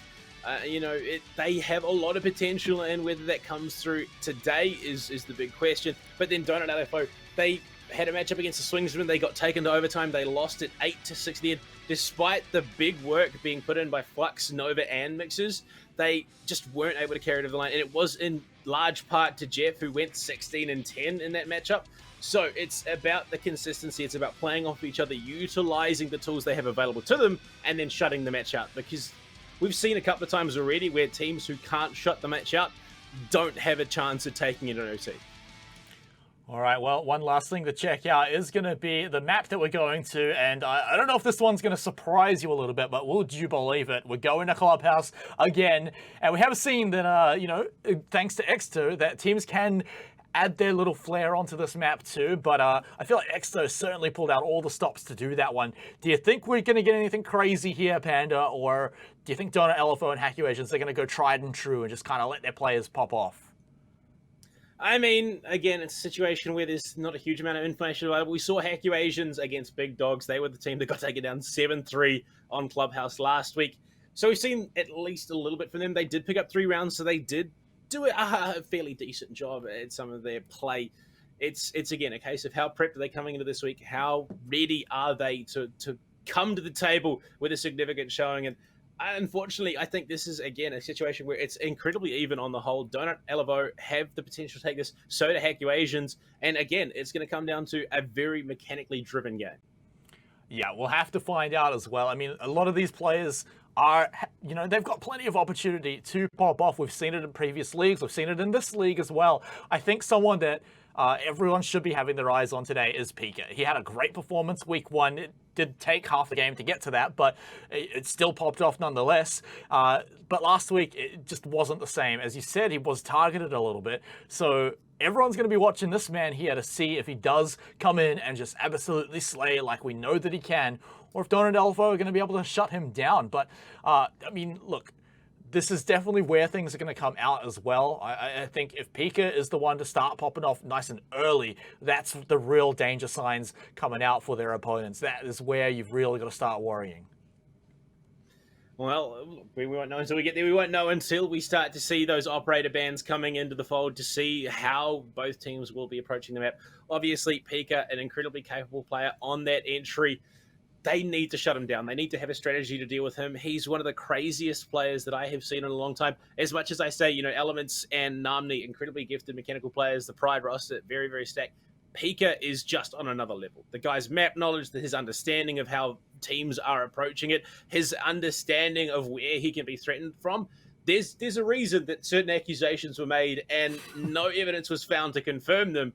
He's just that good. Yeah, but you look on the flip side, right? Donut LFO, they're a team that have been playing together for a while now. They've got that synergy down pat. I know they're all like quite good mates as well, so there's that camaraderie coming into it too that you really do need, especially if you haven't had the most hot start to a league, right? You need to be able to make sure your team doesn't fall apart on morale and synergy, and that is certainly a strength that I think Donut LFO can bring to the OCL here, and they have, to their credit, done that. Their last week, I mean, sure, the overtime wasn't, perfect for them, but still taking it there is always, a good sign for them. We are very close to getting into the lobby, by the way. We're just waiting for the ready call from both teams here to make sure that they're good to go. You don't want to get spawn peaked when you've just spawned on like a random operator. No one wants that. It happened to everyone in ranked at some point, I'm sure, but or maybe it's just me. But yeah, look, I think we're just waiting to really get into the lobby here because there's not really much else to say here. I think maybe perhaps we're going to have to see some other players on Hack Asians really step up if they want to like come in and stop this, because I think that's another thing for both teams actually, is that they don't really just want to win. They want to come in and make a statement as well. It's kind of needed at this point to show good signs for the future, right? Because if you do win, but it's in like, say, overtime or maybe like a 7-5, then yeah, sure, you won the game this week, but what does it look like when you're playing some of the like harder teams later on? Yeah, look, we are starting to see the pack, sorry, not quite separate, but we are starting to see who would be the favoured candidates to take those top 3 positions even. And then you've got these unknown teams, Swingsman, Donut LFO, Accusations, and Exto and Pride all of a sudden. These 5 teams who could conceivably push and secure themselves those remaining 3 spots in the top 5, because I don't think we're going to see Big Dogs fall too much more in the coming weeks. I think this is probably going to be the kick they need to step things up, push that for that consistent high-level play. And then you've got Skyfire, who are just not missing a beat. Yeah, they were pushed this week, but I did say that this was probably going to be their biggest matchup.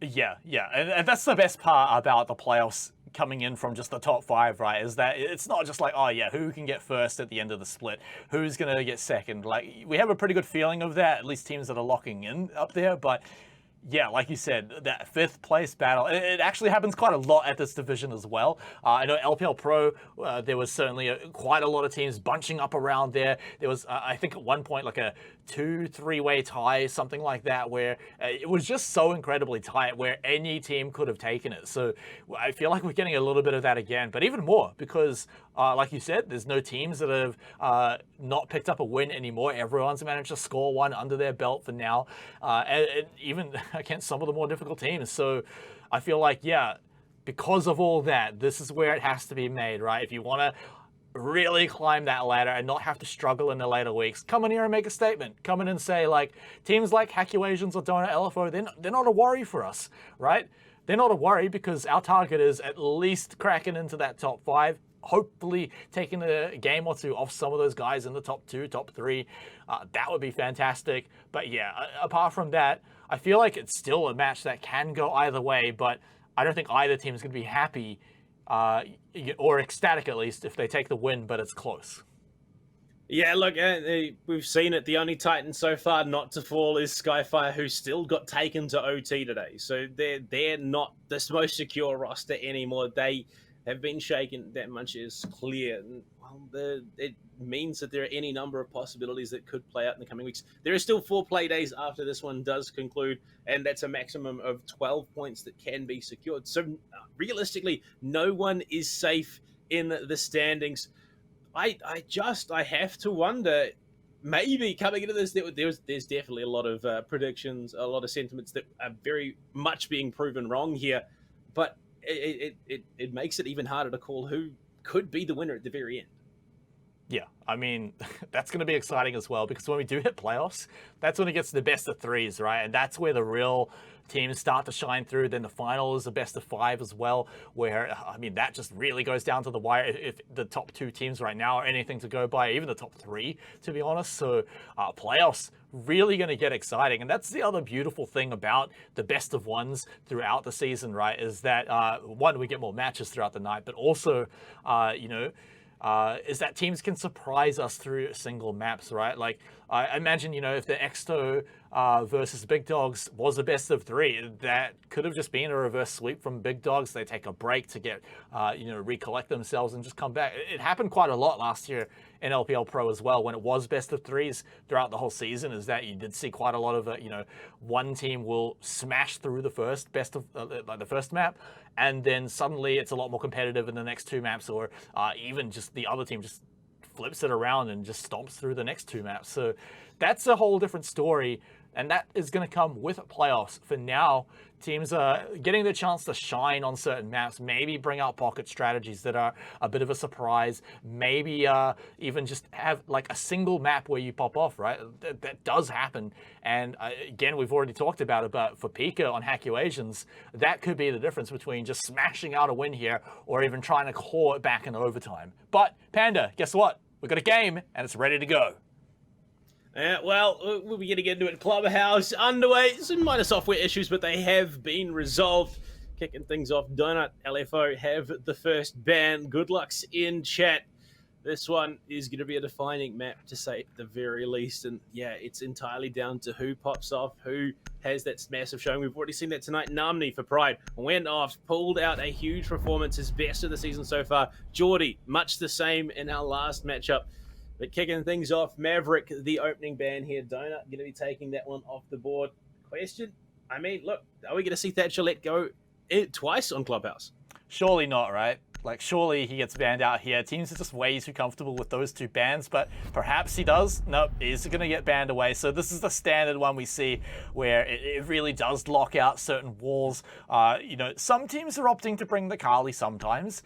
You see that a little more in, like, say, the OCN, but for now, I think we've seen it come out by, like, a single team and not even most of the rounds during that. And as we go through the bans on the defense as well, things are looking like it's normal. Kaid banned. The question now is Mirror banned or is Valkyrie banned?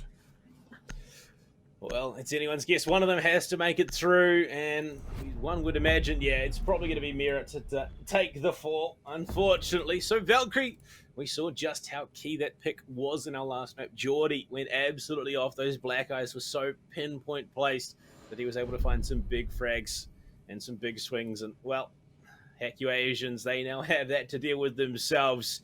As again, we are starting less conventionally, looking to go to gym bedroom to kick things off. Yeah, and it's always fun when you see teams do this because it shows like what they're really going to be able to pull out here if they get forced back onto that site.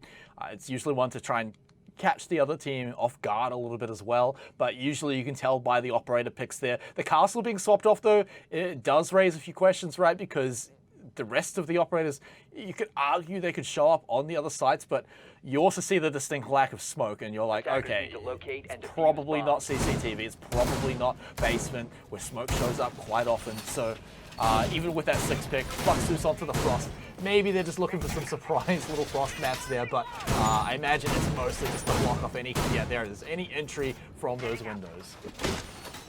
Not to mention having that ITA as a secondary now means she can contribute in editing the bomb site. Not the worst primary either for her to be running that 9mm SMG. Hecu Asians. I mean, look, we saw week number 1 Pika was shut down until the final round of the first half. Week number 2, he was shut down completely by the big dogs. They read him to a T.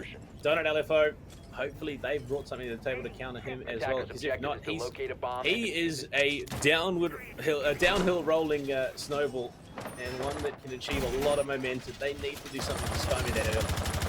All right, quick little move in from Hecu Asians. 4 members here on the eastern side looking to move in through the garage, quickly peeking up onto the rafters. Dangerous game here, but they should have an inkling that it's a bit of a hold from CCTV, so you can see them poking their head up. They've got eyes on the ground as well, but there's quite a few angles that Pika's being asked to hold, but luckily there are his teammates all following him here. This could be the real important battle. Any frags here lost for the defenders, it's going to be a bit of a disaster, but the mute jammer now out means that all these angles, all these walls are now starting to get opened here.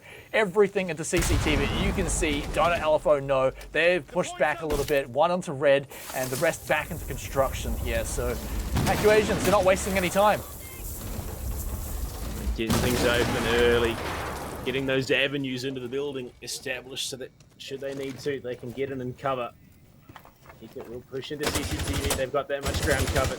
These 3 against the players behind them are going to be a real hurdle that they need to overcome. Utility must be contributed to deal with them. There we go. First flash in through. They can start to pressure onto the player at top of red stairs. It is Levi. Despite what the name says, it's kind of the same, but it's not quite. It's Levi. He will pull off. Fluxus is going to hold down in cash. They are looking to rotate off, provide that cover from the backside of it. Already a minute 30 given, but Hecu Asians still no closer to the bomb site yet. Yeah, if Donut LFO can get out of here with most players intact, then they can be pretty happy with how things have gone here. Maybe a little bit more time and 1 death can be acceptable, but Fluxus in a bit of a sneaky little position there, but it's Pika to fall to him. Mixers in the background will fall down as well, but Levi is holding strong in his position. So is Fluxus, but he's not got a lot of health, and there he goes, will fall down, but everyone falling all over the place as Nova gets the pistol frag as well. Not many attackers remain though, just Wazoo and Zane. Now trying to find the job done. Dangerous positions, but they've got to take the risk. And I don't know if they're ready for the frost mats that are sitting on those windows, if they can even make it that far. Well, 40 seconds left. It's going to be time that Hecu Asians can use to discuss the potential of what to do in the next round. Diffuse is still outside. And I think that might be just a bit of a pipe dream here. It's 2v3, so it's not impossible. Wazoo with the wallbang onto Levi. Equalizes. It's 2 versus 2.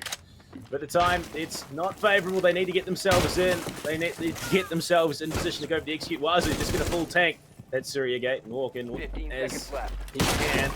Logi going to be contested. Wazoo leads the charge. Type 89 is a big one. And, unfortunately can't do it. SMG11 of Tracy. M590 to follow up. Donut LFO.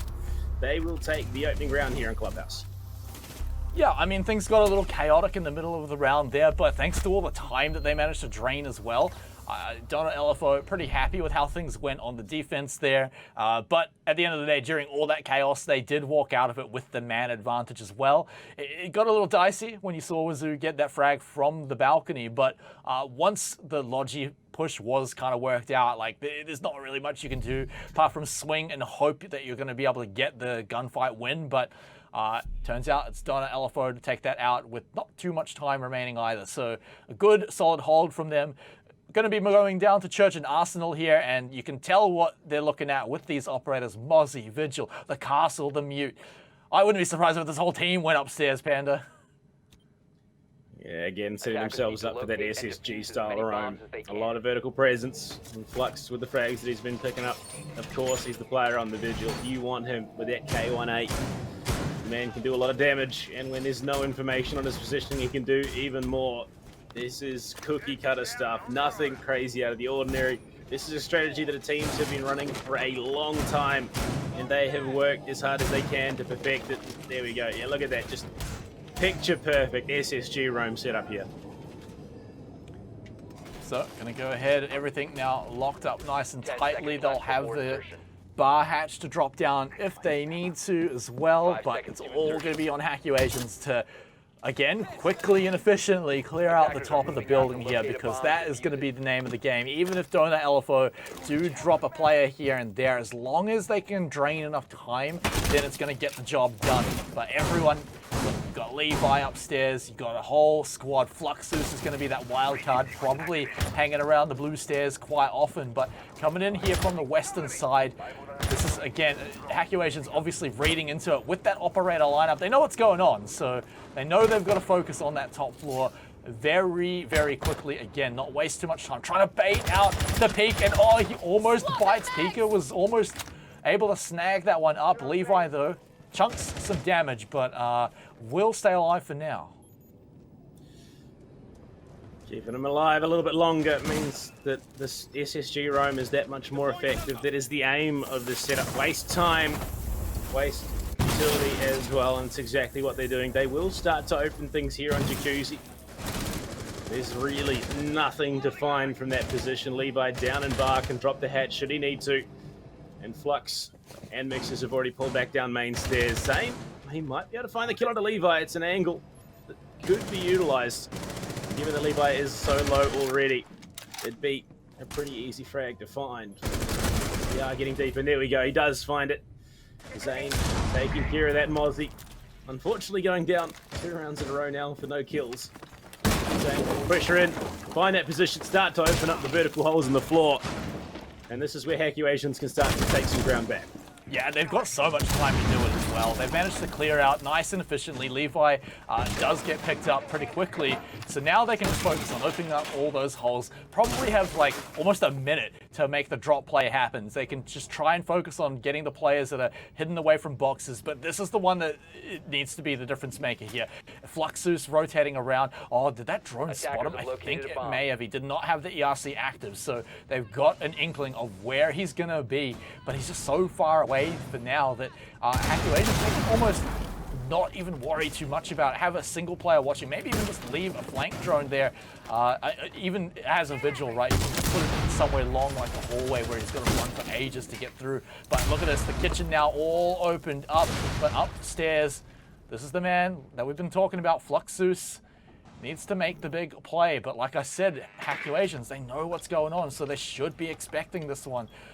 But this is also the execute that they need to make here. They need to clear out any defenders watching the drop, because there's now only 20 seconds left. It needs to come out pretty quickly. They haven't cleaned anyone else up. Pika down in the main hall as well.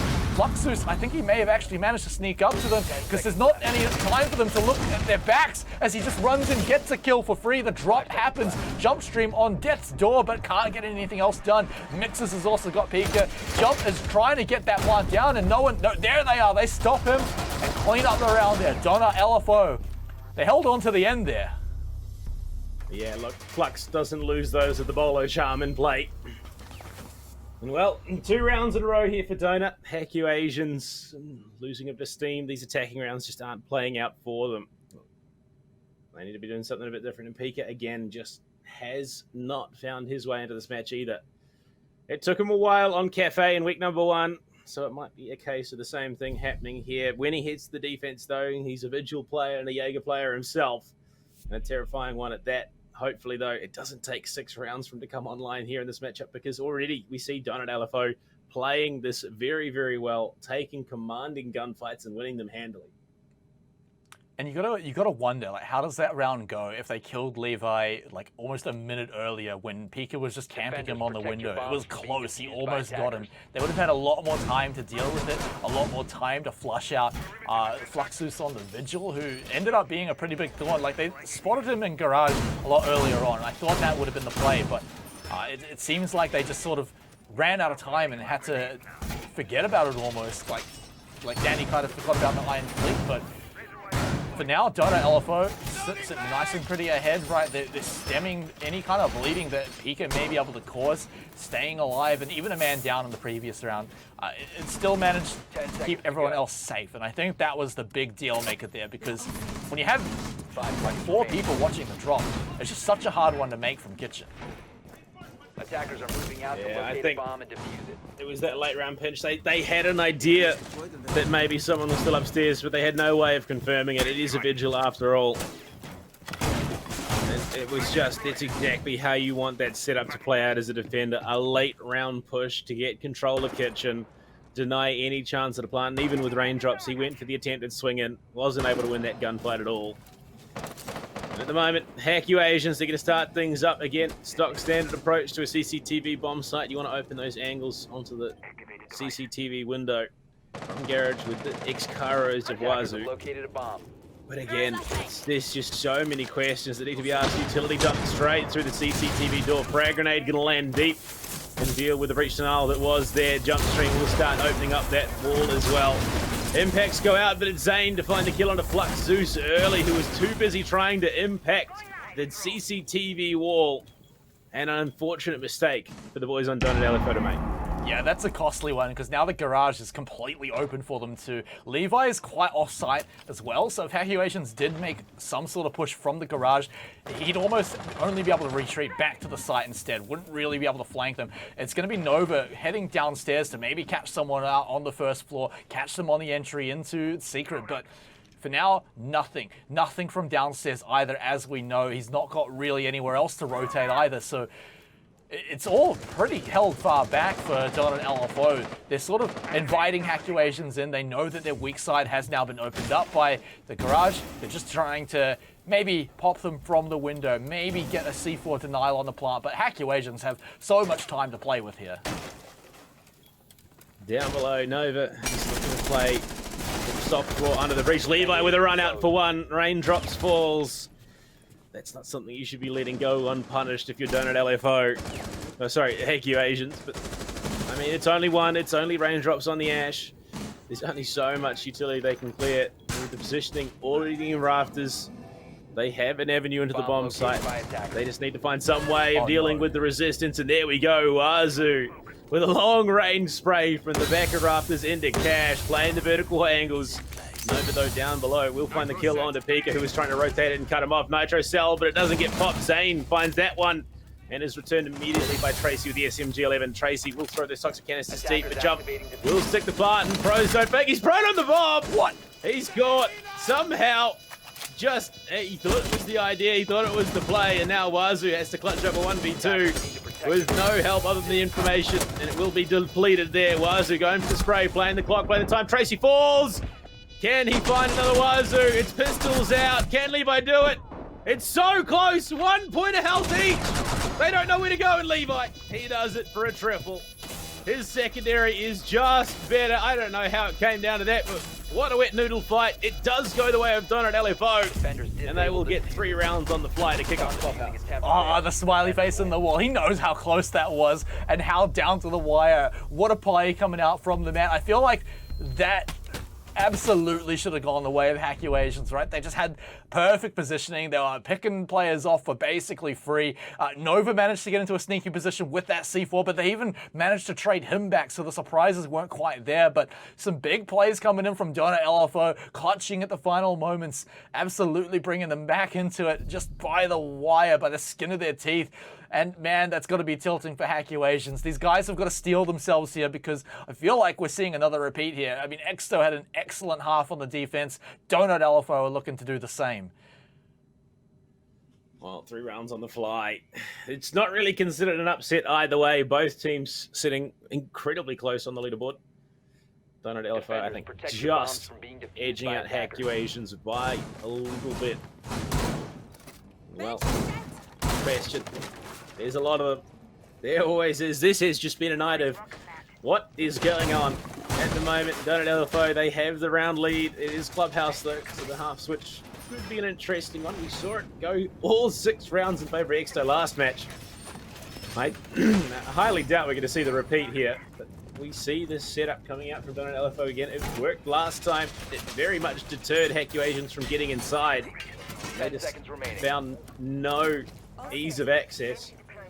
Well, 5 seconds left. this could be another very brutal half that we're seeing for defense on for attack. Sorry, on Clubhouse. To locate a bomb and defuse. Yeah, this is another one where they did let the control of CCTV go fairly quickly. Like Hacuations managed to score that one for themselves pretty efficiently. So we'll see if that does happen again.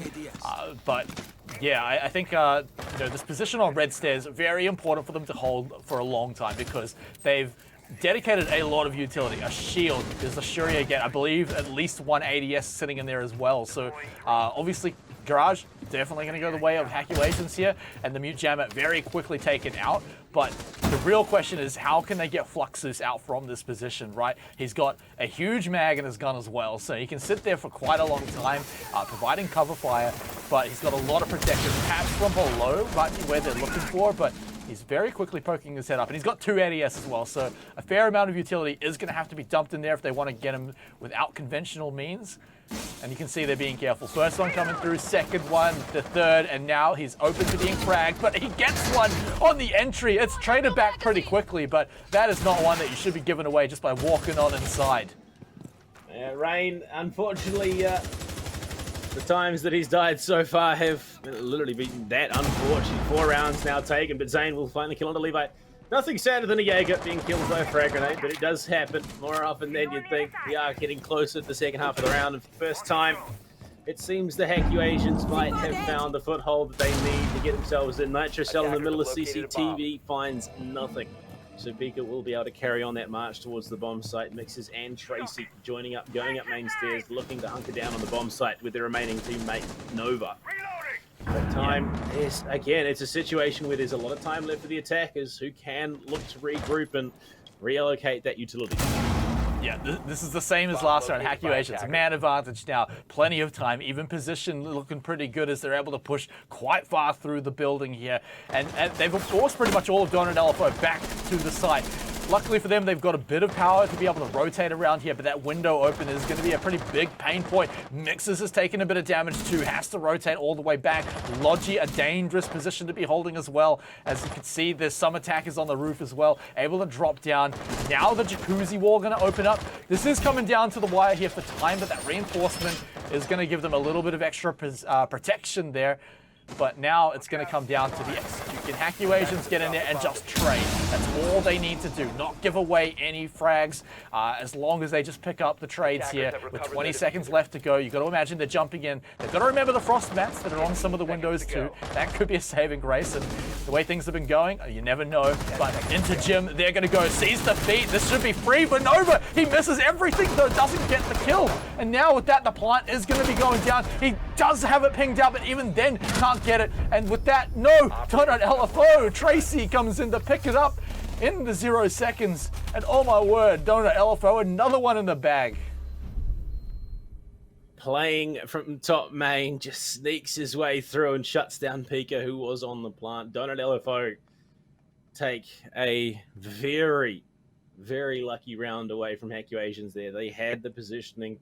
They just did not have the time, and there we go. Tack call being made here. No surprises that Hacuations are going for this one. They need to find some avenue back. They were so close to getting that round on the board, and just to be denied by the clock because Tracy was in the right place at the right time. Donut LFO, they are playing this phenomenally at the moment. Questions there, Tack. Okay, so we do get it to the end. Just at the very end of 6-pick phase, and just coming under the wire. Church Arsenal coming out once again. They almost pulled it off. They got themselves in, but then Flux showed up with that massive flank on the Vigil. And, well, Nomad's not banned this time around. Interesting that we're not seeing any flank watch priority. There's just something that seems to be missing here for the Hacuations. Yeah, but it's so close because the first half of the round looks so good for the last few in a row right now, where you think, okay, they have all this going in their favor. How does Donut LFO come back on it? And then suddenly they do, right? That one was definitely a bit iffy, right? Because it did come right down to the wire. But you've got to imagine, right? Like, how are Haku Asians going in for this execute when there is basically no time left, where if they mess up the plant, then it's just all GG, right? It came right down. They knew that there was plenty of feet holes, and honestly, their bomb carrier could have died much earlier as well, right? It didn't have to be Tracy to come in and pop it off before Mixers could have picked up the kill. He just happened to whiff on a few of the shots there, but that situation, right, I just feel like shouldn't have happened for Haku Asians. I feel like they could have just had so many different positions in their favor, right? But they felt they had to go that way, and Donut LFO were able to defend it. So now we got a basement. Time management is key on the attack. You don't have the same freedoms that defenders do. Well, 4 rounds, just 10 seconds left before that insertion. last one anyway. 100% stolen away from the boys in the Haku Asians. They got themselves in. They just didn't have the coverage they needed. Early drones trying to find any offsite presence, given that the Mozzie is on the board, no mute to pair with it, so it's not quite what you would expect from an extended upfield drone, but surely there is going to be some presence. They've also got to deal with those Valkyrie cams, so a lot of information on the board, given that it is a base for Fluxus. No way he finds a kill there. Okay, that's better. Okay, I'm happy with that. I just didn't want to see him find a kill from that dirty snake angle, and he won't for the moment. There is a player inside. It looks like it is going to be Pika as well. Ping's coming out. They are aware of his positioning. Goes to the free fire. Neither of them going or seeing each other. And Flux will make the call to rotate back into the bomb site. Dangerous one for Pika. I mean, he definitely ran in there without taking out the default cam straight away. Maybe hoping to catch someone by surprise, but it's risky plays like that that could just lose a round entirely for Haku Asians. It could win them for sure. I mean, if they got the Mozzie out of the way, again, that would have been a kill that could change the round if they got it so early. But yeah, for now, luckily for both sides, I suppose, the risk doesn't really go too hard either way. So now they've got their position. Here's where things get tricky. They notice that the black guys are there. Oh, just playing with danger there as the C4 blows up right behind him. But that's what I'm talking about, right? Quickly getting rid of the black guys and quickly dodging the C4s too. They're still toying with the idea that Fluxus is still around upstairs, but he's just about to drop down back into blue. He has the option to come in and go for a bit of a flank. They need to deal with it. They do indeed. As we head to the second half of the round, Nitro Cell shot out of the air from Flux, so unfortunately nothing found in that position. Still all 10 players in the lobby. Not a single point of damage dealt as the hatches are starting to be open. Kitchen dealt with Nova, looking to aggress on that angle of the MPX, but finds nothing. As the roof around him is just caving in, courtesy of Zane on the sledge. Spotted in the back and will lose half his health bar. Unfortunately, Nova can't quite confirm.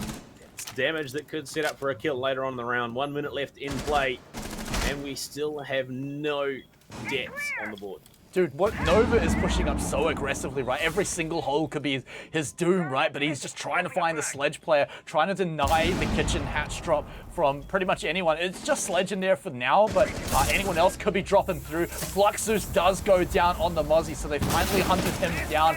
I wonder if that was in blue, but the drop comes down, and it's raindrops actually coming from Dirt, I think, and now coming in, looking for more frags as he's pushed up all the way to boxes, stopping the rotate from blue. Levi's found his way around, but Pika, he's trying to drop down Tracy as well, but these defenders, they don't have much health left, and now it's just Mixes as he drops down through the rotate as well. Look, that Ash cutting off all the rotates. It took a while, but they finally get one on the board, and Wazoo has been the one to put in the legwork for the most part here for the Haku Asians. There's a reason I picked him as our player matchup for these two teams. And he has been consistent. He has been the standard, the glue keeping the Haku Asians together, playing that hard support role of the Hibana, and still finding a number of frags on the board. CCTV, though, will be the choice for the final bomb site of the half. They don't go back to basement. They don't double down there. And unfortunately for the Haku Asians, this has been a real struggle for them to try and attack. That one definitely felt a little bit cleaner, though, right? Like, we're dancing with death with the defenders, right? Because you saw Nova. Like, he was just pushing bombs from being right up defused by underneath that kitchen hatch. Even just before that, right, he just barely missed out on a nitro cell kill as someone, I think it was Wazoo, ran straight into the kitchen, cleared out the black guy, and just smoked it out of there. He knew what was coming and did manage to dodge it just then, but a split second earlier, and that could have been, again, a completely different round. So it's definitely coming right down very close, but got to commend Raindrops on that one as well. Cutting off the players coming in from blue just allowed a free drop, basically. Even the main hall down in the basement, he managed to lock down from that position. Such a strong one for him to hold. So big props to that man. I think he was a pretty big part in how they managed to win that round there. But look at this, straight away, going to LFO. They want to throw a little bit of chaos into the mix here. If Mixers can find that one freebie, the head pixel just barely not there, but he sees it. Not in time though, won't get the frag, but hey, look, nothing gained, nothing lost. Very big heads up play there for Zane. He read into that spawn peak. Almost found the contest, but was rewarded for a bullet to the shoulder for his troubles. It's unfortunate they could have made a big opening in the round if they'd found Mixers there. He's keen on his spawn peaks. He does like him. Already though, Wazoo starting his job up early, looking to establish those lines of sight in from garage, in from that main entrance spawn. Contest on the CCTV window, lock down the chance of rotate back into the site for Fluxus. Apply the pressure and prone again. The dual nade play. Oh, Nova! Unfortunately, they also have guns. So the bandit will go down. No chance of the bandit trick wall being opened up as well. The dominoes start to fall, and all of a sudden, Fluxus is not nearly as secure as he was moments ago. My question, Asians, they found one. They're looking for more. My question is, where is Levi? Because last time he ran out the players on the balcony, he might be looking to do it again, but got to imagine Hackuation's going to be ready for it this time. Fluxus as well got caught out on an impact, trying to deny the breach last time too, so the fact he's still alive, pretty good for him as well. He can hold out the garage a little longer. That's where Hackuation's got a strong position last time as well. Levi doing the long haul around to rotate all the way back up to site, perhaps even go for the run out on the balcony if anyone is still there, but looking at the x-rays, I think there's only one person over there too, so he might get a little bit of value. Mixer's still yet to be forced out of here as well. Fluxus in still a great position. They're not really looking to force him out either. They don't have the frags to come in. Zane is miles away. There's Levi down in oil, but he's actually looking to just cut them off from the garage. That's interesting because Fluxus already there, right? And so now, a minute to go, Hackuations have made a bit of progress, but once they really need to crack the garage or at least something else to really make their way inside. Position is going to be huge. The only way to contest Flux is to walk up rafters or just swing onto the doorway while he's staring you down. I think they thought they smoked them off. It's a tight angle. Those pixels are all it takes sometimes. Well, Raindrops falls to Levi as well, who was covering the angle in case they did aggress. And Mix is now returning to that shield top red and lock down the breach as well. And, well, Hackuations, they had one round. It's not looking great for them to pick up another. Fluxus tag. Zane will be dropped as he covers the breach. Wazoo for a double. He could be the one to bring it back for the team. Tagged as well.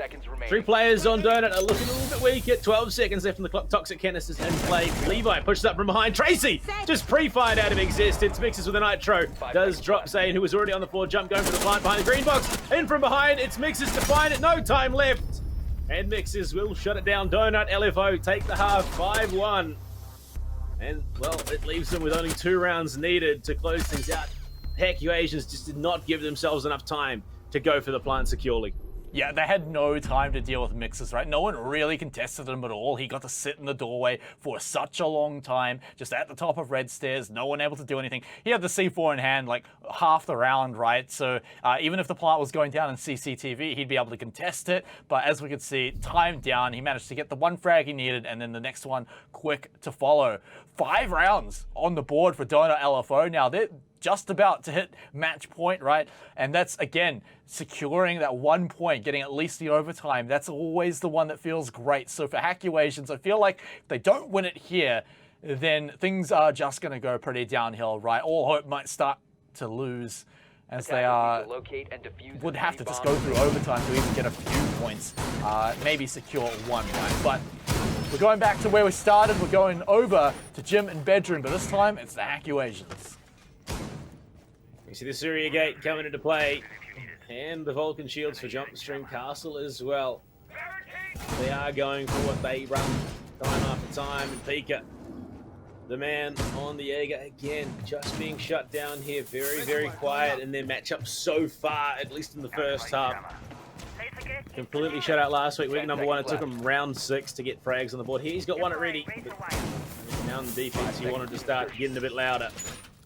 Again, in the action phase of round number 7. Donut LFO have all the momentum. Kind of like the fact they're bringing the buck in here for Fluxus, right?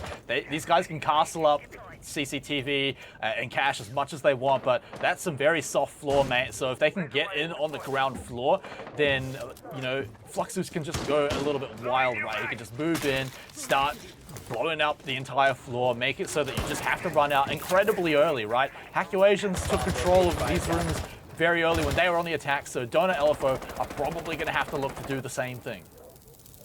Pika looking to cover below as that mute jammer in place means they can't open the breach just yet. Mixes is in stock, so might be able to find that angle with an impact from below.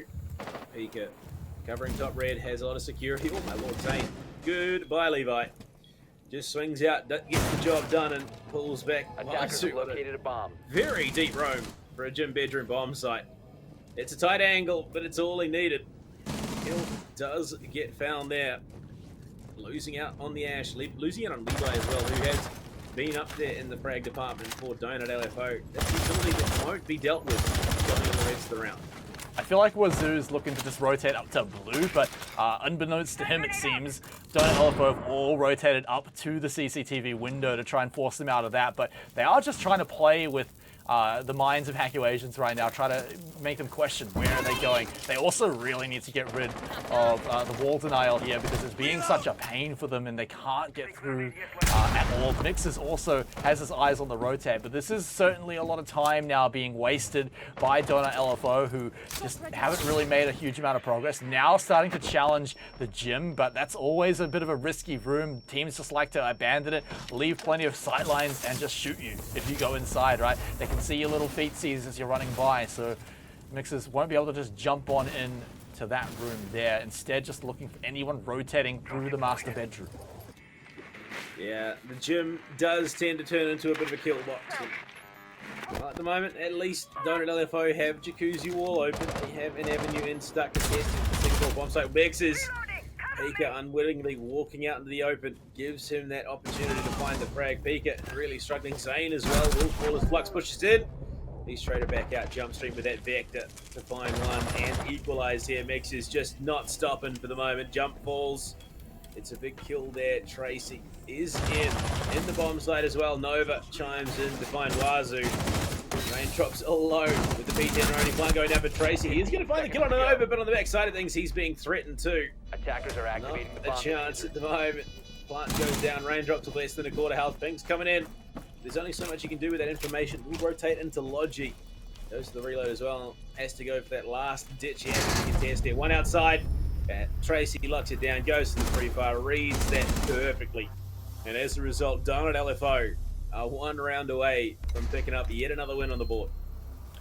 Yeah, and this is going to be where they can actually shove another team like a little further down the leaderboard, make their position in the top 5, top 6-ish a little more secure, depending on how the rest of the results have gone, right? But yeah, this is what I was talking about before the match started, is both of these teams want to come in and make a statement and clean up the other team entirely, and I think Dota LFO are doing exactly that. I think they've just identified exactly how to deal with Hackuations. When Pika's not feeling it, it feels like a lot of Hackuations are just starting to fall down here on the defense. Some of the rounds coming close, right, but plenty of the rounds are going well into Dota LFO's favor. Fluxus, please lock it in. Hell yeah, that's what I like to see. The blitz coming out. Attackers need to Oh boy, locate and defuse the bomb. it's the Tiltec special coming in here. The 6th pick onto the blitz. It's not ended well previously for certain teams, and well, last time we saw it, it didn't work very well for the Swingsman either. That was Oregon though, so it could be a different story. Raindrops though, picking up another shield on the defense.